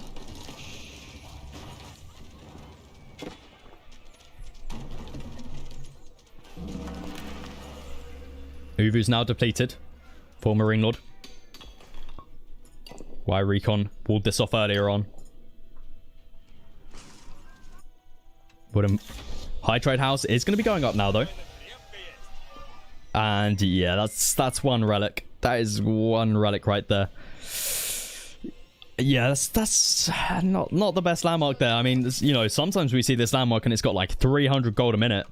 That's a painful one right there. Not looking too good for Recon here, and we just see the trade just expanding more and more for Marine Lord. Recon just has no clue. He has no clue about it. And we just see Marine Lord score so far ahead now. Kremlin gonna get taken down now by this ram. Nothing else here to defend it. Raycon's up in the next stage, but what's he gonna do with it? He's got a siege workshop down. Not made anything from it yet. Seems like he's gone to the castle age with a landmark that gives him one relic and hasn't done anything with that so far apart from a siege workshop where he's got a mangonel. But Marine Lord's already in the castle age as well, looking to pick up relics. He's got the step redoubt down. Not actually mining any gold though. He has no need to with the trade he's got going at the moment. He's got upgrades as well coming through shortly, I'd expect. Crossbows coming out.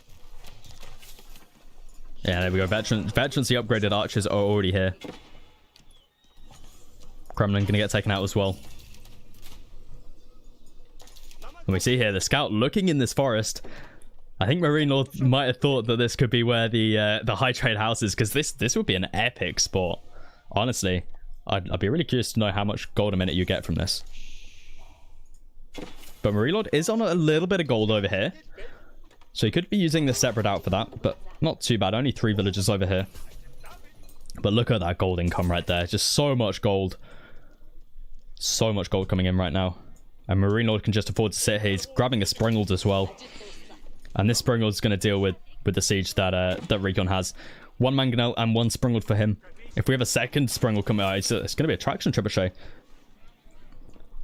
So even if they trade equally, Recon will still have the mangonel. So Marine Lord does need a second Springald.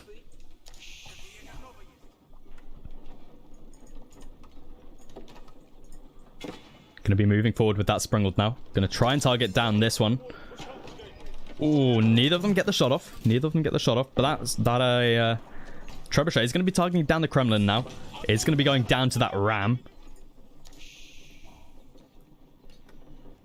And neither player not really making many moves. And Marine Lord, he's fine with that. He's got the trade going on.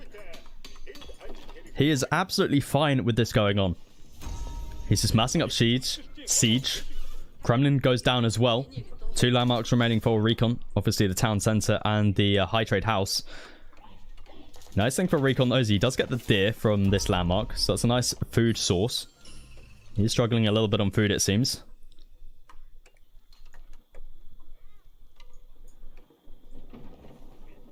But Marine Lord's just massing up Springalds. Just the amount of income he gets from this trade is just absolutely crazy.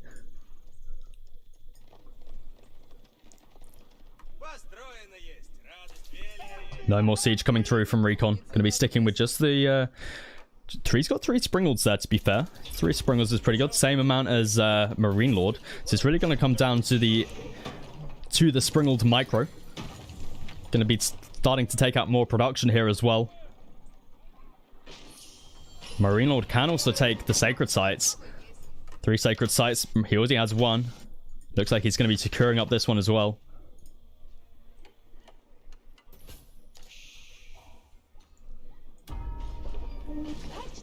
Traction trebuchet. Going to take down that hunting cabin.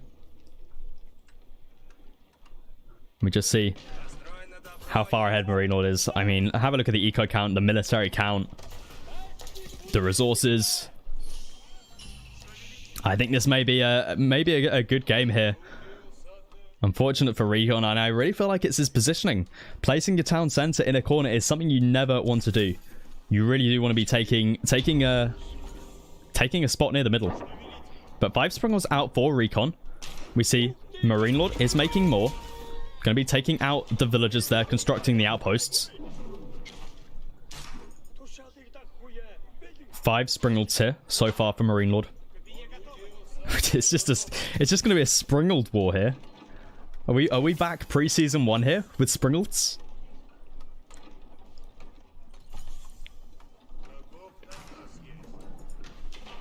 Six HP away from being completed. Shaman coming in here as well. Sacred Site victory has started. Outposts are up here, getting their Springled emplacements as well. It's going to be very, very tricky for Recon to stop that. And now we see Marine Lord wants to break through the top here. He could just go for the main base. 7 Springles out for Recon. Only the 5 still for Marine Lord. So Recon, in theory, should win, but it really does come down to the micro. But this is the thing. Marine Lord, he has Knights, he has Horsemen. If he can take out some of these Springles, it doesn't matter if he's got less. Archers moving in as well. Mangonel shooting at the Horsemen. Not what they want to be shooting at. These guys need to be shooting the Archers. Villagers going down here as well. And there it is. GG's going to get called. Recon taps out. Marine Lord going to be taking the first game in the Grand Finals. And there it is. We move on to game number 2.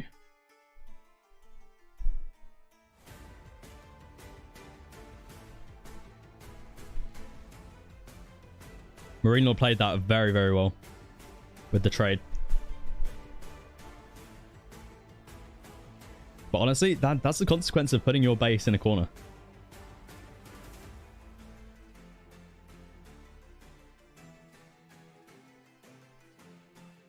You never want to put your base in a corner.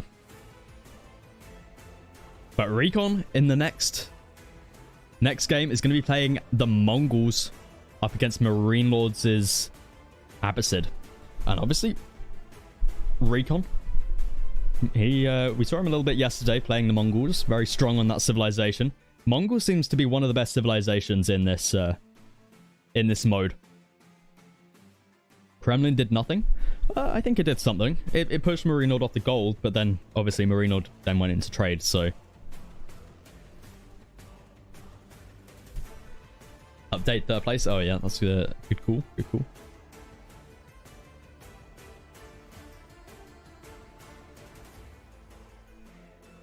There we go.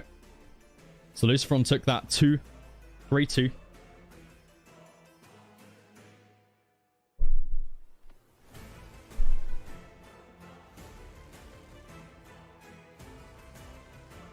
So as Recon did lose that one, he gets to pick the next map.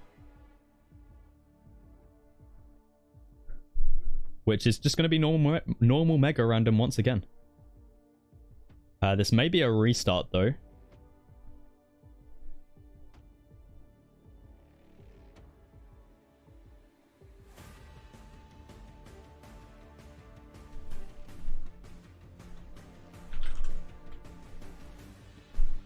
It may be a restart. I see quite a few villagers stuck.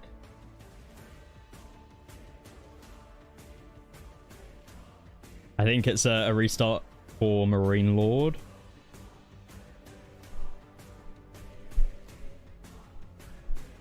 Thank you for all the follows, by the way. And also Chewbacca giving the giving a tier 1 sub to the Stolen Turnip.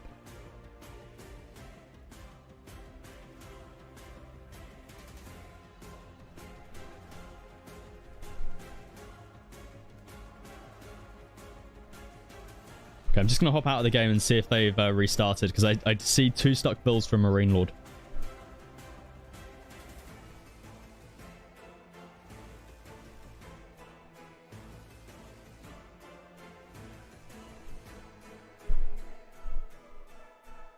Thank you very much for all the positive comments, by the way.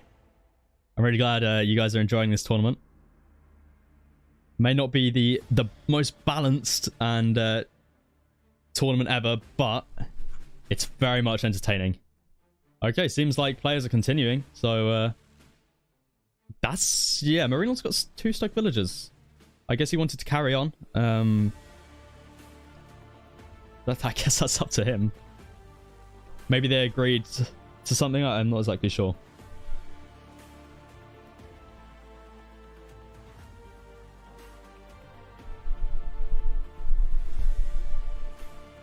Marine Lord needs the handicap. Yeah. Or a recon. Okay, right. Let me update the score real quick. So Marine Lord is 1 up in this final. Okay, right, let's jump into it. Welcome to game number 2 of the grand final of the Nomadic Clash. This is a best of 5. Marine Lord is a 1 up. And then we see here, Marine Lord starts off with 2 stuck villagers. One stuck over here in the forest, and the other one stuck over here on the mountain. But doesn't actually call a restart. He has the option to right now, but chooses not to, which is very interesting to see. But we see he's moving over here, going to be sticking his town center right here. Really nice position. He's got 2 wood lines, he's got stone and a huge gold. Recon on the other front, going to be playing as the Mongols. And here he's got a nice gold mine, he's got some berries, got some nice wood line. He's got a big stone mine over here for his Uvu as well. And quite a lot of fish.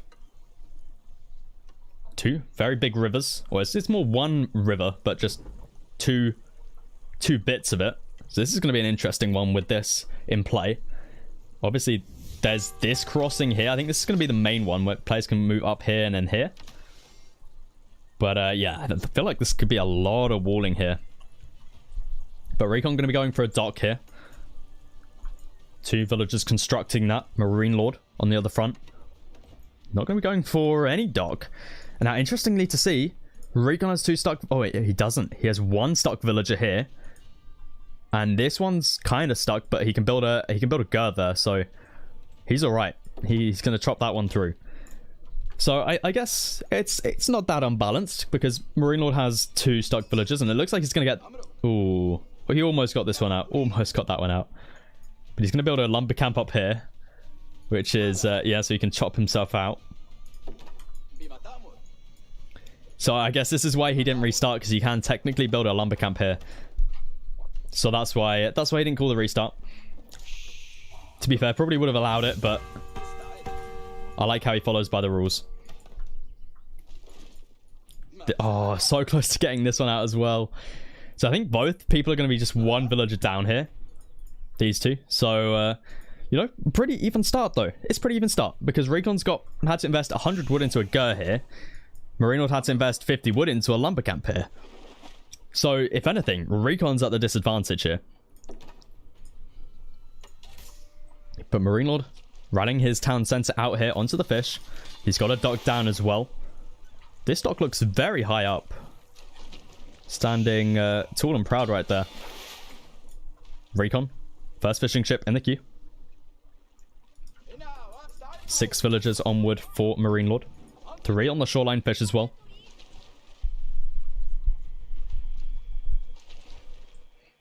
But not a lot going on at the moment. I wonder if we'll see any sort of tower rush coming through from Recon. Because he's got quite a few villagers on the wood here. Got a couple on the... Well, just the one on the berries. A couple more on the shoreline fish over here as well. Maybe we see a second dock coming up from Marine Lord. Obviously playing the Abbasid Dynasty. Cheaper docks is always nice to see. And I think that might be what this village is heading out for. Gonna have to find out though. It's got to be, right? Got to be down here somewhere maybe. There it is. Second dock coming up now. Recon on the other front. Sending a villager out over here.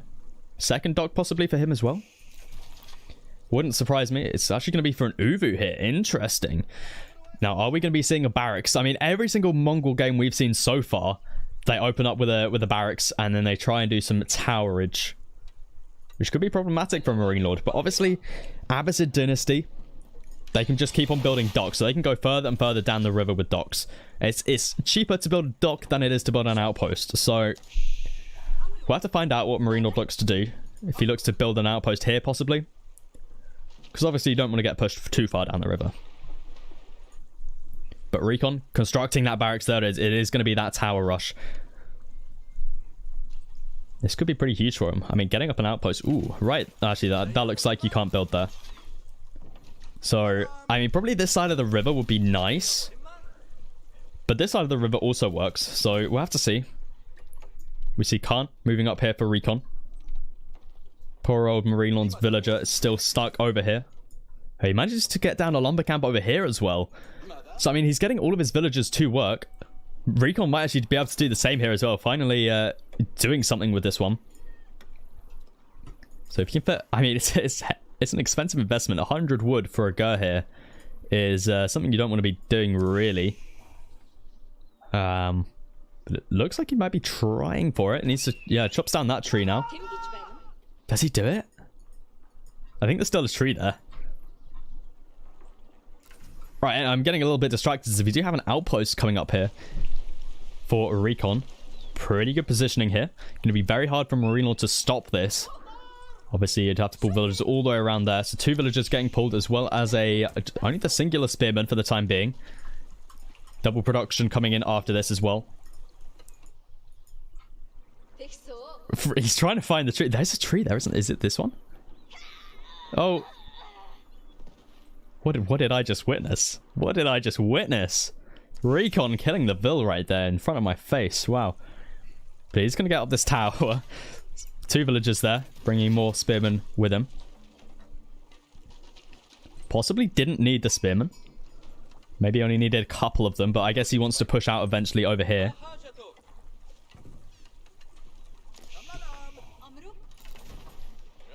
Our Marine Lord's going very heavy with the water play right now. At the same point, Recon is also making quite a few as well. Only on the 1 dock though, so Marine Lord will be ahead. Just depends how much value he can find with this outpost. Economic win coming through for Marine Lord now. And I can flip the interface for you. Let me just change the score real quick so it matches the right side. There we go. Hopefully that's a little bit easier for you guys. Second outpost coming down here as well. Really, really good spot for recon here. For Marine Lord to come over here to kill the outpost, he has to go all the way around here. And that's going to take a long time for him. He has to go all the way around here and then over here. No crossing over here from Marine Lord might hurt him because Recon could just keep on expanding with these villagers. And with that, Recon's going to be going up with the silver tree. We do have a market over here. I think that's the only one. There's another one here, but that's not going to be any use for Recon. So, I probably wouldn't want to go into too much trade. I mean, maybe if you put your silver tree in this corner. Khan sits inside of that outpost right there. Second outpost about to be completed. Third dock coming up now for Marine Lord. Wheelbarrow also coming in for him. I think Recon... I think this girl was a bit of a mistake for Recon, to be honest. He could have pushed this off. He could have got so much... he could have done this a lot sooner. But he still seems to be doing pretty well at the moment with what he's got. These 2 villagers going to be going for another outpost. Marine Lord trying to pull the ball. Trying to pull his own mum on these villagers. Not going to be working, though. Recon going to be going for a second or third outpost now. And this could be very problematic for Marine Lord. And we can see he's just getting slowly pushed further and further down this river. 2 spearmen here as well. Recon not over-investing in those spearmen. He doesn't need them. There's no threat from Marine Lord's villagers. Hardened upgrade coming in as well. Stable drops as well.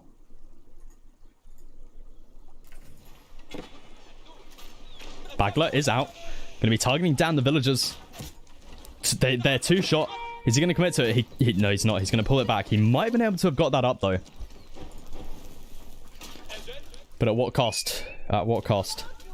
So he needs to cancel this outpost, though. Going to be going down to this Bagler if he's... doesn't cancel. It's going to be 100 wood down the drain. Light junk here as well for Recon. Building a dock right next to Marine Lord's base as well. Definitely an interesting move. Marine Lord does have an archery range down, producing archers out of it.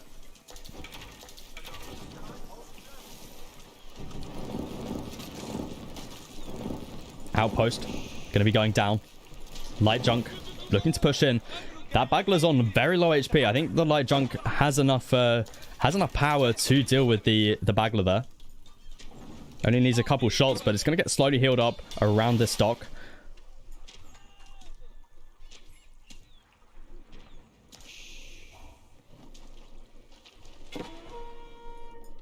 Khan finally found this villager from Marine Lord.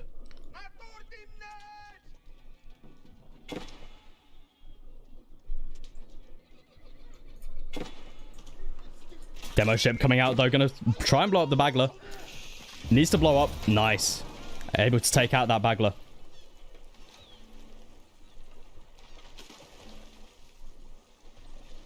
Light junk taking shots. Able to push these fishing ships back even more. Another outpost. What's this? Number 3 now? Well, number 4 technically is one of them did go down. We have naval arrow slits through on this first dock though. Explosive junk not going to be going down. And now the demo ship going to be able to take out a load of ships here. Marino doing a very good job though, just body blocking as much as he can. And Bagler pops out right here, but Recon deciding to go for the ships instead. Oh, was that a light junk? I think I'm getting a bit confused here because it looked like it was on fire. Light junk going to be going down there. The outpost is up. Bagler needs to be careful. And now Marino's stuck right up against this corner. Still only the one dock from Recon for the fishing economy.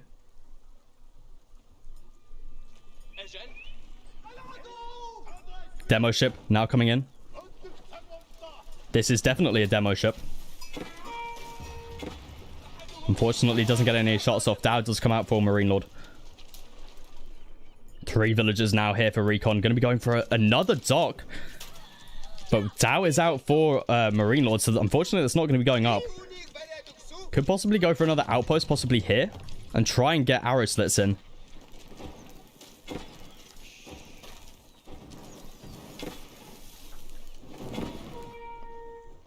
But this archer mass looking pretty decent for Marine Lord. Going to be able to push back these horsemen and spearmen for the time being. Marine Lord's also got a ram here. He wants to take out these docks. He's going to have to go a long way around though. It's going to take a long time because he has to move all the way up here as well.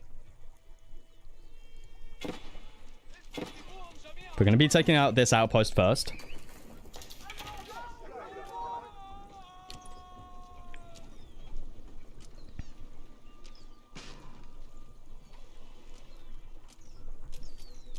Dock did get up for Recon. Going to be getting now naval arrow slits in this dock. Really smart move. And Marino's going to be pushed right into this corner. I think that's the here's going to be the only place he's safe with his fishing ships. Demo ship as well going off over here, or trying to get off over here. And we see horsemen going to be chasing down this ram. Archers only sit inside of this. No spearmen down for Marine Lord. He's still only on double. There we go. Finally, a barracks down. 3 archery rangers, though. With a camel archer as well. And there we see ram goes down. Light junk here as well to help out against these archers. Horsemen going to be focusing down.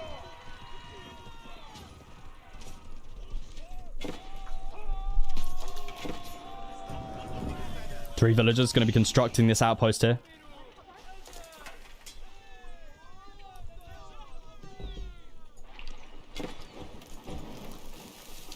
And there we can see the naval arrow slits is doing so much damage along with the outpost. Demolition ship coming in as well. Going to be not finding a lot down there. But Marine Lord's just in so much trouble right now when it comes to this fishing economy.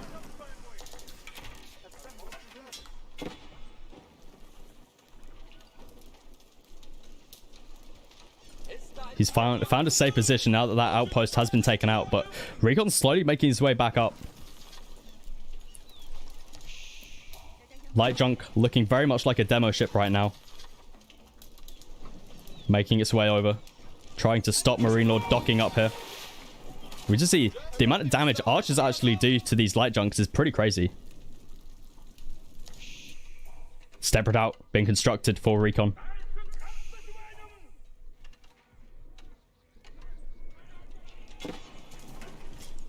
And the dock is under a little bit of struggle now for Recon. I mean, Recon may have done a lot of damage onto Marine Lord, but he doesn't have a lot of fishing eco himself.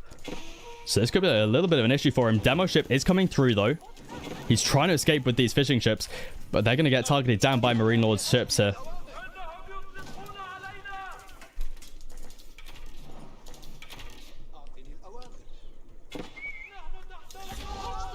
Step out, now complete.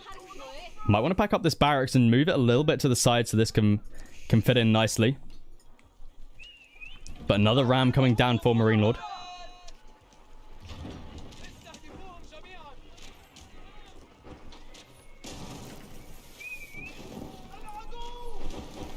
You can see there, Recon losing all of his fishing economy. Does get up a nice demo there, killing quite a few of the spearmen.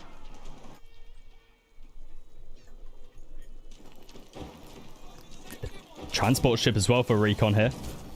Needs to actually, if he wants to do anything with it, he needs to take him out. Light junk here as well, focusing down the spearmen. Doesn't really want to lose this, but not the end of the world if he does.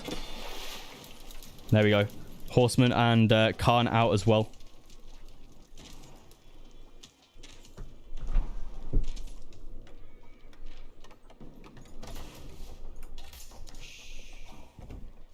Marine Lord still looking pretty good when it comes to the economic count. And he's cleaning up quite a lot over here. Gonna leave the battering ram to the Uvu.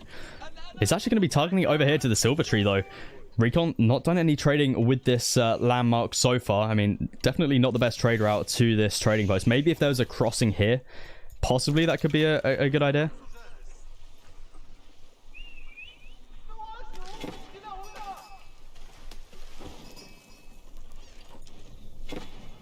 And this dock is going to get taken out from Marine Lord. He's still got a decent fishing economy here. But Recon's done a very good job so far, just slowly shutting it down. We see Step Redoubt being constructed over here as well. Marine Lord's land army looking very, very decent right now. And we can see he's pushing into the base here. Recon has some men-at-arms out. Men-at-arms are going to be doing pretty well here. 3 camel archers, though. Camel archers do very, very well up against these men-at-arms.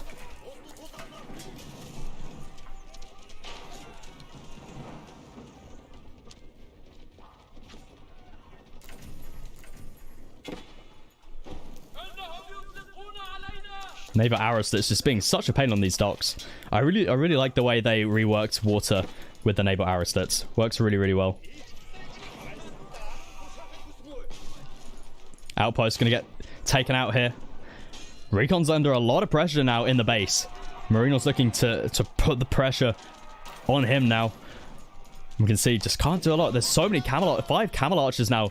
They just absolutely shred through men-at-arms. They haven't been upgraded yet, though. These guys need to be upgraded. But obviously, Marine Lord's still stuck in the feudal age. Cannot do that. But these guys still do really, really well up against age 3 men-at-arms.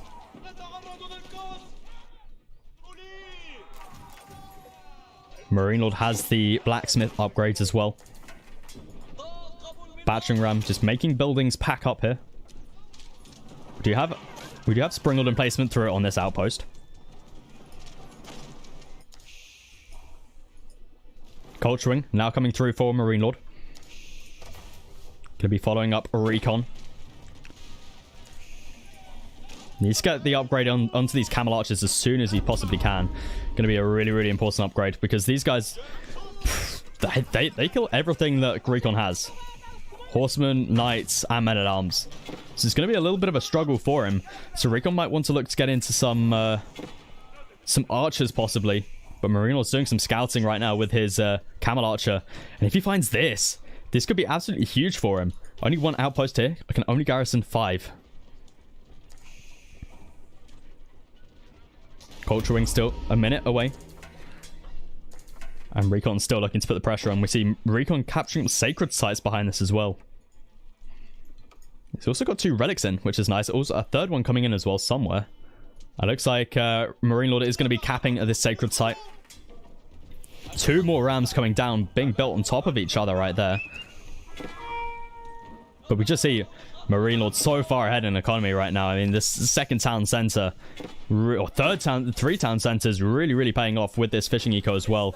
Recon, he had a really, really good start, but unfortunately, I don't think it's going to be enough. Marine Lord's about to be up. He's about to click up. Well, he has clicked up. He's about to reach the castle age. And then his camel archers are going to become really, really good. And it's going to be a real struggle for Recon, I think, to hold against it. 3 rams now in as well. Demo ship on the side here as well. In case things get sticky, he can always pull his army back and keep the demo here on the crossing.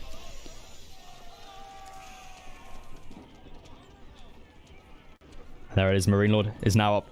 All 3 upgrades immediately queued up for the spearmen. Actually, that's not... Yeah, that's spearmen, archers, and camel riders. The 3 upgrades he really needs.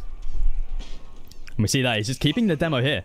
It means Recon can't push this position. He has no ranged units to take care of it.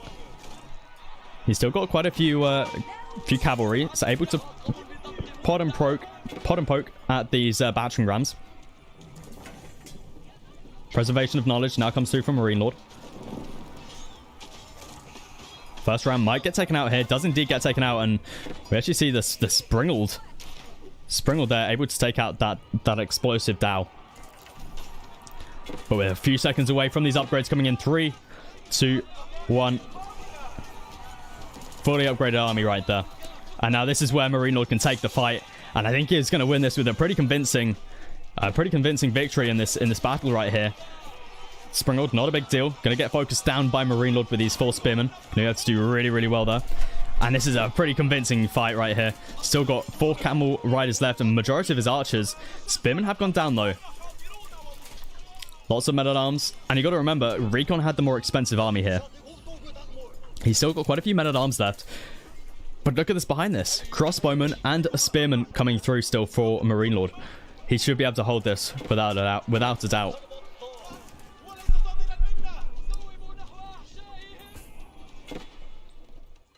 Marine Lord going very heavy on the production here.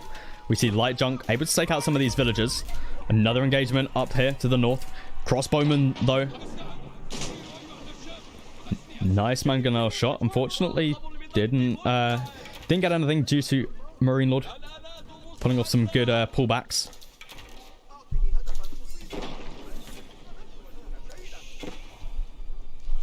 Two Springlords get dropped down from Marine Lord. He knows how important it is to deal with the siege coming out from Recon.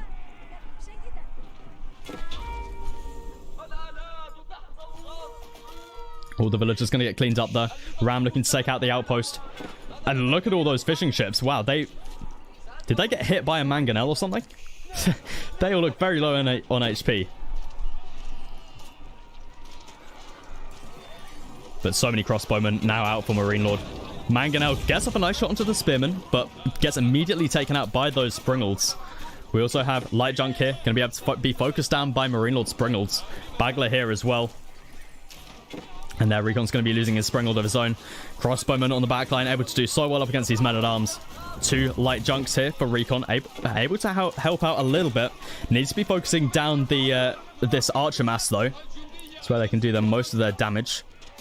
As they're all clumped up into a ball, but no need. GG gets called. Recon going to be tapping out. Marine Lord takes game number 2, 2-0. Match point. Okay, so Marine Lord is now 2 up. That means it's match point for him. Okay.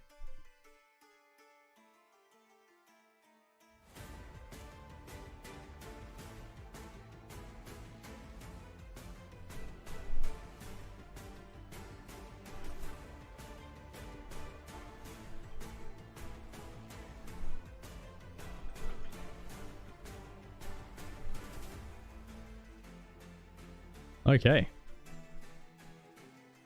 On to game number 3 we go. Recon needs to win this next game. Otherwise, Marine Lord will be crowned the champion of the Nomadic Clash.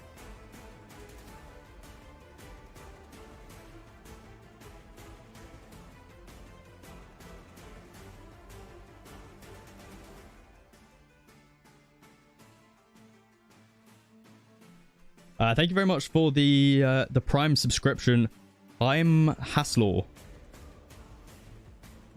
I feel like that name's trying to catch me out. I feel like that name's trying to catch me out somehow. Have I not noticed it yet?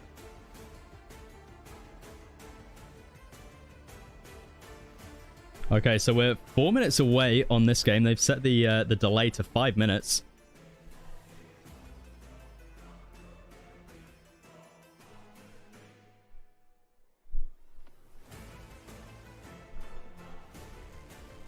Let's take a look at the civilizations that they've got now.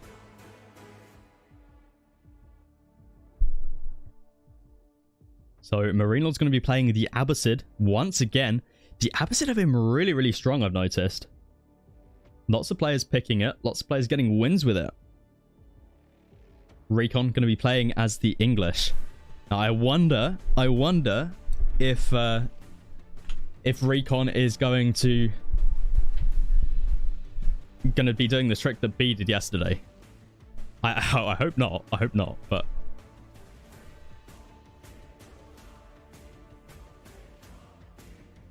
So Marine Lord's used both of his Abbasids. Well, he's using a second one now. I'll finish my donut later.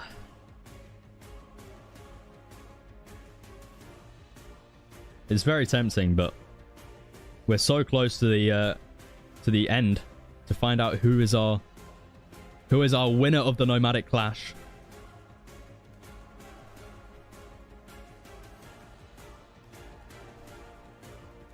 Eat it now really loudly.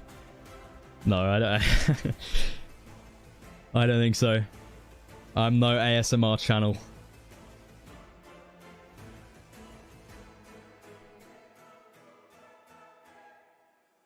Do not eat it.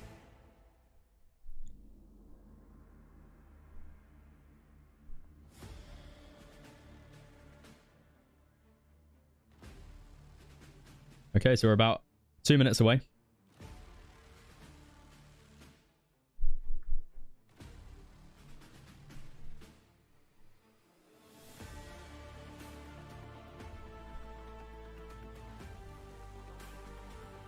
ASMR and AoE.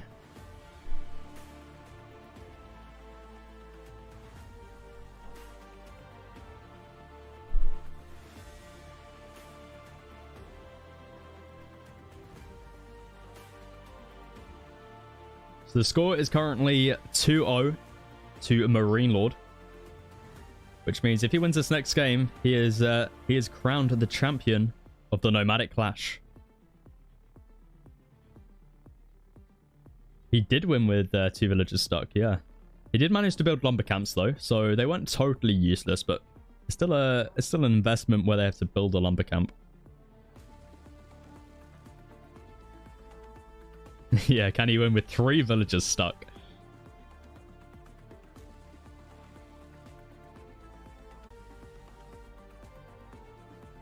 How many years have they been playing?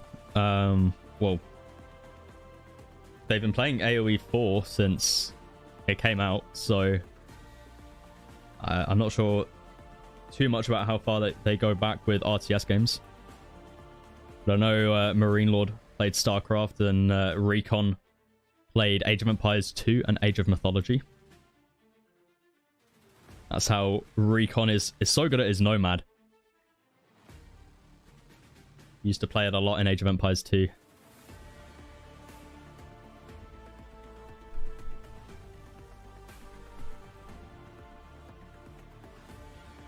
Okay, this is the crazy map. Okay. Recon did play Age of Empires 2, yes.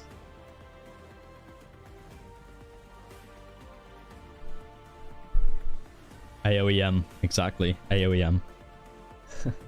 Alright, let's jump into what could be the last game.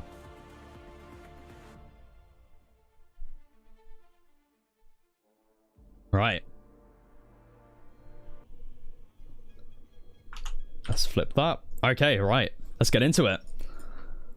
Welcome to what could be the final game between Marine Lord and Recon in this best of 5 grand finals of the Nomadic Clash. And have a look at the spawn we've got here. What a crazy water map we have. Recon and Marine Lord going to be fighting it out. Recon on the English, Marine Lord on the Abbasid Dynasty, where a player is going to look to place their town centers. It's going to be right next to each other. Recon's doing it. He's doing it. He's doing the B. He's doing the B. He's going to be placing his TC right here. And Marine Lord, he knows he doesn't want this, because this is exactly how he lost to B yesterday, and he knows he does not want a repeat of this. So does in fact cancel the town center, and this means he's a little bit further behind than Recon. You know, that's a lot of time that he's wasted right there. So 3 villagers here for Marine Lord, 5 villagers here for Recon. So it seems like Marine Lord is over here on the wood line as well, with a couple villagers. And he seems like he's got 1 stuck over here, so he might be able to drop down a mill a little bit later on. But if he's got 3 over here, he's got 2 over here and 1 here. Where are the other 2? Oh, he's got another one here. Oh, he's built a dock over here. Interesting. And he's got another one stuck on the island. Okay, this should be a restart. Unless, yeah, he can build one here, though. That's the thing. I would count this as a restart, but Marine Lord's going to be sticking to it seems. Boar Island does indeed have a villager here. Yeah, this fish will never get scouted. Poor villager stuck over here. Might be able to get a mill, maybe? I doubt it, though. I doubt it. Look at this poor. He's having a blast of a time over here by himself. But maybe we do see a transport ship coming out from Marine Lord. He can look to pick up this villager. But is in fact going to be going for a mill here instead. TC is now up for both players. Recon is indeed 1 villager ahead. And now I will be flipping over the UI for you. So I do have to quickly change the scoreboard once again. There we go. But transport ship could be nice to pick up this villager, possibly. But I wonder if there'll be anything going on over here as well, because both of these players have 2 villagers on this little side island. Marine Lord, though, might be under some pressure when Recon has time, when the treaty ends, Recon could look to push out with his villagers. That could be a problem for him. We see a dock down for him at the moment. 2 villagers there on the shoreline fish. Quite a few fishing ships already queued up. Marine Lord still gathering wood here. Recon not deciding to push with his villagers like we saw B did. We did see B after treaty ended and his town center was immediately next to Marine Lord. He just pulled all of his villagers and started shooting the enemy villagers. But Recon definitely has a good start so far. I mean, he's got his town center up earlier. He has less stuck villagers. He also has a good fishing eco here as well. So Recon's looking pretty good so far. Marine Lord, though, does have a nice little sneaky dock positioning over here. So we'll have to see. Another dock gets dropped down from Marine Lord as well. So having those cheaper docks is really, really nice. So, and we do see actually that... Where did that vill go? Did he delete it? I think he may have deleted it. Yeah, no fishing or no transport ship is out. So, yeah, he must have just deleted it for the population room. But 2 docks are down for Marine Lord. And we're going to have to see if Recon will eventually spot that out. But lots of deep sea fish around here up for grabs, which is very, very nice. Not a lot of deep sea fish down here, though. Recon, for the time being, looking towards that age up very soon. Gathering up that stone now. Only 30 gold away, sorry. Marine Lord still going to be a little bit of a way away. Looking to move on to the gold now. Again, this is a great spawn for Recon next to this gold. Really, really exposed down here for Marine Lord. And if Recon spots this out, honestly, you could pull 5 villagers and look to try and target these down. Council Hall going to be dropped down now. 5 villagers on that. Marine Lord should be able to gather up enough gold before the first longbow comes out. I think he should be safe now. No villager's going to get pulled for recon. Another dock does get dropped down for recon on this, in between these two islands. Pretty nice spot. And another thing to notice, we've only got the one sacred site on this map. So honestly, recon could go for a sacred site victory here. It will say on their screen that there's only one sacred site. So honestly, it could be a play. Oh, GG's just gonna get called like that. Marine Lord, he taps out. I don't think that's a restart. I don't think that is a restart. So I am 90% sure that is a score for recon right there, making it 2-1.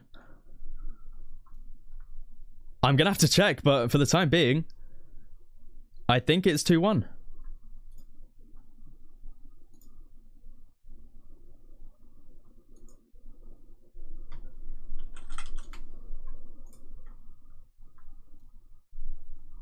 It did seem pretty over, yeah.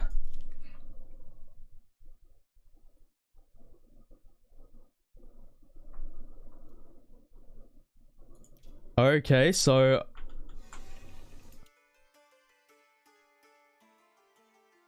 I think that is one going over to Marine Lord.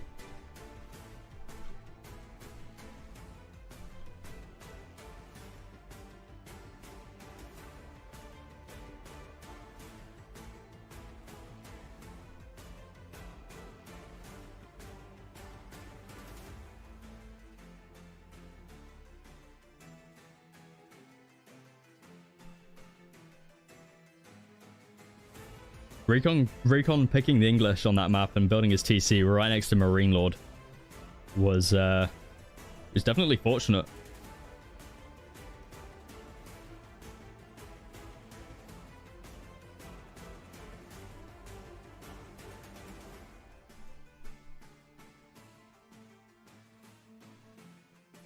Yeah, longbows meant no gold. Okay, yeah, so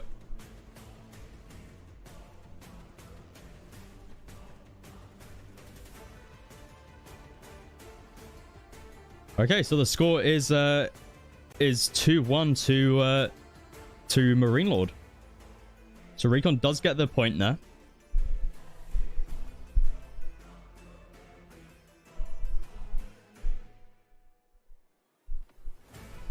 And for the YouTube viewers, we will call it there, and recon gets the win.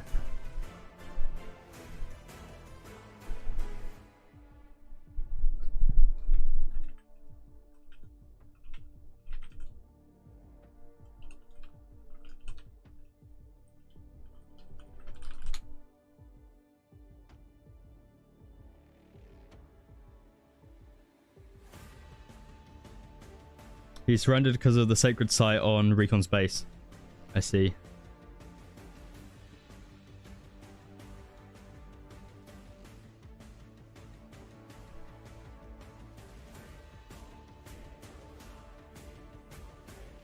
Okay, well, they should be jumping into the next game very shortly.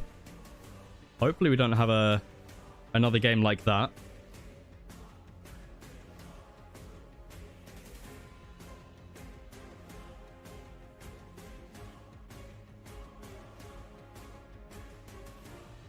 It was a very cool map.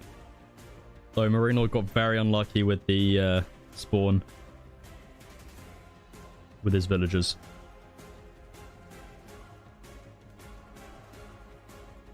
Sacred site. The current score is 2-1 to Marine Lord.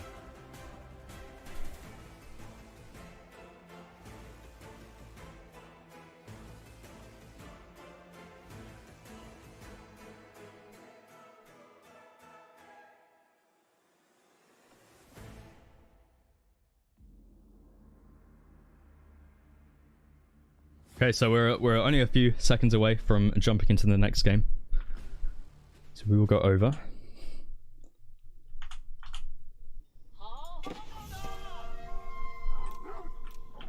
So, okay. So I believe these are not seeded anymore because they felt like they were just random anyway. So that is the way they are going to play it.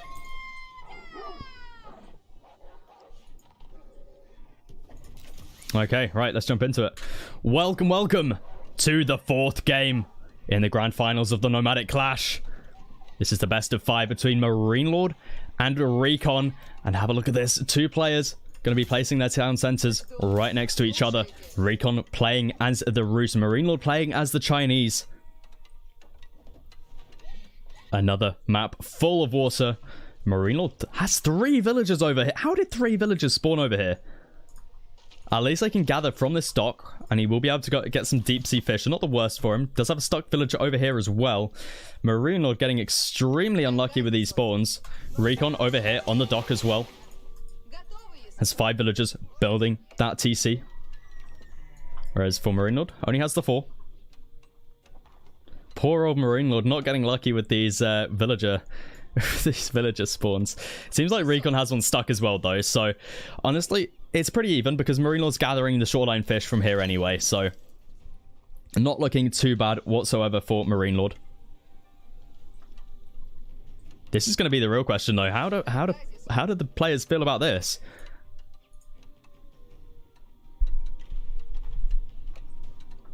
Deer for both players, but more on the side of Marine Lord here. Both have access to gold. Gonna be killing that wolf there. We're a minute, 10 seconds away from treaty ending. So Recon and Marine Lord will need to move their villagers away very, very shortly. But looks like Recon and Marine Lord want to just gather as much wood as they can while they're here. And so they can, you know, get their fishing economy going. But honestly, Marine Lord's probably quite happy that he's got a few villagers here gathering up food. Because that's quite an efficient food source right there. You know, it's better than sheep. So honestly, this isn't terrible whatsoever. But Recon going to be moving out now to build a lumber camp on the side here. Marine Lord, he's going to have to move over here for his wood line. House going to get dropped down for him. Town centers will start to fire on each other soon. We see both players do see each other. I'd assume at least. Yeah, he's got to have because of the scout. Sometimes the fog of war can be a little bit deceiving because it doesn't show exactly what your opponent sees. But there we go. Treaty has ended, and now the town centers are going to start to fire upon each other. Now Marine Lord does have the little bullet that shoots as well. Now, luckily, this isn't like a game we saw yesterday with B, where the town center is immediately next to the town center. In this scenario, villagers can very much escape without being shot by the enemy town centers. We can see there the radius is quite far out. But lots of sheep being brought back here for Recon. Going to be putting them underneath the town center, and that's all right because you can see that the radius doesn't reach as far as the sheep here, so going to be looking all right for the time being. No fishing yet from either of these players. Marine Lord's managed to build a lumber camp here, so this village isn't completely useless. Finally, the first fishing ship coming through from Recon. I'm sure we'll be having, yeah, there we go, coming through from both players now. So pretty even starts here. We're going to be coming up from Recon here. Interesting positioning on that wall. Seems a little bit random. Honestly, that is very, very random. But decides to go for that. Now, will we be seeing any sort of Kremlin from Recon? Because we saw it last time. So maybe we see it again. Maybe. We never know. Never know. Because maybe up here could be a nice place for a Kremlin. Like, you got the wood that you can go onto next. You'll be securing up the stone, the gold. It's possible. It's possible. My hopes are high for a Kremlin. Village going to get dropped down now for Marine Lord. He's got the Imperial official out as well, supervising up that lumber camp. Going to be dropping off that gold as well. Going to be moving out onto the gold here as well.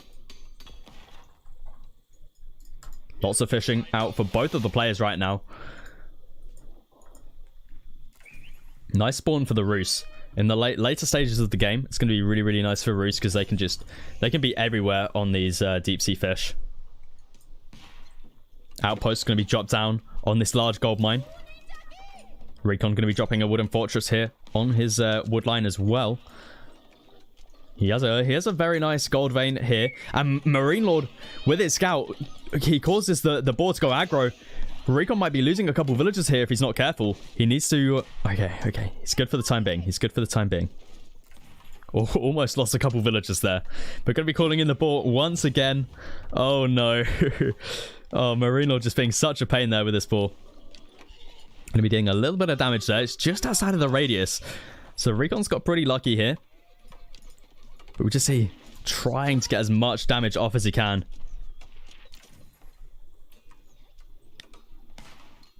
But Marine Lord looking pretty good. He's got quite a lot of fishing eco out over here. Still got those 3 villagers on the shoreline fish. And they can always move over onto gold afterwards as well. They can fit a mining camp in here as well. So these villagers are going to be very, very handy. Golden Gate coming in from Recon. Unfortunately, not going to be the Kremlin. Oh well. But Golden Gate, definitely a good choice here. Barbican coming down for Marine Lord as well. 5 villagers here on that landmark behind Recon's woodline. And having a look at the woodlines, Recon doesn't have anything really nearby that he can move to. This is probably his closest one because he's not going to be able to move out onto the left-hand side. So honestly, he's going to have to move out over to here, which could be a little bit of a problem for him. Marine Lord needs to get down an outpost here so he can have a line of sight. He's still trying to get the boar in. He's trying his best.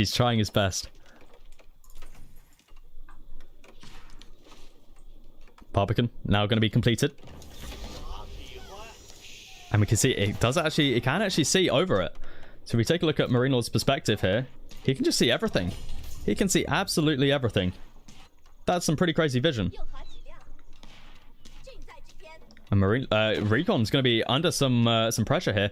And Marine Lord's just one step ahead. The outpost already going up on this wood line. He's trying to focus down the scout. He needs to pull these villagers here. Recon needs to pull these guys over, and he's going to be dropping down a wooden fortress immediately. 9 villagers on that wooden fortress. The question is, does it get up before this outpost gets constructed? Chinese have faster building outposts. Can he kill it in time and stick them inside the outpost? He needs to... I think he gets it up. He needs to make sure this outpost fires this villager. He needs to hop inside. Recon. No, he doesn't. Oh, he could have stopped it. But didn't. That outpost is now up. Horsemen are out now as well for Marine Lord. Barracks gets dropped down though. This is absolutely awful for Recon right now. He had the opportunity to kill that villager, but didn't take the opportunity. More villagers going to be moving down to the south here, looking to get up that barracks. He needs to get some spearmen out, and 2 more horsemen coming in now. He's going to try and take out that outpost. The horsemen are here. It's very hard for those villagers to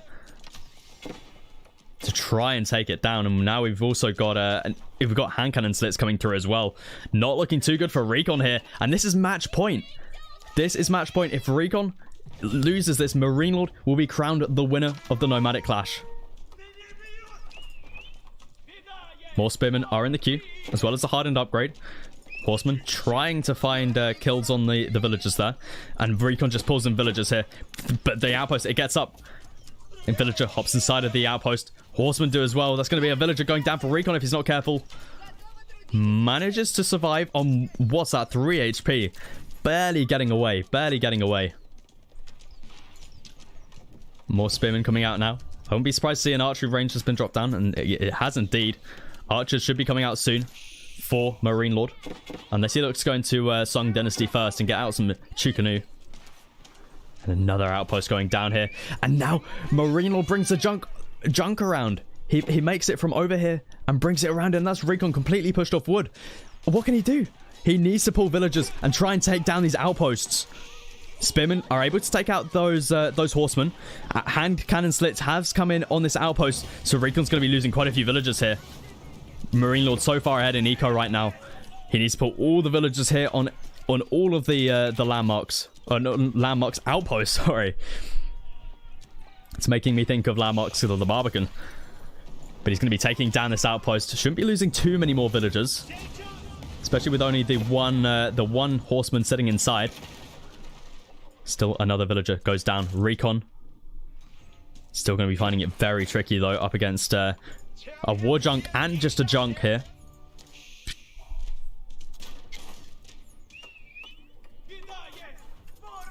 Imperial Academy being dropped in the base of Marine Lord now.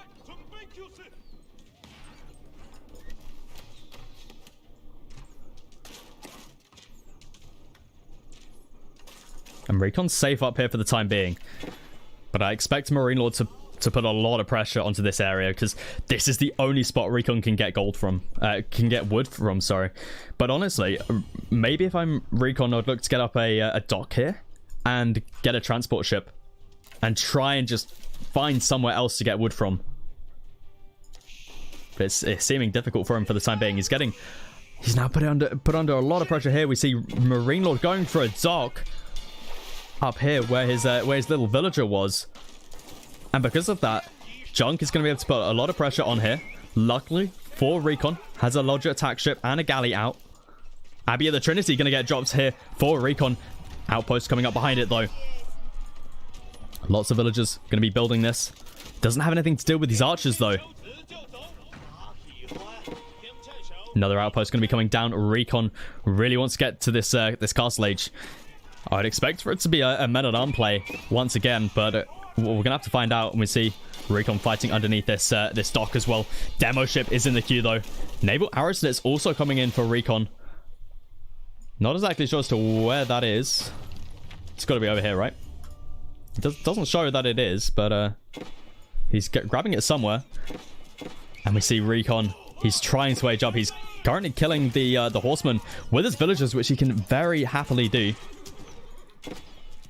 Oh, it's not a naval arrow slit, sorry, it's just regular arrow slits coming in on this wooden fortress. Going to be losing so many villagers here. 2 villagers going down. It's going to be even more. 3.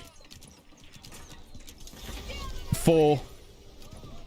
But the age up does come through. 4 villagers down, though. And Marine Lord's just so far ahead economically. Warrior Monk in the queue now.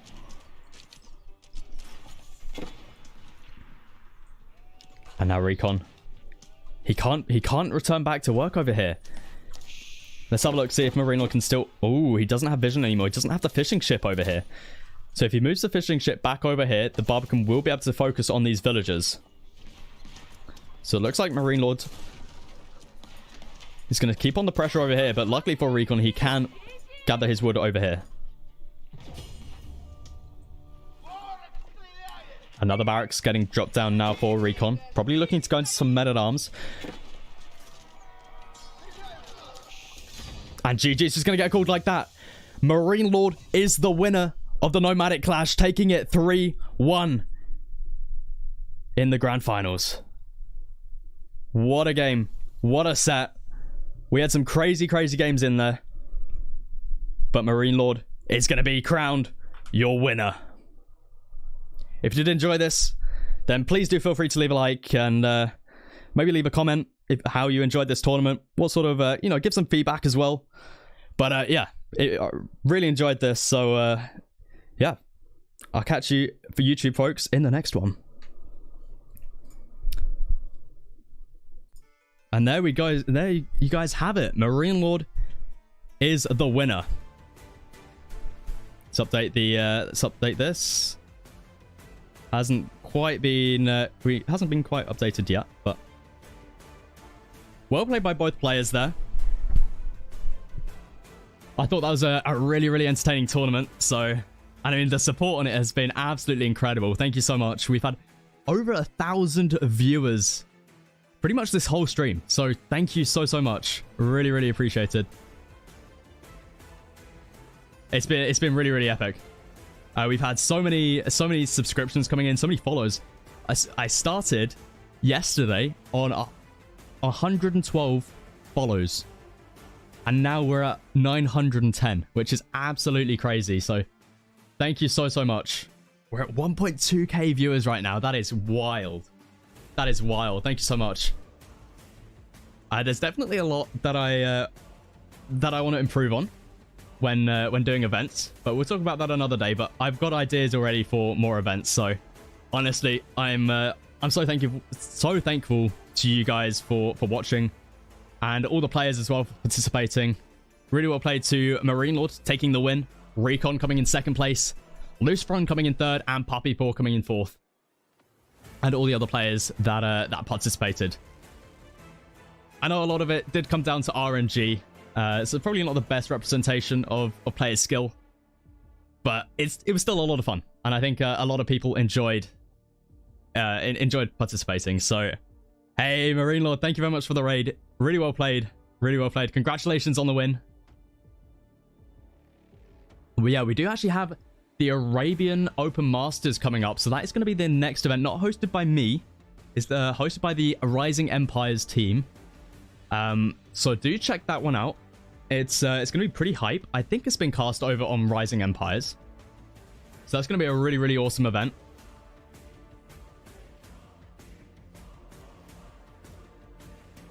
But yeah, Marine Lord, very well played. Very well played.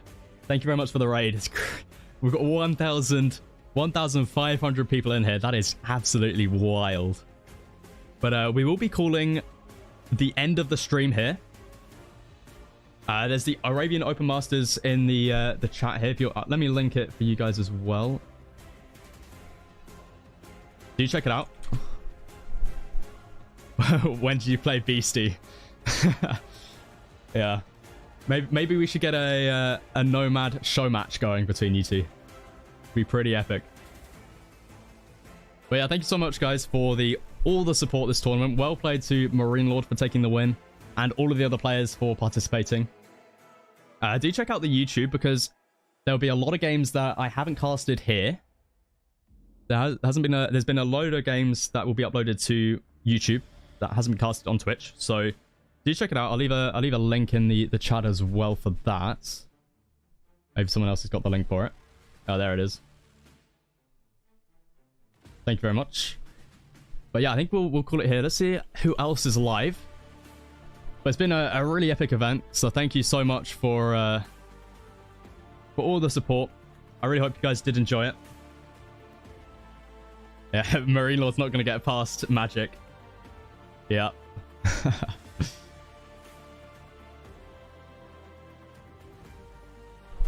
Let's have a look, see who is live. We got Beastie live right now.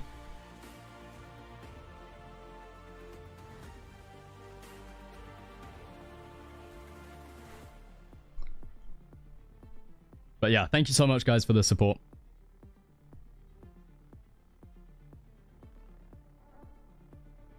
And I think we'll give the raid over. Do we give it to... Who do we give it to? I reckon we send you guys over to BC.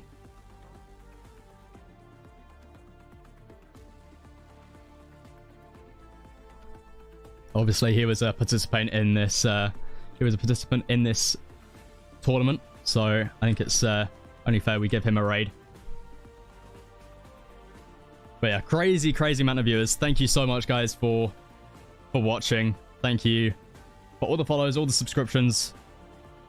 Thank you to PM as well. Gifting, I think it was 25 subs in the end. Absolutely crazy. Thank you so much. I would raid Casa. He's currently playing AoE 2. So we will be raiding Beastie. So thank you very much for watching, guys, and I'll catch you very, very soon.